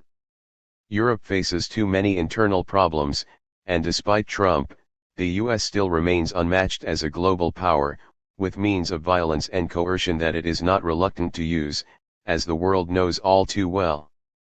But a lot remains uncertain. As the business press observes, the United States' ability to impose financial sanctions around the world depends on the willingness of China and Europe to comply, and that may be waning. In the case of China, it has been waning rapidly. China has been moving to establish an international currency regime and trading system independent of the US. Trump's effort to destroy the Iran nuclear deal has infuriated the Europeans, who reacted at once by agreeing to invoke rules to shield European Union companies from US sanctions, to permit the European Investment Bank to finance business in Iran, and to encourage European countries to explore transfers to Iran's central bank, bypassing the US-dominated international financial system. These blocking mechanisms were last invoked in 1996, when Clinton sought to curb European investment in Cuba, Iran, and Libya. Clinton backed down. But the world has changed. It's possible that Trump may succeed in creating a diminished America, hiding in fear behind walls, isolated and marginalized though retaining plenty of guns to kill one another and a fearsome capacity to destroy at will. A complete disaster, Trump and the future of US politics. CJ Polychronua, Noam, it's been already 14 months into Donald Trump's turbulent White House tenure, but sometimes we still need to pinch ourselves to make sure that it's not a nightmare that a racist, misogynist, homophobic man who apparently cares only about himself runs the world's most powerful nation. But, really, how bad is it having Trump in the White House? Noam Chomsky, very bad. As Trump began his second year in office, the Bulletin of Atomic Scientists advanced their doomsday clock to 2 minutes to midnight, citing increasing concerns about nuclear weapons and climate change. That's the closest it has been to terminal disaster since 1953, when the US and USSR exploded thermonuclear weapons. That was before the release of Trump's Nuclear Posture Review, which significantly increases the dangers by lowering the threshold for nuclear attack and by developing new weapons that increase the danger of terminal war. On climate change, Trump is a complete disaster, along with the entire Republican leadership. Every candidate in the Republican primaries either denied that what is happening or said, we shouldn't do anything about it. And these attitudes infect the Republican base. Half of Republicans deny that global warming is taking place, while 70% say that whether it is or not, humans are not responsible. Such figures would be shocking anywhere, but are remarkably so in a developed country with unparalleled resources and easy access to information. It is hard to find words to describe the fact that the most powerful country in world history is not only withdrawing from global efforts to address a truly existential threat, but is also dedicating itself to accelerating the race to disaster, all to put more dollars in overstuffed pockets. No less astounding is the limited attention paid to the phenomenon. When we turn to matters of great though lesser import, the conclusion is the same: disaster. While Trump's antics occupy the attention of the media, his associates in Congress have been working intensively to advance the interests of their actual constituency, extreme wealth and corporate power, while dismantling what is of value to the general population and future generations. With justice, the Republican leadership regard the tax bill as their greatest triumph. As noted, Joseph Stiglitz rightly describes the triumph as the U.S. Donor Relief Act of 2017, a vast giveaway to their actual constituency and to themselves. As he points out, the Republican leaders are stuffing themselves at the trough. Trump, Kushner, and many others in his administration are among the biggest winners, thinking that this may be their last chance at such a feast. And après moi, le deluge literally in this case. The grand triumph brings an extra advantage. It explodes the deficit, a trademark of Republicans since Reagan, which means that they can move on to cut away at entitlements, as the chief architect, Paul Ryan, announced happily at once. The U.S. already ranks near the bottom of the Organization for Economic Cooperation and Development countries, the 35 richer and more developed countries, in social justice measures. The Republican triumph will sink it even lower. The tax scam is only the most prominent of the devices being implemented under the cover of Trump buffoonery to serve wealth and corporate power while harming the irrelevant population. Many other policies are simply unconscionable, such as Trump's initiative to have the Department of Homeland Security separate children, even infants, from their mothers in order to discourage immigration. 700 families have been split in this fashion since October, a New York Times investigation found. Many of these families are fleeing from the murderous consequences of U.S. policies. Honduras has been the main source of refugee flight since the U.S., almost alone, endorsed the military coup that ousted the elected president and the fraudulent election that followed, initiating a reign of terror. We also must endure the sight of Trump wailing in terror because a caravan of victims reached Mexico, most hoping to settle there. As mentioned, Trump's tweeted suggestion that these victims threaten the security of the U.S. is reminiscent of Reagan strapping on his cowboy boots and calling a national emergency because Nicaraguan troops were a 2 days march from Texas, and about to overwhelm us. It's amazing that such performances do not evoke profound national embarrassment. To the extent that politics is the art of the possible, would you say that Trump has been consistent so far with the promises he made to voters during the 2016 campaign? In some cases, yes. he is fulfilling the wishes of the evangelicals who are a large part of his voting base. He is greatly increasing the military budget, as he promised. Most of his promises are about as close to fulfillment as his commitment to drain the swamp, which is now overflowing. Scott Pruitt's Environmental Protection Agency alone is a cesspool, though its dismantling of efforts to deal with the impact of climate change are far more serious than the wholesale robbery, which seems to be a Pruitt specialty from well before he was handed the wrecking ball. On trade, though the policies, insofar as they are coherent, are generally harmful, the rhetoric is not completely false. Thus, it is true that China is using devices that violate World Trade Organization rules, devices that were critical to the growth of the rich societies, from England to the US and beyond, and are now banned by the investor rights agreements mislabeled free trade agreements. As explained, this is a textbook illustration of what economic historians call kicking away the ladder. First we climb up, then we kick the ladder away so that you can't follow. And Trump is right that the North American Free Trade Agreement, NAFTA, should be revised. Some sensible proposals have been put forth by the partners in NAFTA. For example, Canada has proposed that the revised NAFTA should ban harsh U.S. anti-labor laws, like the right to scrounge laws called right to work in contemporary newspeak. These laws are soon to become federal policy, it seems, under the reactionary Roberts Court, which was made more extreme by Senate Majority Leader Mitch McConnell's shameful parliamentary maneuvers to prevent even consideration of Obama's nomination, opening the way to the appointment of Neil Gorsuch, another gift to the far right. The Canadian proposal was prominently reported in the major Canadian press, but, oddly, is missing from the discussions of NAFTA revision here, which keep to Trump proposals. Allegations of collusion continue to haunt Donald Trump's presidency, primarily over his alleged ties to Russia and Putin, and former FBI Director James Comey said in a recent interview with ABC News that Trump is morally unfit to be president. What's your take on all this, and what does Trump's disrespect for law and the fact that his base is refusing to abandon him tell us about the current state of American democracy and U.S. politics in general? We don't need Comey to tell us that Trump is morally unfit. He made that abundantly clear in the primaries, if not before. The fact that the Oval Office is coming to resemble a schoolyard on a bad day may be obnoxious, but it doesn't rank high among the misdeeds of the administration, in my opinion. Same with his alleged ties to Russia and Putin. Much more serious is the clique that now surrounds him. It's a sad day when one has to hope that General James Mattis will keep the rest in check. The John Bolton appointment in particular should send shivers up the spine of any person. As for Trump's base, they are indeed quite loyal. Most Trump voters were relatively affluent and probably are fairly satisfied with the ultra-reactionary policies. Another important segment was non-college educated whites, a group that voted overwhelmingly for Trump, a 40% advantage.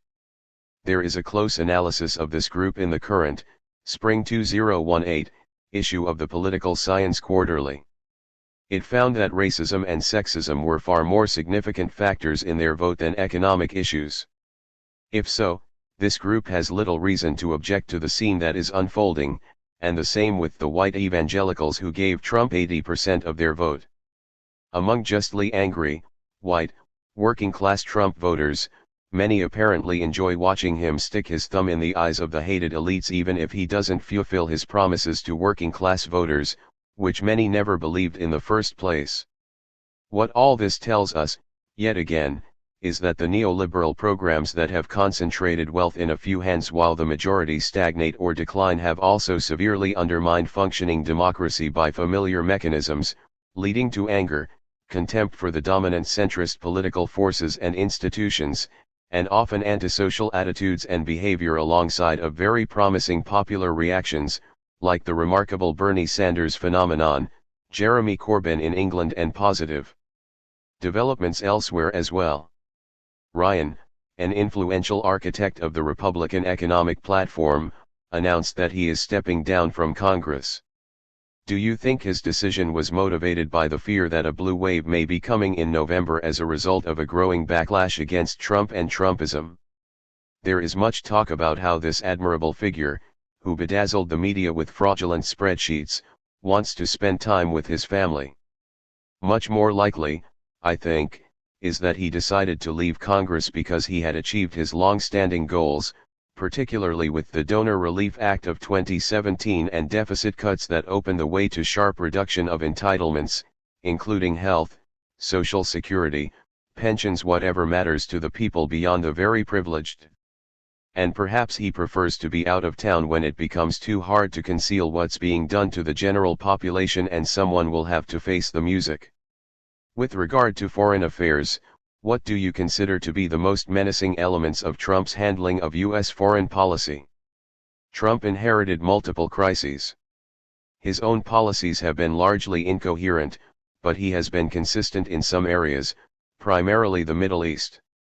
He has provided strong support for the Saudi war in Yemen, a major catastrophe, and is exulting in the huge arms sales to the dictatorship. Last December, UN agencies warned that the Saudi blockade of Yemen could lead to one of the largest famines in modern times. Yemen already has the world's worst cholera outbreak, which is not under control. The Saudi blockade is hindering desperately needed imports of food, medicine, and fuel. Apart from the human disaster it is creating, the Saudi dictatorship, always with firm U.S. backing, seems intent on carrying forward the Taliban and ISIS projects of destroying precious antiquities. Reviewing the systematic Saudi destruction, the chair of Yemen's Organization of Antiquities and Museums charges that the attacks on 60 sites are a conscious campaign to wreck Yemen's heritage and demoralize its citizens. Western experts agree that the destruction seems deliberate, using information provided by the United Nations Educational, Scientific, and Cultural Organization on cultural heritage sites to direct bombing attacks, with no military objective. The US-led attack on ISIS in Raqqa, Syria, destroyed the city, and nothing is being done to reconstruct or help the victims. Under the influence of US Ambassador Nikki Haley, one of the more sinister, and, it seems, ambitious, figures in the administration, Trump has sharply cut funding to the United Nations Relief and Works Agency, which barely keeps millions of Palestinian refugees alive. In general, Make America Great means great at destroying, and that's where the greatness ends. It's by no means entirely new, but is now raised to a higher level and becoming a matter of principle. In May, Trump will presumably refuse to renew sanctions relief for Iran, as required by the Iran nuclear deal, JCPOA. That does not constitute formal withdrawal, though that's the likely effect. Even if the European signers formally persist, the consequences will be severe because of central role of the US in the international financial system, not to speak of the danger that their persistence might arouse the ire of the unpredictable Trump, who can do great damage if crossed. Effective withdrawal might provide an opening for the new National Security Advisor, Bolton, a genuine war criminal who publicly calls for bombing Iran, presumably in collaboration with Israel and with tacit Saudi approval. Consequences could be horrendous. There is much fevered debate as to whether Iran might have violated the JCPOA, contrary to the firm conclusion of the International Atomic Energy Agency Director General Yukiya Amano on March 5, 2018. That Iran is implementing its nuclear-related commitments. But we hear virtually nothing about US violations, though these have been clear enough. Thus, the JCPOA commits the signers to support the successful implementation of the agreement, including in their public statements, and to refrain from any adverse effects on trade and economic relations with Iran that conflict with their commitments to successful implementation of the JCPOA. The US has been in flat violation of all of these commitments. This has serious consequences. Unmentionable as always is the obvious way to alleviate whatever threat Iranian nuclear programs are imagined to pose: establishing a nuclear weapon-free zone in the region. The way is clear. The proposal is strongly supported by Iran, the Arab states, and the world generally. But there is an impediment. It has regularly been blocked by the US, for familiar reasons: Israel's nuclear weapons. Also ignored is that the US and UK have a special commitment to work for this goal, having committed themselves to it in the UN Security Council resolution they invoked in an effort to find some thread of justification for their invasion of Iraq. There is more to say about this troubled region, but there are crises elsewhere as well. One involves North Korea, and here there might be some rays of light. Trump has so far accepted the moves of the two Koreas toward improving relations and has agreed to negotiations with North Korean dictator Kim Jong-un that so far look promising. If these initiatives succeed, they might go as far as the September 2005 agreement in which North Korea pledged to abandon all nuclear weapons and existing weapons programs. Unfortunately, the Bush administration immediately violated all of its commitments under the agreement, and North Korea proceeded with its nuclear weapons programs. We may hope that Trump will be willing to accept success in denuclearizing the peninsula and in further steps toward accommodation. And if he wants to brag about the achievement as a demonstration of his brilliance as a deal maker, just fine. This by no means exhausts the foreign policy issues that should be seriously addressed, topics that would carry us far afield. What's your overall sense about Trumpism? What is it really all about, and do you think Trumpism is showing us the future of right-wing politics in the US? Trumpism is one of many manifestations of the effects of the neoliberal policies of the past generation. These have led to extreme concentration of wealth along with stagnation for the majority. There have been repeated crashes of the deregulated financial institutions, each worse than the last. Bursting bubbles have been followed by huge public bailouts for the perpetrators, while the victims have been abandoned. Globalization has been designed to set working people throughout the world in competition with one another while private capital is lavished with benefits. Democratic institutions have eroded. As already mentioned, all of this has led to anger, bitterness, and desperation. One remarkable effect is the increasing mortality among middle-aged whites discovered by Ann Case and Angus Deaton, analyzed as deaths of despair, a phenomenon unknown in functioning societies. While there are variations from place to place, some features are common. One is the decline of the centrist parties that have long dominated political life, as we see in election after election. In the US, in recent years, whenever candidates arose from the base in the Republican primaries, the established powers were able to crush them and impose their own choice. Mitt Romney, most recently. In 2016, for the first time they were unable to do so, but they quickly rallied to the winning candidate, who proved quite willing to front for the more brutal wing of the traditional party. The real surprise in the election was the Sanders campaign, which broke with a long tradition of pretty much bought elections, and was stopped only by the machinations of the Obama-Clinton party managers. The Democratic Party is now split between the donor-oriented New Democrat managers and a growing activist Social Democratic base. What all of this portends, worldwide, is far from clear. Though there are also significant signs of hope, some commentators have with good reason been quoting Gramsci's observation from his prison cell: the crisis consists precisely in the fact that the old is dying and the new cannot be born. In this interregnum a great variety of morbid symptoms appear. Imagining our way beyond neoliberalism. With Robert Pollin. C.J. Polychronua, Noam. Racism, inequality, mass incarceration, and gun violence are pathologies that run deep inside American society. How would a progressive government begin to address these problems if it found itself in a position of power in, say, the next decade or so? Noam Chomsky: very serious problems, no doubt. In order to address them effectively, it's first necessary to understand them, not a simple matter. Let's take the four pathologies in turn. Racism certainly runs deep. There is no need to elaborate. It's right before our eyes in innumerable ways, some with considerable historical resonance. Current anti-immigrant hysteria can hardly fail to recall the racist immigration laws that at first barred Asians and were extended in the 1920s to Italians and Jews, under a different guise. These laws, incidentally, helped to send many Jews to gas chambers, and after the war, they kept miserable survivors of the Holocaust from U.S. shores. Of course, the most extreme case for the past 400 years is the bitter history of African Americans. Current circumstances are shameful enough, commonly held doctrines scarcely less so. The hatred of Obama and anything he touched surely reflects deep-rooted racism.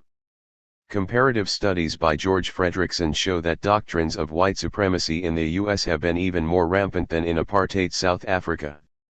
The Nazis, when seeking precedents for the Nuremberg laws, turned to the United States, taking its anti-miscegenation laws as a model, though not entirely. Certain US laws were too harsh for the Nazis because of the one drop of blood doctrine. It was not until 1967, under the impact of the civil rights movement, that these abominations were struck down by the Supreme Court. And it goes far back, taking many strange forms, including the weird Anglo-Saxon cult that has been prominent for centuries. Benjamin Franklin, the great American figure of the Enlightenment, pondered whether Germans and Swedes should be barred from the country because they are too swarthy. Adopting familiar understanding, he observed that the Saxons only are accepted from this racial defect, and by some mysterious process, those who make it to the United States may become Anglo-Saxons, like those already accepted within the canon. The national poet Walt Whitman, honored for his democratic spirit, justified the conquest of half of Mexico by asking, "What has miserable, inefficient Mexico to do with the great mission of peopling the New World with a noble race? Be it ours to achieve that mission." A mission accomplished by the most wicked war in history, in the judgment of General President Ulysses Grant, who later regretted his service in it as a junior officer. Coming to recent years, Henry Stimson, one of the most distinguished members of the FDR-Truman cabinets, and one of the few to oppose atomic bombing, consistently maintained that Anglo-Saxons were superior to the lesser breeds. Historian Sean Langdon Malloy observes in his book, Atomic Tragedy, Henry L. Stimson and the decision to use the bomb, and again reflecting not uncommon views, asked to have one of his aides reassigned on the slight possibility that he might be a Hebrew, in his own words. The other three maladies that you mention are also striking features of U.S. society in some ways, even distinguishing features. But unlike racism, in all three cases, it is partially a contemporary phenomenon. Take inequality. Through much of its history, the US did not have high inequality as compared with Europe. Less so, in fact. That began to change in the industrial age, reaching a peak in 1928, after the forceful destruction of the labor movement and crushing of independent thought. Largely as a result of labor mobilization, inequality declined during the Great Depression, a tendency continuing through the great growth period of regulated capitalism in the early post-war decades. The neoliberal era that followed reversed these trends, leading to extreme inequality that may even surpass the 1928 peak. As noted previously, mass incarceration is also period-specific. In fact, the same period. It had reached high levels in the South in the post-Reconstruction years after an 1877 North-South Compact gave the South free rein to institute slavery by another name, as Douglas Blackman calls the crime in his study of how the former slave-owning states devised techniques to incarcerate much of the black population. By doing so, they created a renewed slave labor force for the Industrial Revolution of those years, this time with the state, rather than private capital, responsible for maintaining the slave labor force, a considerable benefit to the ownership class. Turning to more recent times, 30 years ago, U.S. incarceration rates were within the range of developed societies, a little toward the high end. By now they are 5 to 10 times as high, far beyond those of any country with credible statistics. Again, a phenomenon of the past 3 decades. The gun cult is also not as deeply rooted as often supposed. Guns were, of course, needed to conduct the 2 greatest crimes of American history, controlling slaves and exterminating Native Americans. But the general public had little interest in weapons, a matter of much concern to the arms industry. The popular gun cult was cultivated by gun manufacturers in the 19th century in order to create a market beyond governments. Normal capitalism. Methods included concoction of Wild West mythology that later became iconic. Such efforts continue, vigorously, until the present. By now, in large sectors of the society, swaggering into a coffee shop with a gun shows that you are really somebody, maybe a Wyatt Earp clone. The outcomes are sobering. Gun homicides in the US are far beyond comparable countries. In Germany, for example, deaths from gun homicide are at the level of deaths in the US from contact with a thrown or falling object. And even these shocking figures are misleading. Half of suicides in the US are with firearms, more than 20,000 a year, amounting to 2/3 of all firearm deaths. Turning to your question about the four pathologies, the four horsemen, one is tempted to say the questions virtually answer themselves with a careful look at the history, particularly the history since World War II. There have been two phases during the post-war period: regulated capitalism through the 50s and 60s, followed by the neoliberal period from the late 70s, sharply accelerating with Reagan and his successors. It is the latter period when the last three of four pathologies drove the US off the charts. During the first post-war phase, there were some significant steps to counter endemic racism and its devastating impact on the victims. That was the great achievement of the mass civil rights movement, peaking in the mid-1960s, though with a very mixed record since. The achievements also had a major impact on the political system. The Democratic Party had been an uneasy coalition, including Southern Democrats, dedicated to racist policies and extremely influential because of seniority in one-party states. That's why New Deal measures were largely restricted to whites. For example, household and agricultural workers were barred from Social Security. The alliance fell apart in the 60s with the fierce backlash against extending minimal rights of citizenship to African Americans. The South shifted to Republican ranks, encouraged by Nixon's overtly racist Southern strategy. The period since has hardly been encouraging for African Americans, apart from elite sectors. Government policies could go some way toward ameliorating these social pathologies, but a great deal more is needed.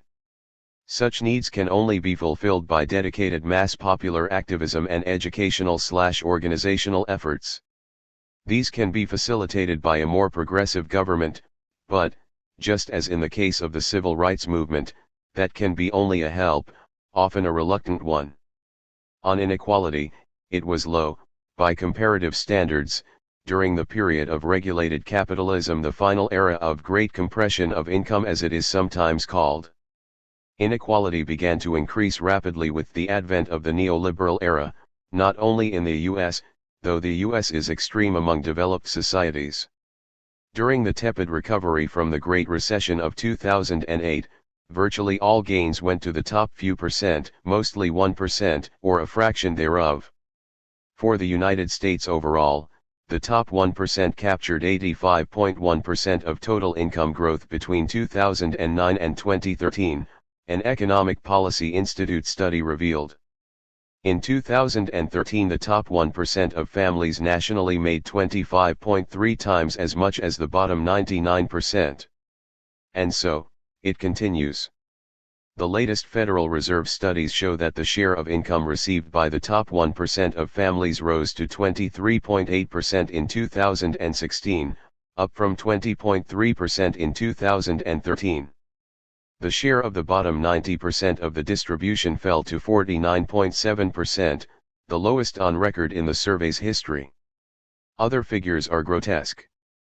Thus, average wealth holdings for white families in 2016 were about $933,700, compared with $191,200 for Hispanic families and $138,200 for black families, a product of deep-rooted racism exacerbating the neoliberal assault. The gun culture, too, has expanded rapidly in recent decades. In 1975, the NRA formed a new lobbying arm. A few years later, a PAC to channel funds to legislators. It soon became one of the most powerful interest group lobbies, with often fervent popular participation. In 2008, the Supreme Court, in an intellectual triumph of originalism, reversed the traditional interpretation of the Second Amendment, which had previously respected its explicit condition on the right to bear arms, the need for a well-regulated militia, being necessary to the security of a free state. That provision was understandable in 1790. There was almost no standing army. The world's most powerful state was still an enemy. The slave population had to be controlled. And the invasion of the rest of what became the national territory was about to be unleashed. Not exactly today's circumstances. Since 2008, our constitutional right to bear arms, as declared by the right-wing Roberts Court, has become Holy Writ. There are many contributing factors to the sharp break between the two post-war periods, neither of which began to approach what is surely possible in the richest society in world history, with incomparable advantages. One leading factor is the financialization of the economy, creating a huge block of largely predatory institutions devoted to financial manipulations rather than to the real economy, a process by which Wall Street destroyed Main Street, in the words of Financial Times editor Rana Foroohar. One of her many illustrations is the world's leading corporation, Apple. It has astronomical wealth, but to become even richer, has been shifting from devising more advanced marketable goods to finance. Its R&D as a percentage of sales has been falling since 2001, tendencies that extend widely among major corporations. In parallel, capital from financial institutions that financed business investments during the post-war growth period now largely stays inside the financial system, Foroohar reports, enriching financiers, corporate titans, and the wealthiest fraction of the population, which hold the vast majority of financial assets. During the period of rapid growth of financial institutions since the 70s, there seem to have been few studies of their impact on the economy. Apparently, it was simply taken for granted that since it, accords with neoliberal market principles, it must be a good thing. The failure of the profession to study these matters was noted by Nobel laureate in economics Robert Solow after the 2008 crash. His tentative judgment was that the general impact is probably negative, the successes probably add little or nothing to the efficiency of the real economy, while the disasters transfer wealth from taxpayers to financiers. By now, there is substantially more evidence. A 2015 paper by two prominent economists found that productivity declines in markets with rapidly expanding financial sectors, impacting mostly the sector most critical for long-term growth and better jobs, advanced manufacturing. One reason, Foroohar observes, is that finance would rather invest in areas like real estate and construction, which are far less productive but offer quicker, more reliable short-term gains, hence also bigger bonuses for top management, the Trump-style economy, palatial hotels and golf courses, along with massive debt and repeated bankruptcies. In part for related reasons, though productivity has doubled since the late 70s when finance was beginning to take over the economy, wages have stalled for male workers, declined. In 2007, before the crash, at the height of euphoria about the grand triumphs of neoliberalism, neoclassical economics, and the Great Moderation, real wages of American workers were lower than they had been in 1979, when the neoliberal experiment was just taking off. Another factor contributing to this outcome was explained to Congress in 1997 by Fed Chair Alan Greenspan, when testifying on the healthy economy he was managing. In his own words, atypical restraint on compensation increases has been evident for a few years now and appears to be mainly the consequence of greater worker insecurity. Insecurity that was, as he noted, markedly increasing even as employment prospects improved. In short, with labor repressed and unions dismantled, workers were too intimidated to seek decent wages and benefits, a sure sign of the health of the economy. The same happened to the minimum wage, which sets a floor for others. If it had continued to track productivity, it would now be close to $20 an hour. Crises have rapidly increased as deregulation took off, in accord with the religion that markets know best, deplored by another Nobel laureate, Joseph Stiglitz, in a World Bank publication 20 years ago, to no effect. Each crisis is worse than the last, each following recovery weaker than the last. None of this, incidentally, would have come as a surprise to Marxist economists, who pretty much disappeared from the scene in the United States. Despite much lofty rhetoric about free markets, like other major industries, energy, agribusiness, etc., financial institutions benefit enormously from government subsidy and other interventions. An IMF study found that the profits of the major banks derive substantially from the implicit government insurance policy, too big to fail, which confers advantages far beyond the periodic bailouts when corrupt practices lead to a crash, something that did not happen during the earlier period, before bipartisan neoliberal doctrine fostered deregulation. Other benefits are real but immeasurable, like the incentive to undertake risky, hence profitable, transactions, with the understanding that if they crash, the hardy taxpayer will step in to repair the damage, probably leaving the institutions richer than before, as after the 2008 crash for which they were largely responsible. Other factors include the accelerated attack on unions and the radical reduction in taxes for the wealthy, both natural concomitants of neoliberal ideology. Another is the particular form of neoliberal globalization, particularly since the 90s, designed in ways that offer very high protection and other advantages to corporations, investors, and privileged professionals, while setting working people in competition with one another worldwide, with obvious consequences. Such measures have a mutually reinforcing effect. As wealth becomes more concentrated, so, automatically, does political power, which leads to government policies that carry the cycle forward. A primary goal of the neoliberal reaction was to reverse the falling rate of profit that resulted, in part, from growing labor militancy. That goal has been achieved with impressive success. The professed goals, of course, were quite different. And as always, the reaction was buttressed by ideology. One staple has been the famous thesis of Simon Kuznets: while inequality increases in early economic development, it begins to decrease as the economy reaches a more advanced level. It follows, then, that there is no need for redistributive policies that interfere with the magic of the market. The Kuznets thesis soon became conventional wisdom among economists and planners. There are a few problems, however. 1. As American University economics professor John Wisman observes, is that it wasn't a thesis, but rather a conjecture, very cautiously advanced. As Kuznets explained, the conjecture was based on perhaps 5% empirical information and 95% speculation, some of it possibly tainted by wishful thinking. This slight qualification in the article was overlooked in a manner not uncommon when there is doctrinal utility in so doing. Other justifications fare similarly. One might almost define neoliberalism a bit cruelly, but not entirely unfairly, as an ideology devoted to establishing more firmly a society based on the principle of private affluence. Public scholar John Kenneth Galbraith's condemnation of what he observed in 1958. Much worse was to come with the unleashing of natural tendencies of capitalism in the neoliberal years, now enhanced as its more brutal variants are given virtually free rein under Trump-Ryan McConnell republicanism. All of this is under human control, and can be reversed. There are many realistic options, even without looking beyond short-term feasibility.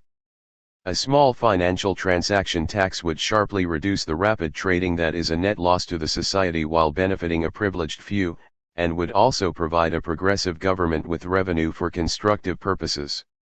It's common knowledge that the deterioration of infrastructure has reached grotesque proportions. Government programs can begin to address these serious problems. They can also be devoted to improving rather than undermining the deteriorating public education system.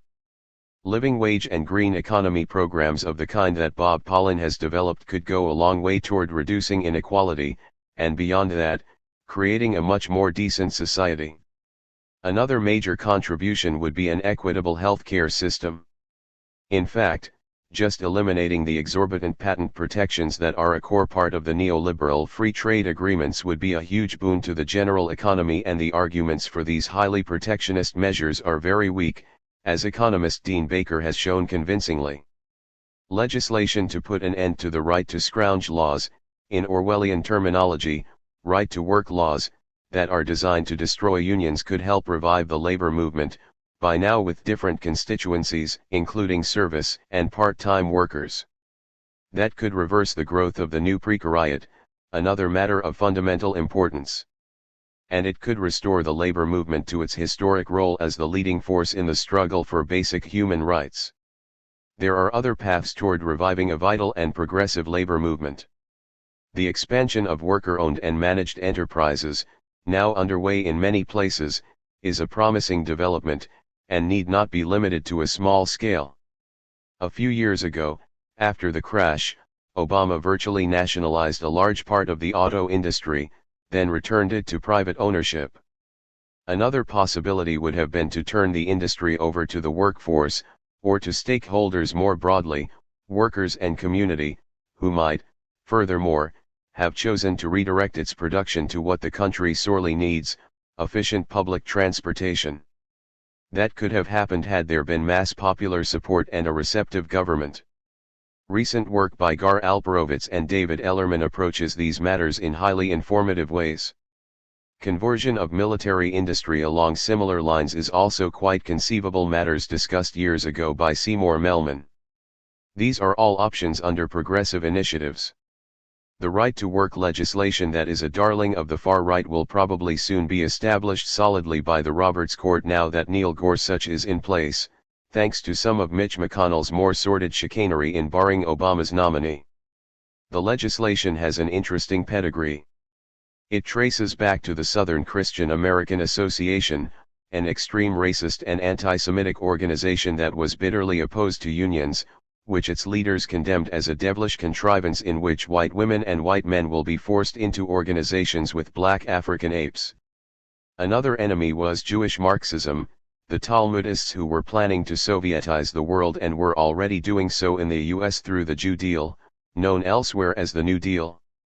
An immediate objective of moderately progressive policy should be to sharply cut the huge military budget, well over half of discretionary spending and now expanding under the Republican project of dismantling government, apart from service to their wealthy/corporate constituency.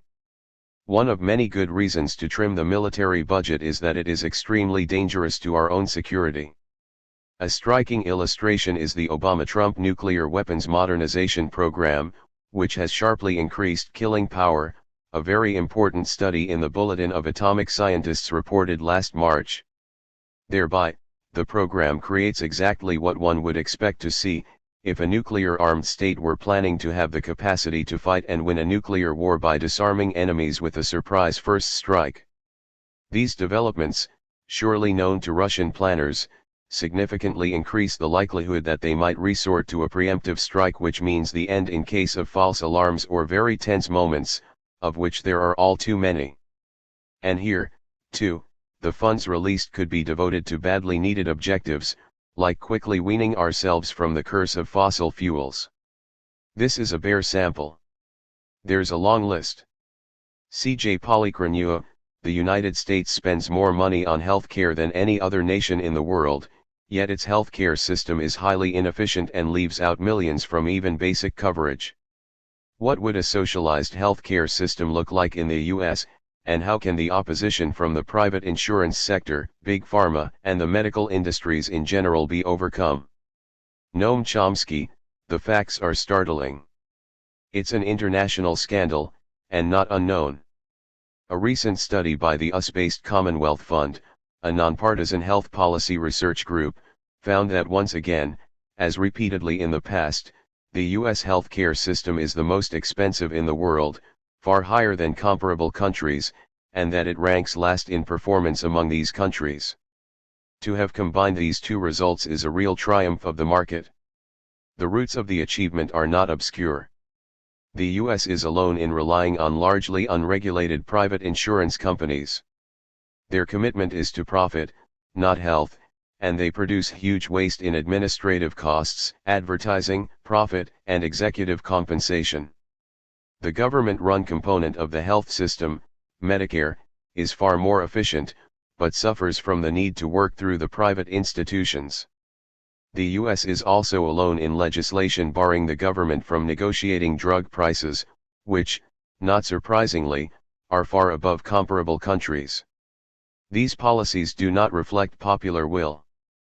Poll results vary, depending on how questions are formulated, but over time, they show considerable, often majority support for a public health system of the kind found elsewhere. Usually, Canada is the model because so little is known about the rest of the world, though it is not ranked as the best. That prize has regularly been won by the British National Health Service, though it, too, is reeling under the neoliberal assault. When Obama's Affordable Care Act was introduced, it included a public option, supported by almost two-thirds of the population. It was unceremoniously deleted. Popular opinion is particularly striking in that it receives so little mainstream support, even articulation, and if even brought up, is usually condemned.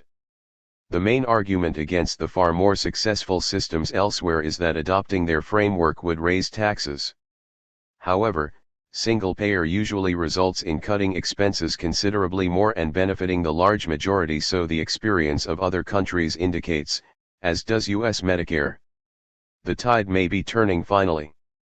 Sanders has received considerable support, even within the political system, for his call for universal health care to be achieved step by step in his plan, by gradual extension of Medicare and other means.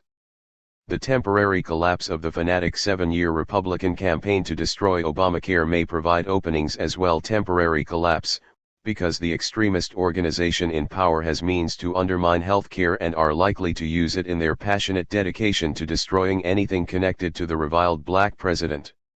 Nevertheless, there are new openings for some degree of reason, which could greatly enhance people's welfare, as well as improving the general economy.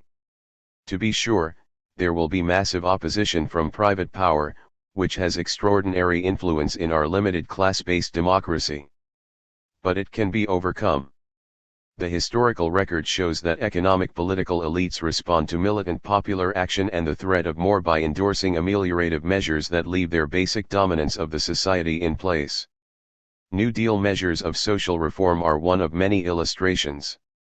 C.J. Polychronua, Bob, you produced recently an economic analysis for the backing of a single-payer bill in California, SB 562, and worked on Bernie Sanders's proposal for universal health care.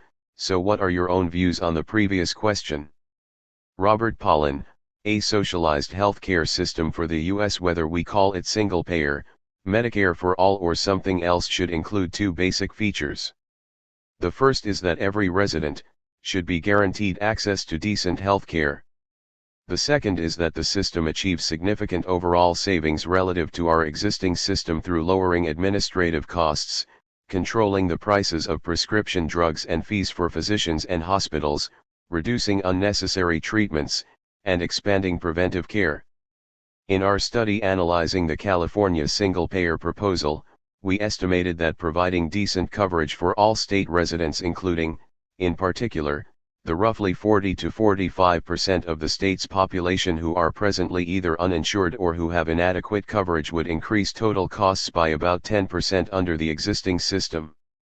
But we also estimated that operating the single-payer system could achieve overall savings in the range of 18% relative to the existing system in the areas of administration, drug prices, fees for providers, and cutting back on wasteful service delivery. Overall then, we found that total healthcare spending in California would fall by about 8%, even with the single-payer system delivering decent care for everyone. My work on the Sanders's Medicare for All bill is ongoing as of now, so I will hold off on providing estimates of its overall impact. Let's consider how transformative the California-type outcomes would be. Under single-payer in California, decent health care would be established as a basic human right, as it already is in almost all other advanced countries. Nobody would have to forego receiving needed treatments because they didn't have insurance or they couldn't afford high insurance premiums and copays. Nobody would have to fear a financial disaster because they faced a healthcare crisis in their family. Virtually all families would end up financially better off, and most businesses would also experience cost savings under single-payer relative to what they pay now to cover their employees. How can the opposition from the private health insurance sector, big pharma, and the medical industries in general be overcome? It obviously will not be easy. Healthcare in the US is a $3 trillion business. Profits of the private companies are in the hundreds of billions, even while most of the funding for our existing healthcare system comes from the federal, state, and local government budgets. As one example of how to respond to this political reality, we can learn from the work of the California Nurses Association/National Nurses United. The nurses union has been fighting for single payer for over 20 years. They bring enormous credibility to the issue, because their members see firsthand how the health and financial well-being of especially non-wealthy people in the US suffer under our current system. There is no secret as to how the nurses union fights on behalf of single payer. They believe in their cause and are highly effective in the ways they organize and advance their position. The basics are as simple as that. Breaking through the political barriers to free education. With Robert Pollin. C.J. Polychronua, Noam. Higher education in the US is a terribly expensive affair, and hundreds of billions are owed in student loans. First, do you think that a system of free higher education can coexist alongside tuition-charging universities? Secondly, what could and should be done about student debt? Noam Chomsky. The educational system was a highly predictable victim of the neoliberal reaction, guided, as noted earlier, by the maxim of private affluence and public squalor. Funding for public education has sharply declined. Tuition has exploded, leading to a plague of unpayable student debt. As higher education is driven to a business model in accord with neoliberal doctrine, administrative bureaucracy has sharply increased at the expense of faculty and students, developments reviewed well by sociologist Benjamin Ginsberg. Cost-cutting dictated by the revered market principles naturally leads to hyper-exploitation of the more vulnerable, creating a new precariat of graduate students and adjuncts surviving on a bare pittance, replacing tenured faculty. All of this happens to be a good disciplinary technique, for obvious reasons. For those with eyes open, much of what has happened was anticipated by the early 70s, at the point of transition from regulated capitalism to incipient neoliberalism. At the time, there was mounting elite concern about the dangers posed by the democratizing and civilizing effects of 1960s activism, and particularly the role of young people during the time of troubles. The concerns were forcefully expressed at both ends of the political spectrum. At the right end of the spectrum, the Powell Memorandum sent by corporate lobbyist, later Supreme Court Justice, Lewis Powell to the Chamber of Commerce called upon the business community to rise up to defend itself against the assault on freedom led by Ralph Nader, Herbert Marcuse, and other miscreants who had taken over the universities, the media, and the government. The picture was, of course, ludicrous, but it did reflect the perceptions of Powell's audience, desperate about the slight diminution in their overwhelming power. The rhetoric is as interesting as the message, reminiscent of a spoiled 3-year-old who has a piece of candy taken away. The memorandum was influential in circles that matter for policy formation. At the other end of the spectrum, at about the same time, the liberal internationalists of the Trilateral Commission published their lament over the crisis of democracy that arose in the terrible 60s, when previously apathetic and marginalized parts of the population, the great majority, began to try to enter the political arena to pursue their interests. That posed an intolerable burden on the state. Accordingly, the trilateral scholars called for more moderation in democracy, a return to passivity and obedience. The American rapporteur, Harvard professor Samuel Huntington, reminisced nostalgically about the time when Truman had been able to govern the country with the cooperation of a relatively small number of Wall Street lawyers and bankers, so that true democracy flourished. A particular concern of the trilateral scholars was the failure of the institutions responsible for the indoctrination of the young, including the schools and universities. These had to be brought under control, along with the irresponsible media that were, occasionally, departing from subordination to proper authority, a precursor of concerns of the far-right Republican Party today. The right-liberal spectrum of concerns provided a good indication of what was to come. The underfunding of public education, from K-12 through colleges and universities, has no plausible economic rationale, and in fact is harmful to the economy because of the losses that ensue. In other countries, rich and poor, education remains substantially free, with educational standards that rank high in global comparisons. Even in the US, higher education was almost free during the economically successful years before the neoliberal reaction, and it was, of course, a much poorer country then. The GI Bill provided free education to huge numbers of people, white men overwhelmingly, who would probably never have gone to college, a great benefit to them personally and to the whole society. Tuition at private colleges was far below today's exorbitant costs. Student debt is structured to be a burden for life. The indebted cannot easily declare bankruptcy, unlike Trump. Current student debt is estimated to be over $1.45 trillion, more than $600 billion more than total credit card debt. Most is unpayable, and should be rescinded. There are ample resources for that simply from waste, including the bloated military and the enormous concentrated private wealth that has accumulated in the financial and general corporate sector under neoliberal policies. There is no economic reason why free education cannot flourish from schools through colleges and university.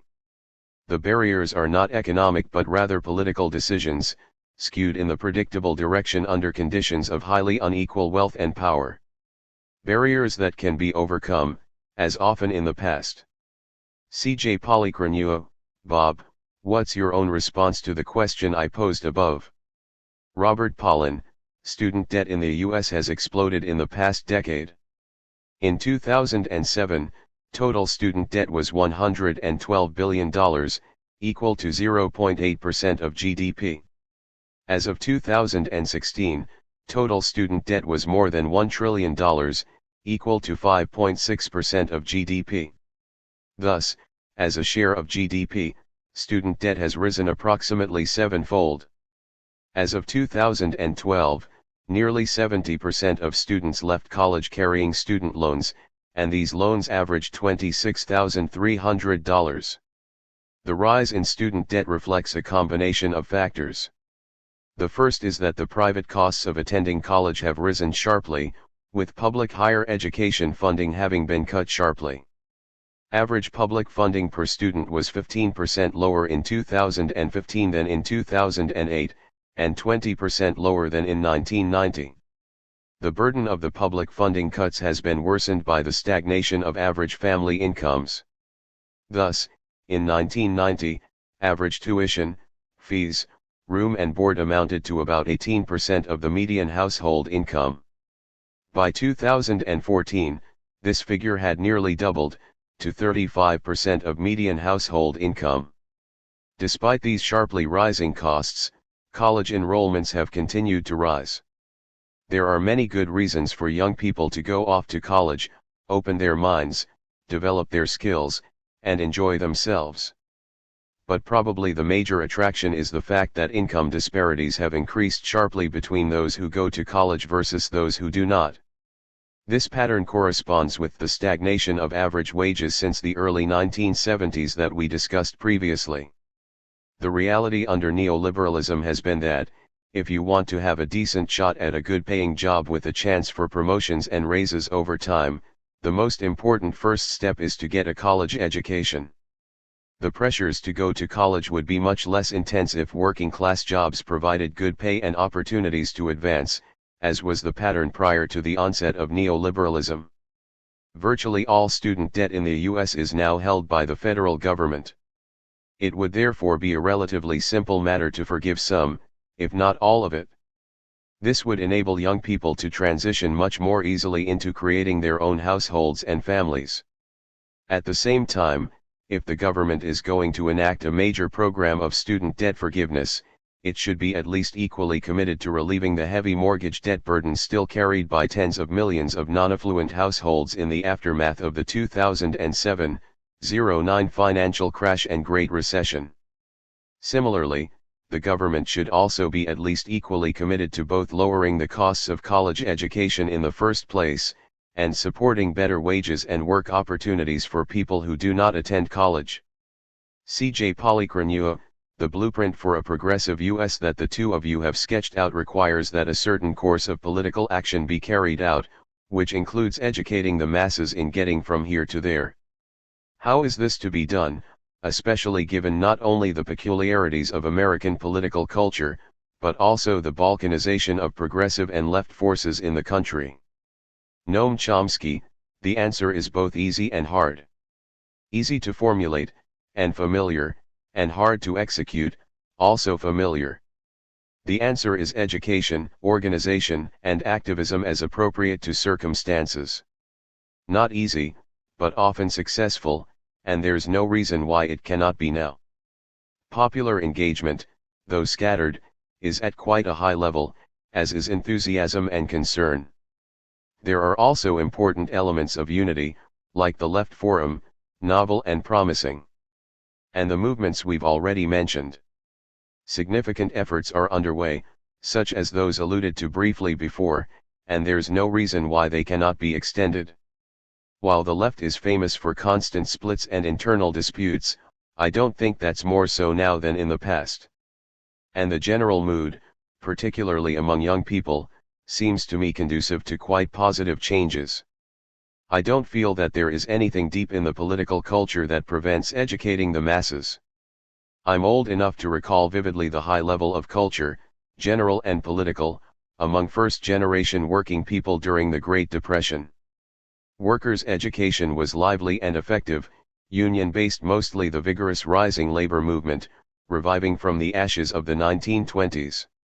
I've often seen independent and quite impressive initiatives in working class and poor and deprived communities today. And there's a long earlier history of lively working class culture, from the early days of the Industrial Revolution. The most important radical democratic movement in American history, the populist movement, not today's populism, was initiated and led by farmers in Texas and the Midwest, who may have had little formal education but understood very well the nature of their plight at the hands of the powerful banking and commercial sectors, and devised effective means to counter it. I've been fortunate enough to have seen remarkable examples elsewhere.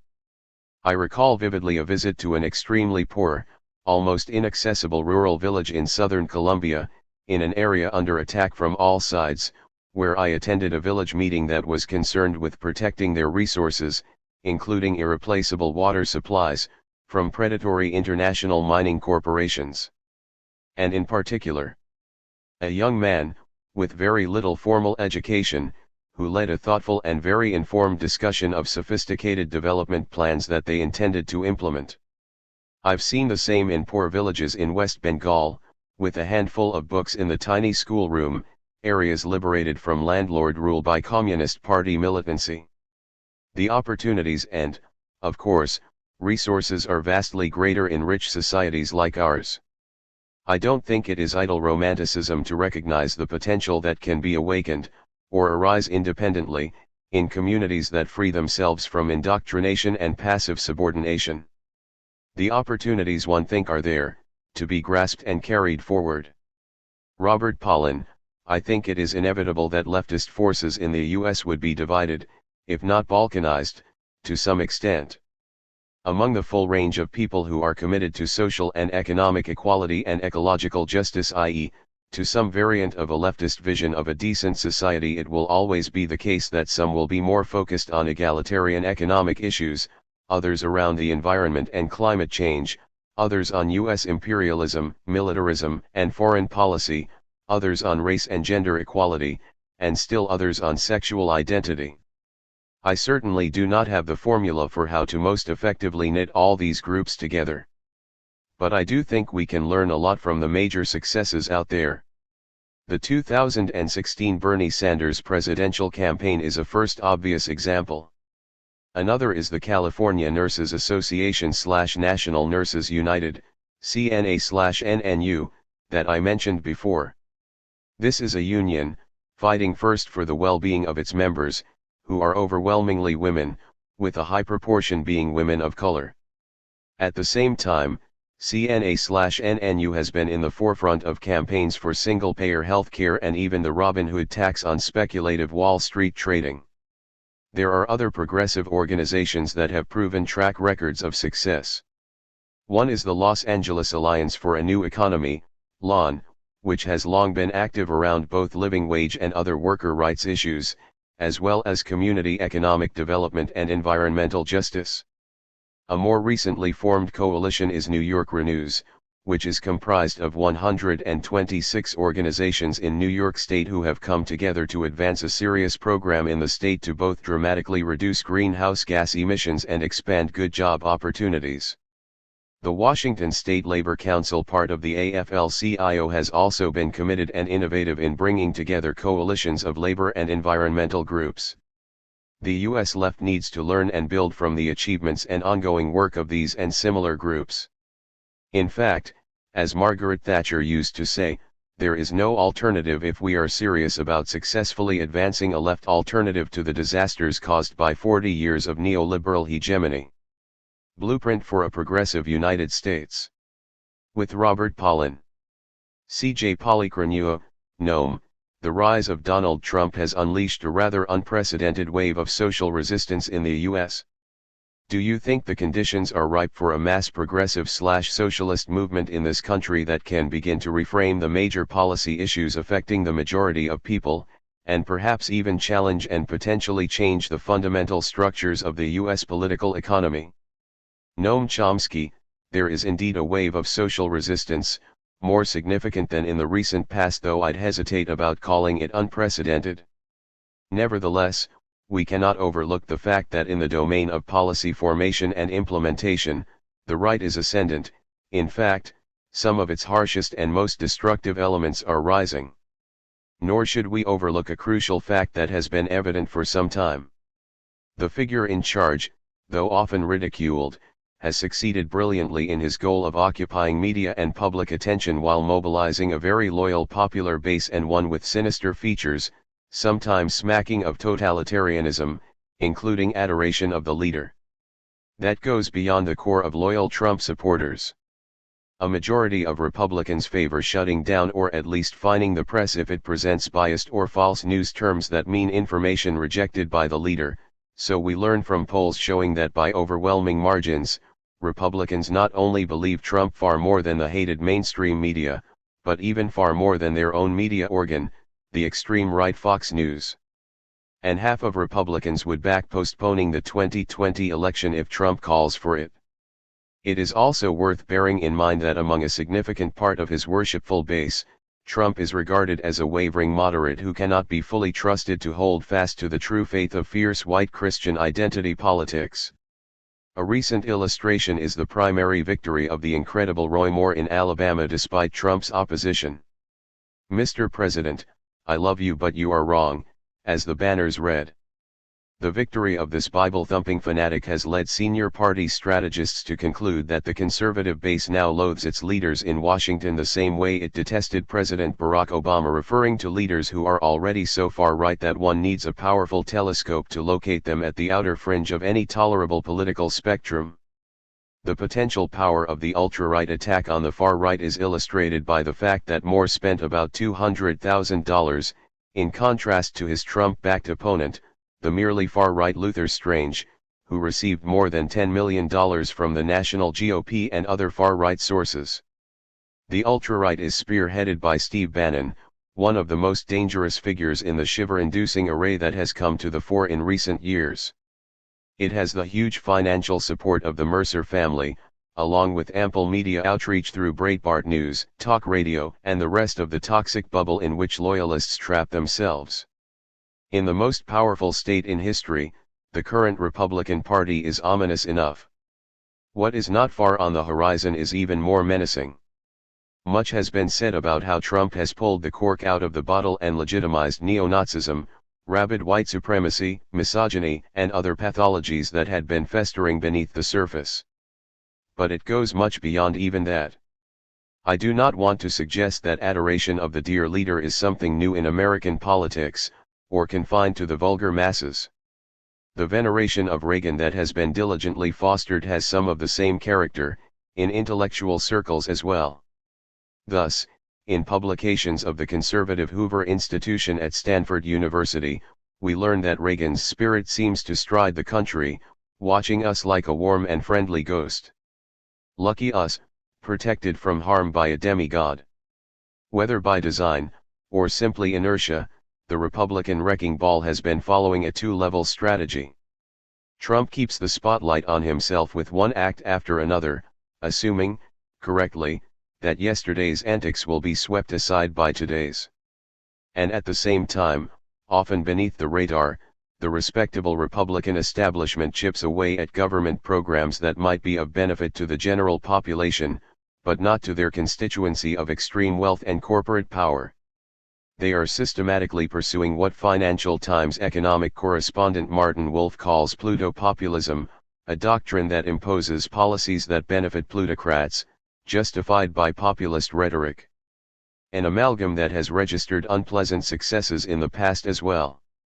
Meanwhile, the Democrats and centrist media help out by focusing their energy and attention on whether someone in the Trump team talked to Russians, or whether the Russians tried to influence our pristine elections, though at most in ways that are undetectable in comparison with the impact of campaign funding, let alone other inducements that are the prerogative of extreme wealth and corporate power and are hardly without impact.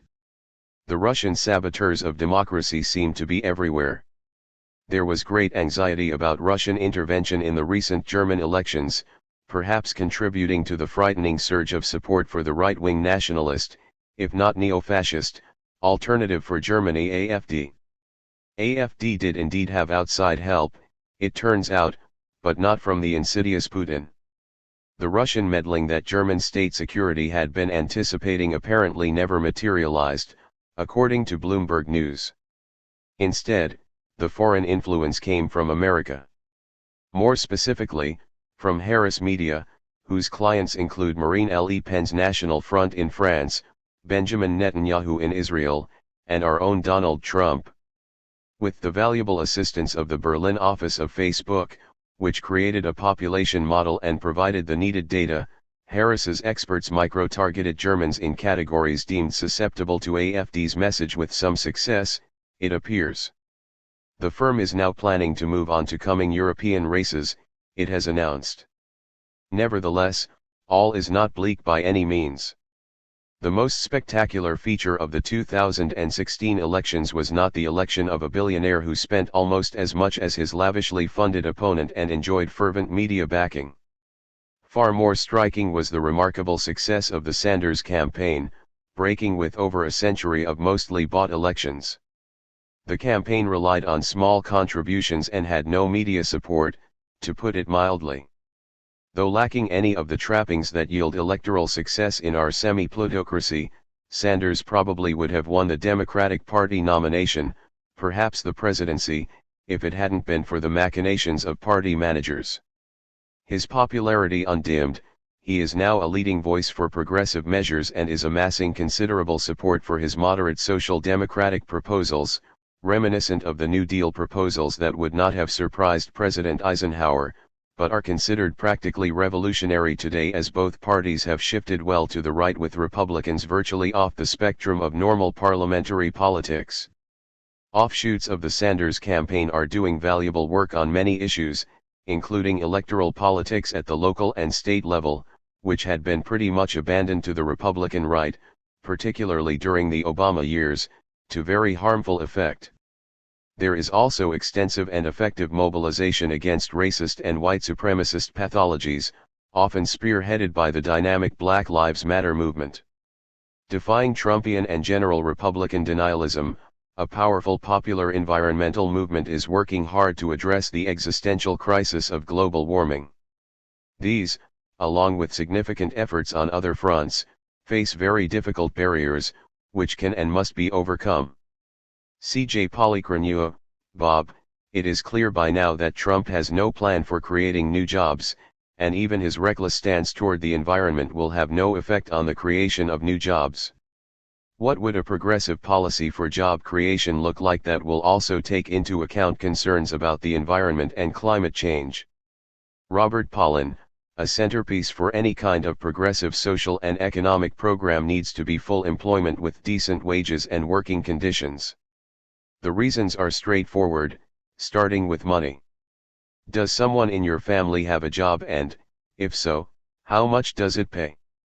For the overwhelming majority of the world's population, how one answers these two questions determines, more than anything else, what one's living standard will be.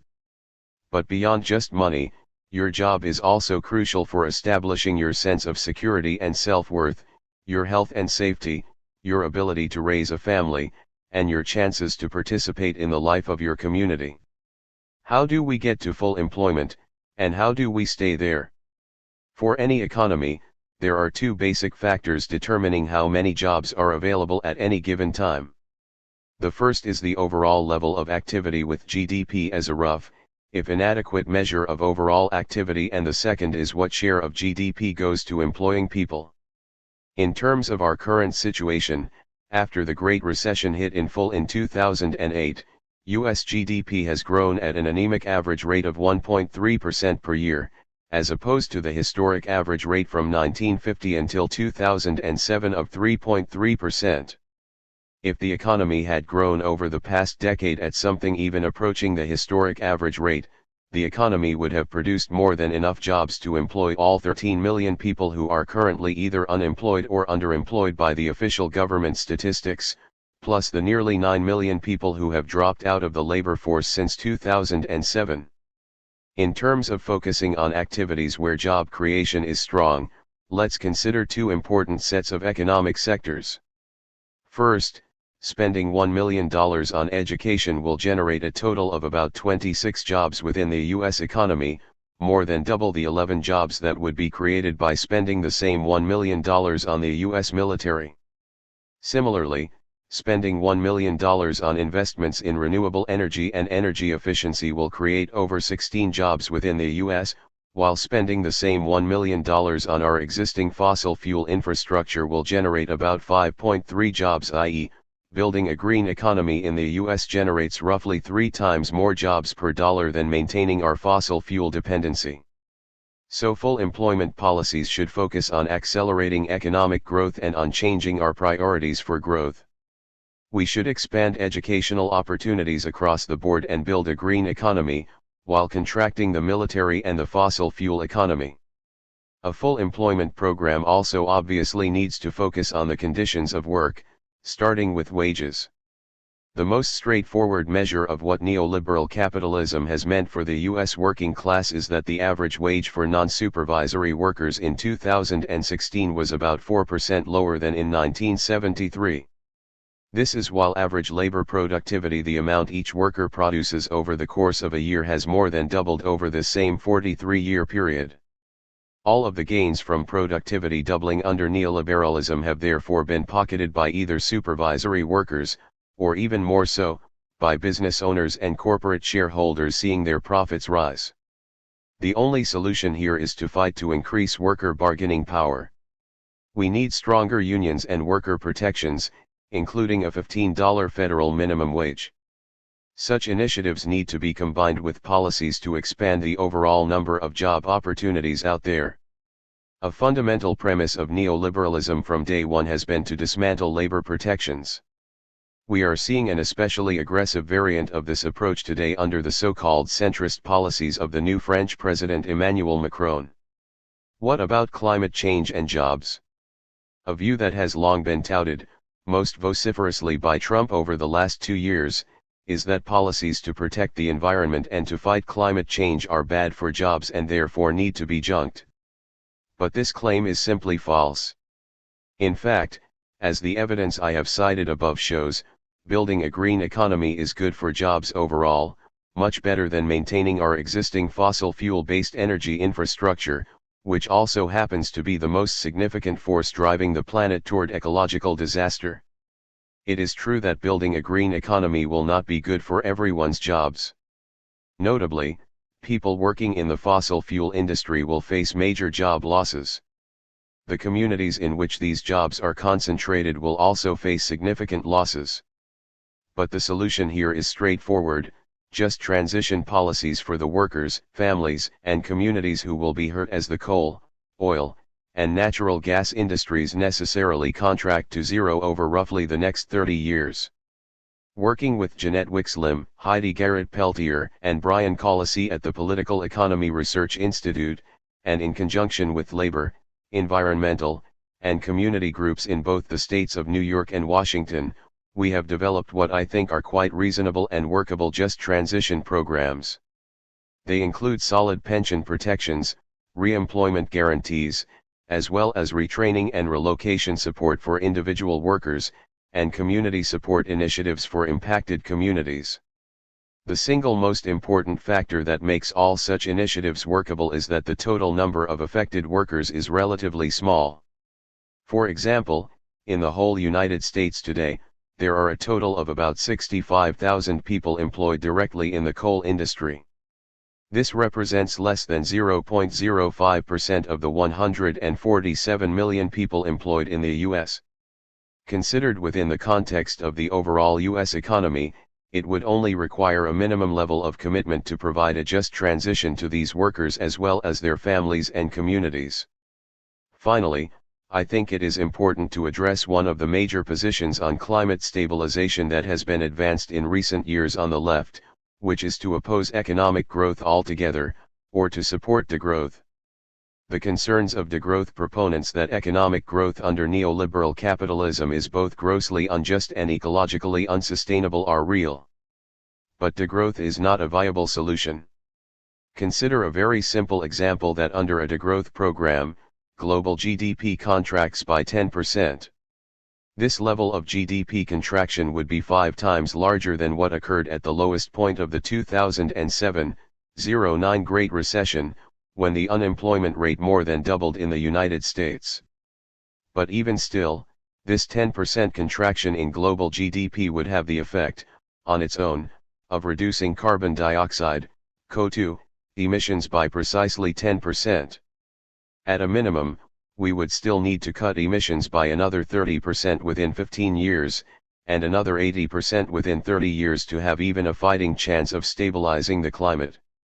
As such, the only viable climate stabilization program is to invest massively in clean renewable and high energy efficiency systems so that clean energy completely supplants our existing fossil fuel dependent system within the next 30 years, and to enact comparable transformations in agricultural production processes. C.J. Polychronua, the masters of the universe have made a huge comeback since the last financial crisis, and while Trump's big capital-friendly policies are going to make the rich get richer, they could also spark the next financial crisis. So, Bob, what type of progressive policies can and should be enforced to contain the destructive tendencies of finance capital? Robert Pollin, the classic book Manias, Panics, and Crashes by the late MIT economist Charles Kindleberger makes clear that, throughout the history of capitalism, unregulated financial markets have persistently produced instability and crises. The only deviation from this long-term pattern occurred in the first 30 years after World War II, roughly from 1946 to 1975. The reason U.S. and global financial markets were much more stable over this 30-year period is that the markets were heavily regulated then, through the Glass-Steagall regulatory system in the U.S., and the Bretton Woods system globally. These regulatory systems were enacted only in response to the disastrous Great Depression of the 1930s, which began with the 1929 Wall Street crash and which then brought global capitalism to its knees. Of course, the big Wall Street players always hated being regulated and fought persistently, first to evade the regulations and then to dismantle them. They were largely successful through the 1980s and 1990s. But the full, official demise of the 1930s regulatory system came only in 1999, under the Democratic President Bill Clinton. At the time, virtually all leading mainstream economists including liberals, such as Larry Summers, who was Treasury Secretary when Glass-Steagall was repealed, argued that financial regulations were an unnecessary vestige of the bygone 1930s. All kinds of fancy papers were written demonstrating that the big players on Wall Street are very smart people who know what's best for themselves and everyone else and therefore, didn't need government regulators telling them what they could or could not do. It then took less than 8 years for hyper-speculation on Wall Street to once again bring global capitalism to its knees. The only thing that saved capitalism in 2008, 09 From a repeat of the 1930s Great Depression was the unprecedented government interventions to prop up the system, and the equally massive bailout of Wall Street. By 2010, the U.S. Congress and President Obama enacted a new set of financial regulations, the Dodd-Frank system. Overall, Dodd-Frank amounts to a fairly weak set of measures aiming to dampen hyper-speculation on Wall Street. A large part of the problem is that Dodd-Frank included many opportunities for Wall Street players to delay enactment of laws they didn't like, and for clever lawyers to figure out ways to evade the ones on the books. That said, the Trump administration, led by two former Goldman Sachs executives on economic policy matters, is committed to dismantling Dodd-Frank altogether, and allowing Wall Street to once again operate free of any significant regulatory constraints. I have little doubt that, free of regulations, the already ongoing trend of rising speculation with, for example, the stock market already at a historic high will once again accelerate. What is needed to build something like a financial system that is both stable and supports a full employment, ecologically sustainable growth framework? A major problem over time with the old Glass-Steagall system were the large differences in the degrees that commercial banks, investment banks, stock brokerages, insurance companies, and mortgage lenders were regulated, thereby inviting clever financial engineers to invent ways to exploit these differences. An effective regulatory system today should therefore be guided by a few basic premises that can be applied flexibly, but also universally. The regulations need to apply across the board, regardless of whether you call your business a bank, an insurance company, a hedge fund, a private equity fund, a vulture fund, or some other term that most of us haven't yet heard about. One measure for promoting both stability and fairness across financial market segments is a small sales tax on all financial transactions, what has come to be known as a Robin Hood tax. This tax would raise the costs of short-term speculative trading and therefore discourage speculation. At the same time, the tax will not discourage patient investors who intend to hold their assets for longer time periods, since, unlike the speculators, they will be trading infrequently. A bill called the Inclusive Prosperity Act was first introduced into the House of Representatives by Rep. Keith Ellison in 2012, and then in the Senate by Bernie Sanders in 2015, and is exactly the type of measure that is needed here. Another important initiative would be to implement what are called asset-based reserve requirements.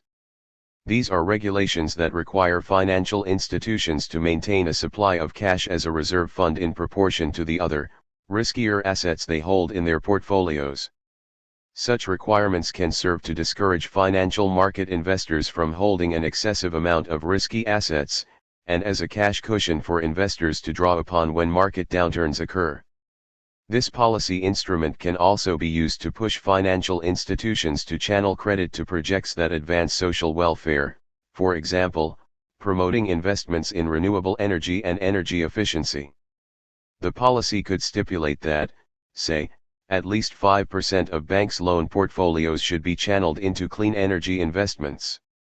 If the banks fail to reach this 5% quota of loans for clean energy, they would then be required to hold the same amount of their total assets in cash.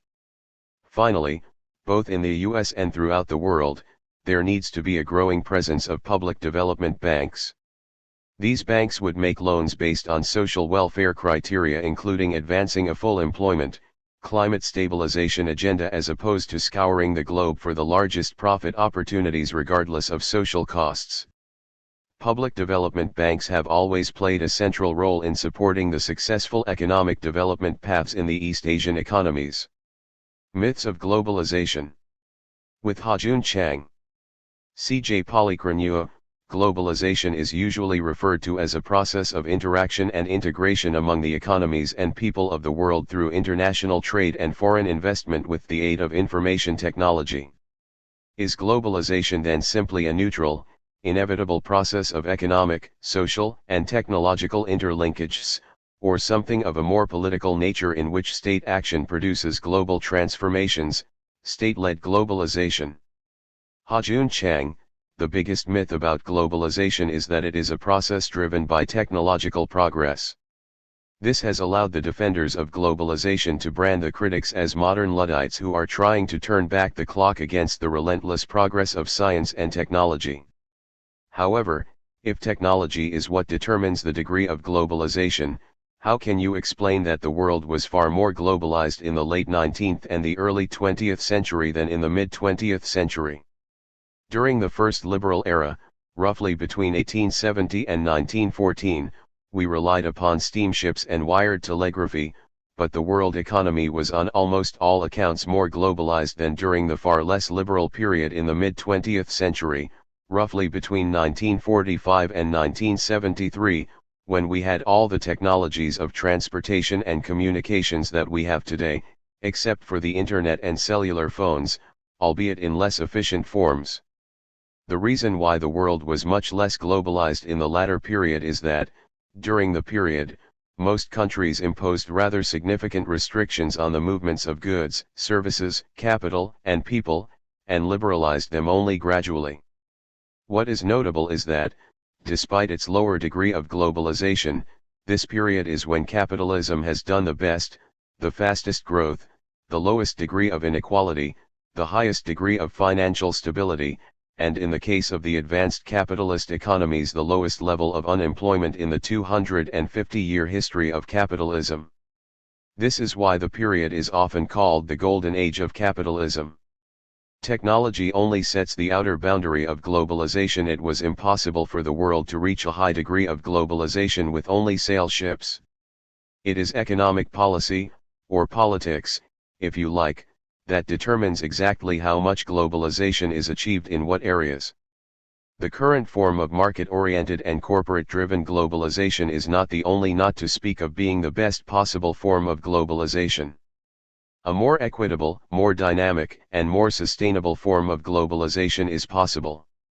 C.J. Polychronua, we know that globalization properly began in the 15th century, and that there have been different stages of globalization since, with each stage reflecting the underlying impact of imperial state power and of the transformations that were taking place in institutional forms, such as firms, and the emergence of new technologies and communications. What distinguishes the current stage of globalization, 1973, present, from previous ones? Ha-Joon Chang, the current stage of globalization is different from the previous ones in two important ways. The first difference is that there is less open imperialism. Before 1945, the advanced capitalist countries practiced overt imperialism. They colonized weaker countries or imposed unequal treaties on them, which made them virtual colonies. For example, they occupied parts of territories through leasing, deprived them of the right to set tariffs, etc. Since 1945, we have seen the emergence of a global system that rejects such naked imperialism. There has been a continuous process of decolonialization, and, once you get sovereignty, you became a member of the United Nations, which is based upon the principle of one country, one vote. Of course, the practice has been different. The permanent members of the Security Council of the UN have a veto, and many international economic organizations, the International Monetary Fund, the World Bank, are run on the principle of $1, one vote. Voting rights are linked to paid-in capital. However, even so, the post-1945 world order was immeasurably better than the one that came before it. Unfortunately, starting in the 1980s, but accelerating from the mid-1990s, there has been a rollback of the sovereignty that the post-colonial countries had been enjoying. The birth of the WTO, World Trade Organization, in 1995 has shrunk the policy space for developing countries. The shrinkage was intensified by subsequent series of bilateral and regional trade and investment agreements between rich countries and developing ones, like free trade agreements with the US and economic partnership agreements with the European Union. The second thing that distinguishes the post-1973 globalization is that it has been driven by transnational corporations far more than before. Transnational corporations existed even from the late 19th century, but their economic importance has vastly increased since the 1980s. They have also influenced the shaping of the global rules in a way that enhances their power. Most importantly, they have inserted the Investor-State Dispute Settlement, ISDS, mechanism into many international agreements. Through this mechanism, transnational corporations can take governments to a tribunal of 3 adjudicators, drawn from a pool of largely pro-corporate international commercial lawyers, for having reduced their profits through regulations. This is an unprecedented extension of corporate power. C.J. Polychronua, Noam, are globalization and capitalism different? Noam Chomsky, if by globalization we mean international integration, then it long predates capitalism. The Silk Roads dating back to the pre-Christian era were an extensive form of globalization.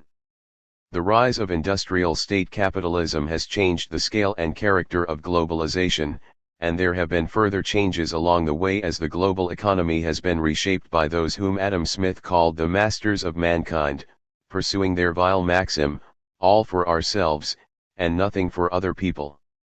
There have been quite substantial changes during the recent period of neoliberal globalization, since the late 1970s, with Reagan and Thatcher the iconic figures, though the policies vary only slightly as administrations change.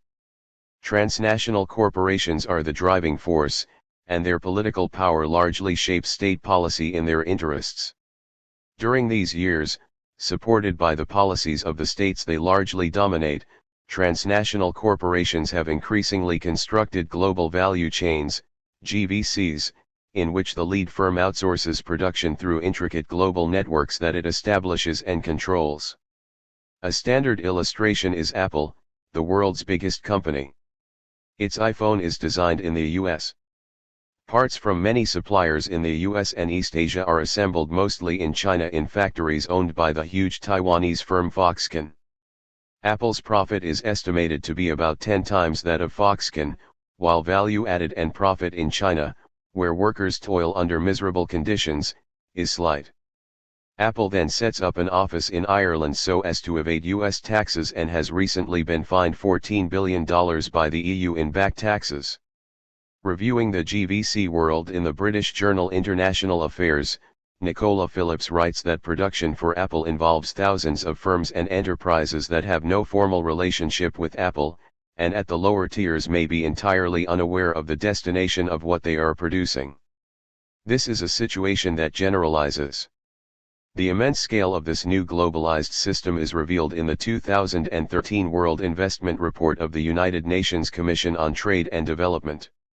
It estimates that some 80% of global trade is internal to the global value chains established and run by transnational corporations, accounting for perhaps 20% of jobs worldwide. Ownership of this globalized economy has been studied by political economist Sean Starrs. He points out that the conventional estimates of national wealth in terms of GDP are misleading in the era of neoliberal globalization. With complex integrated supply chains, subcontracting, and other such devices, corporate ownership of the world's wealth is becoming a more realistic measure of global power than national wealth, as the world departs more than before from the model of nationally discrete political economies. Investigating corporate ownership, Starrs finds that in virtually every economic sector, manufacturing, finance, services, retail, and others, U.S. corporations are well in the lead in ownership of the global economy. Overall, their ownership is close to 50% of the total. That is roughly the maximum estimate of U.S. national wealth in 1945, at the historical peak of U.S. power. National wealth by conventional measures has declined from 1945 to the present, to maybe 20%. But U.S. corporate ownership of the globalized economy has exploded. C.J. Polychronua, the standard line of mainstream politicians is that globalization benefits everyone. Yet, globalization produces winners and losers, as Branko Milanovic's book Global Inequality has shown, so the question is this: is success in globalization a matter of skills? Ha-Joon Chang, the assumption that globalization benefits everyone is based on mainstream economic theories that assume that workers can be costlessly redeployed, if international trade or cross-border investments make certain industries unviable. In this view, if the U.S. signs NAFTA with Mexico, some auto workers in the U.S. may lose their jobs, but they will not lose out, as they can retrain themselves and get jobs in industries that are expanding, thanks to NAFTA, such as software or investment banking. You will immediately see the absurdity of the argument. How many US auto workers do you know who have retrained themselves as software engineers or investment bankers in the last couple of decades? Typically, ex-auto workers fired from their jobs have ended up working as night shift janitors in a warehouse or stacking shelves in supermarkets, drawing much lower wages than before. The point is that, even if the country gains overall from globalization, there will always be losers, especially, although not exclusively, workers who have skills that are not valued anymore. And unless these losers are compensated, you cannot say that the change is a good thing for everyone. Of course, most rich countries have mechanisms through which the winners from the globalization process, or any economic change, really, compensate the losers. The basic mechanism for this is the welfare state, but there are also publicly financed retraining and job search mechanisms. The Scandinavians do this particularly well as sector-specific schemes to compensate the losers, example temporary protection for firms to promote restructuring, money for severance payments for the workers. These mechanisms are better in some countries than others, but nowhere are they perfect, and, unfortunately, some countries have been running them down. The recent shrinkage of the welfare state in the UK is a good example. CJ Polychronua, in your view, Ha-Joon Chang, is the convergence of globalization and technology likely to produce more or less inequality? Ha-Joon Chang, as I have argued above, technology and globalization are not destiny. The fact that income inequality actually fell in Switzerland between 1990 and 2000, and the fact that income inequality has hardly increased in Canada and the Netherlands during the neoliberal period show that countries can choose what income inequality they have, even though they are all faced with the same technologies and same trends in the global economy. There is actually a lot that countries can do to influence income inequality. Many European countries, including Germany, France, Sweden, and Belgium, are as unequal as, or occasionally even more so than, the US, before they redistribute income through progressive tax and the welfare state. Because they redistribute so much, the resulting inequalities in those countries are much lower. CJ Polychronua, Noam, in what ways does globalization increase capitalism's inherent tendencies toward economic dependence, inequality, and exploitation? Noam Chomsky, globalization during the era of industrial capitalism has always enhanced dependence, inequality, and exploitation, often to horrendous extremes. To take a classic example, the early Industrial Revolution relied crucially on cotton, produced mainly in the American South in the most vicious system of slavery in human history, which took new forms after the Civil War with the criminalization of black life and sharecropping. Today's version of globalization includes not only super-exploitation at the lower tiers of the global value chain system but also virtual genocide, notably in eastern Congo, where millions have been slaughtered in recent years while critical minerals find their way to high-tech devices produced in the global value chains. But even apart from such hideous elements of globalization, pursuit of the vile maxim quite naturally yields such consequences. The Phillips study I mentioned is a rare example of inquiry into how inequalities are produced and reproduced in a global value chains world through asymmetries of market power, asymmetries of social power, and asymmetries of political power. As Phillips shows, the consolidation and mobilization of these market asymmetries rests on securing a structure of production in which a small number of very large firms at the top, in many cases the branded retailers, occupy oligopolistic positions, that is, positions of market dominance, and in which the lower tiers of production are characterized by densely populated and intensely competitive markets. The consequence across the world has been the explosive growth of precarious, insecure, and exploitative work in global production, performed by a workforce significantly made up of informal, migrant, contract, and female workers, and extending at the end of the spectrum to the purposeful use of forced labor. These consequences are enhanced by deliberate trade and fiscal policies, a matter discussed particularly by Dean Baker. As he points out, in the US, From December 1970 to December of 2000, manufacturing employment was virtually unchanged, apart from cyclical ups and downs. In the next 7 years, from December of 2000 to December of 2007, manufacturing employment fell by more than 3.4 million, a drop of almost 20%. This plunge in employment was due to the explosion of the trade deficit over this period, not automation. There was plenty of automation, aka productivity growth, in the 3 decades from 1970 to 2000, but higher productivity was offset by an increase in demand, leaving total employment little changed. This was no longer true when the trade deficit exploded to almost 6% of GDP in 2005 and 2006, more than $1.1 trillion in today's economy. These were substantially consequences of the high dollar policy and the investor rights agreements masquerading as free trade among the political choices in the interests of the masters, not the results of economic laws. C.J. Polychronua, Ha-Joon Chang, progressives aim to develop strategies to counter the adverse effects of globalization, but there is little agreement on the most effective and realistic way to do so. In this context, the responses vary from alternative forms of globalization to localization. What's your take on this matter? Ha-Joon Chang, in short, my preferred option would be a more controlled form of globalization, based on far more restrictions on global flows of capital and more restrictions on the flows of goods and services. Moreover, even with these restrictions, there will inevitably be winners and losers, and you need a stronger, not weaker, welfare state and other mechanisms through which the losers from the process get compensated. Politically, such a policy combination will require stronger voices for workers and citizens. I don't think localization is a solution, although the feasibility of localization will depend on what the locality is and what issues we are talking about. If the locality in question is one village or a neighborhood in an urban area, you will immediately see that there are very few things that can be localized. If you are talking about a German land, state, or US state, I can see how it can try to grow more of its own food or produce some currently imported manufactured products for itself. However, for most things, it is simply not viable to have the majority of things supplied locally. It would be unwise to have every country, not to speak of every American state, manufacture its own airplanes, mobile phones, or even all of its food.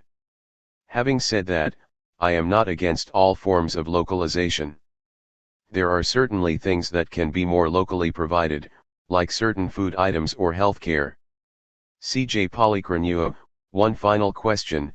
The idea of a universal basic income is slowly but gradually gaining ground as a policy tool in order to address the problem of poverty and concerns over automation. In fact, companies like Google and Facebook are strong advocates of a universal basic income, although it will be societies bearing the cost of this policy while most multinational firms move increasingly to using robots and other computer-assisted techniques for performing tasks traditionally done by labor. Should progressives and opponents of capitalist globalization in general support the idea of a universal basic income? Ha-Joon Chang, Universal Basic Income, UBI, has many different versions, but it is a libertarian idea in the sense that it puts emphasis on maximizing individual freedom rather than on collective identity and solidarity. All citizens in countries at more than middle income level have some entitlements to a basic amount of resources. In the poorer countries, there are virtually none. They have access to some healthcare, education, pension, water, and other basic things in life. The idea behind UBI is that the resource entitlements should be provided to individuals in cash, rather than in kind, as much as possible, so that they can exercise maximum choice. The right-wing version of UBI, supported by Friedrich von Hayek and Milton Friedman, the gurus of neoliberalism, is that the government should provide its citizens with a basic income at the subsistence level, while providing no, or little, further goods and services.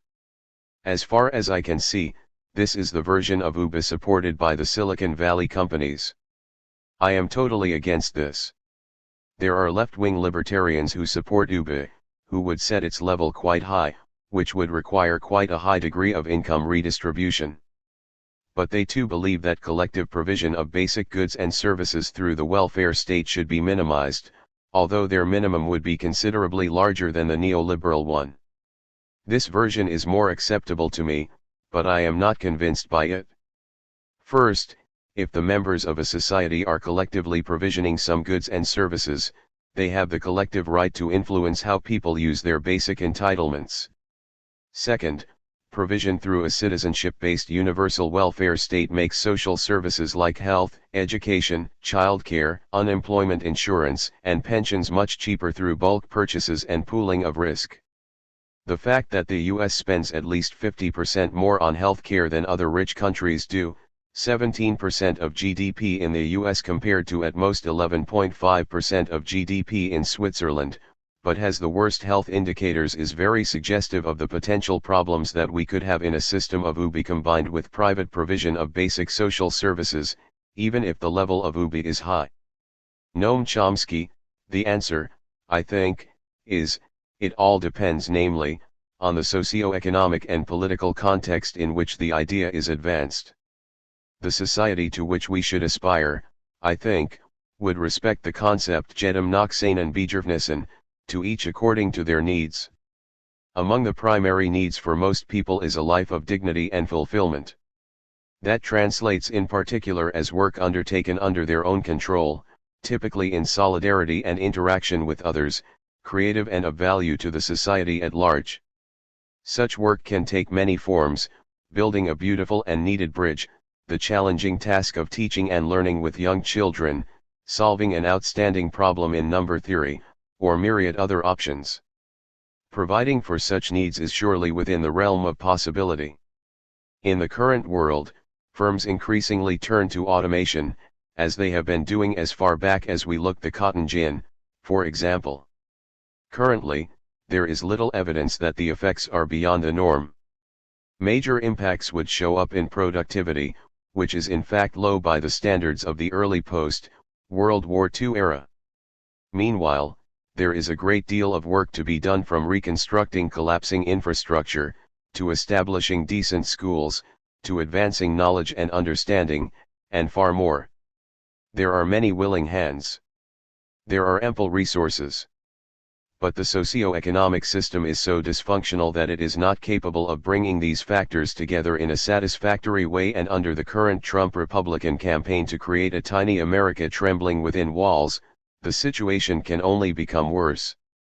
Insofar as robots and other forms of automation can free people from routine and dangerous work and liberate them for more creative endeavors, and, particularly in the leisure-deprived US, with time for themselves, that's all to the good. UBI could have a place, though it is too crude an instrument to achieve the preferable Marxist version. If we want a future, Green New Deal is key. With Robert Pollin. CJ Polychronua, Noam, let me start with you and ask you to share your thoughts about the uniqueness of the climate change crisis. Noam Chomsky, history is all too rich in records of horrendous wars, indescribable torture, massacres, and every imaginable abuse of fundamental rights.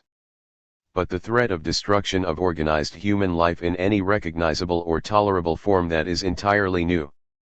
The environmental crisis underway is indeed unique in human history, and is a true existential crisis. Those alive today will decide the fate of humanity and the fate of the other species that we are now destroying at a rate not seen for 65 million years, when a huge asteroid hit the Earth, ending the age of the dinosaurs and opening the way for some small mammals to evolve to pose a similar threat to life on Earth as that earlier asteroid, though differing from it in that we can make a choice. Meanwhile, the world watches as we proceed toward a catastrophe of unimaginable proportions. We are approaching perilously close to the global temperatures of 120,000 years ago, when sea levels were 6 to 9 meters higher than today. Glaciers are sliding into the sea 5 times faster than in the 1990s, with more than 100 meters of ice thickness lost in some areas due to ocean warming, and current losses doubling every decade. Complete loss of the ice sheets would raise sea levels by about 5 meters, drowning coastal cities, and with utterly devastating effects elsewhere, the low-lying plains of Bangladesh for example. This is only one of the many concerns of those who are paying attention to what is happening before our eyes. Climate scientists are certainly paying close attention, and issuing dire warnings. Israeli climatologist Barak Rinkovic captures the general mood succinctly. After us, the deluge, as the saying goes. People don't fully understand what we're talking about here. They don't understand that everything is expected to change: the air we breathe, the food we eat, the water we drink, the landscapes we see, the oceans, the seasons, the daily routine, the quality of life. Our children will have to adapt or become extinct. That's not for me. I'm happy I won't be here. Yet, just at the time when all must act together, with dedication, to confront humanity's ultimate challenge, the leaders of the most powerful state in human history, in full awareness of what they are doing, are dedicating themselves with passion to destroying the prospects for organized human life. C.J. Polychronio, with rare exceptions, the mainstream political establishment in the United States continues to look the other way when it comes to climate change. Why is that? Noam Chomsky, both political parties have drifted right during the neoliberal years, much as in Europe. The Democratic establishment is now more or less what would have been called moderate Republicans some years ago. The Republicans have gone off the spectrum. Comparative studies show that they rank alongside of fringe right-wing parties in Europe in their general positions. They are, furthermore, the only major conservative party to reject anthropogenic climate change, as already mentioned, a global anomaly. Two respected political analysts of the American Enterprise Institute, Thomas Mann and Norman Ornstein, describe the Republican Party since Newt Gingrich's takeover in the 90s as not a normal political party but a radical insurgency that has largely abandoned parliamentary politics. Under McConnell's leadership, that has only become more evident, but he has ample company in Republican Party circles. The positions of the leadership on climate surely influence the attitudes of Republican Party loyalists. Only about 25% of Republicans and 36% of the more savvy millennials recognize that humans are responsible for global warming. Shocking figures. And in the ranking of urgent issues among Republicans, global warming, if it is even assumed to be taking place, is almost undetectable. It is considered outrageous to assert that the Republican Party is the most dangerous organization in human history. Perhaps so, but in the light of the stakes, what else can one rationally conclude? C.J. Polychronio, Bob, the Green New Deal is seen as perhaps the only viable solution to avert a climate change catastrophe of the sort described by Noam above, yet many continue to regard it as unrealistic. Not only from a purely economic perspective, the claim is that it is simply unaffordable, but also in the sense that modern economies and societies cannot function without fossil fuel energy. First, is the Green New Deal a detailed policy proposal to move us away from a climate change catastrophe, and, second, is it realistic? Robert Pollin, the Green New Deal has gained tremendous traction as an organizing framework over the past year. This alone is a major achievement. But it is still imperative that we transform this big idea into a viable program. In my view, putting meat on the bones of the Green New Deal starts with a single simple idea. We have to absolutely stop burning oil, coal, and natural gas to produce energy within the next 30 years at most, and we have to do this in a way that also supports rising living standards and expanding opportunities for working people and the poor throughout the world. This version of a Green New Deal program is, in fact, entirely realistic in terms of its purely economic and technical features. Clean renewable energy sources including solar, wind, geothermal, and to a lesser extent small-scale hydro and low-emissions bioenergy are already either at cost parity with fossil fuels and nuclear, or they are cheaper. In addition, the single easiest and cheapest way to lower emissions is to raise energy efficiency standards. A number of measures would advance this goal, including retrofitting existing buildings, making new buildings operate as net zero energy consumers, and replacing gas guzzler cars with expanding public transportation and electric cars. Energy efficiency measures, by definition, will save people money. For example, your home electricity bills could realistically be cut in half without having to reduce the amount that you light, heat, or cool your house. So, the Green New Deal will not cost consumers anything over time, as long as we solve the actually quite simple problem of funding Green New Deal investments through the savings we gain by raising efficiency standards and producing cheap renewable energy. My co-workers and I have estimated that building a 100% clean energy system will require about 2.5% of global GDP per year for roughly the next 30 years. Yes, that's a lot of money in dollar terms, like about $2 trillion in 2021 and rising thereafter. But it does still mean that 97.5% of global economic activity can be devoted to things other than investments in clean energy. So, absolutely, the Green New Deal can be a realistic global climate stabilization project. More specifically, the Green New Deal is capable of hitting the necessary emissions reduction targets for stabilization at a global average temperature of 1.5 degrees Celsius above pre-industrial levels by 2100, as set out by the Intergovernmental Panel on Climate Change, IPCC, last October. However, the real question, of course, is not whether the Green New Deal is economically or technically feasible, but rather whether it is politically feasible. On this question, Noam is of course exactly on point in asking, are we, the human race, going to allow ourselves to become the 21st century asteroid clone or not? CJ Polychronua, what about the claim that a transition to 100% renewable energy will result in the permanent loss of millions of good-paying jobs? Robert Pollin, in fact, clean energy investments will be a major source of new job creation, in all regions of the globe. The critical factor is that clean energy investments will create a lot more jobs than maintaining the existing dirty energy infrastructure in the range of 2 to 4 times more jobs per dollar of spending in all of the countries that we have studied, including Brazil, China, India, Indonesia, South Africa, Spain, and the United States. Of course, jobs that are tied to the fossil fuel industry will be eliminated.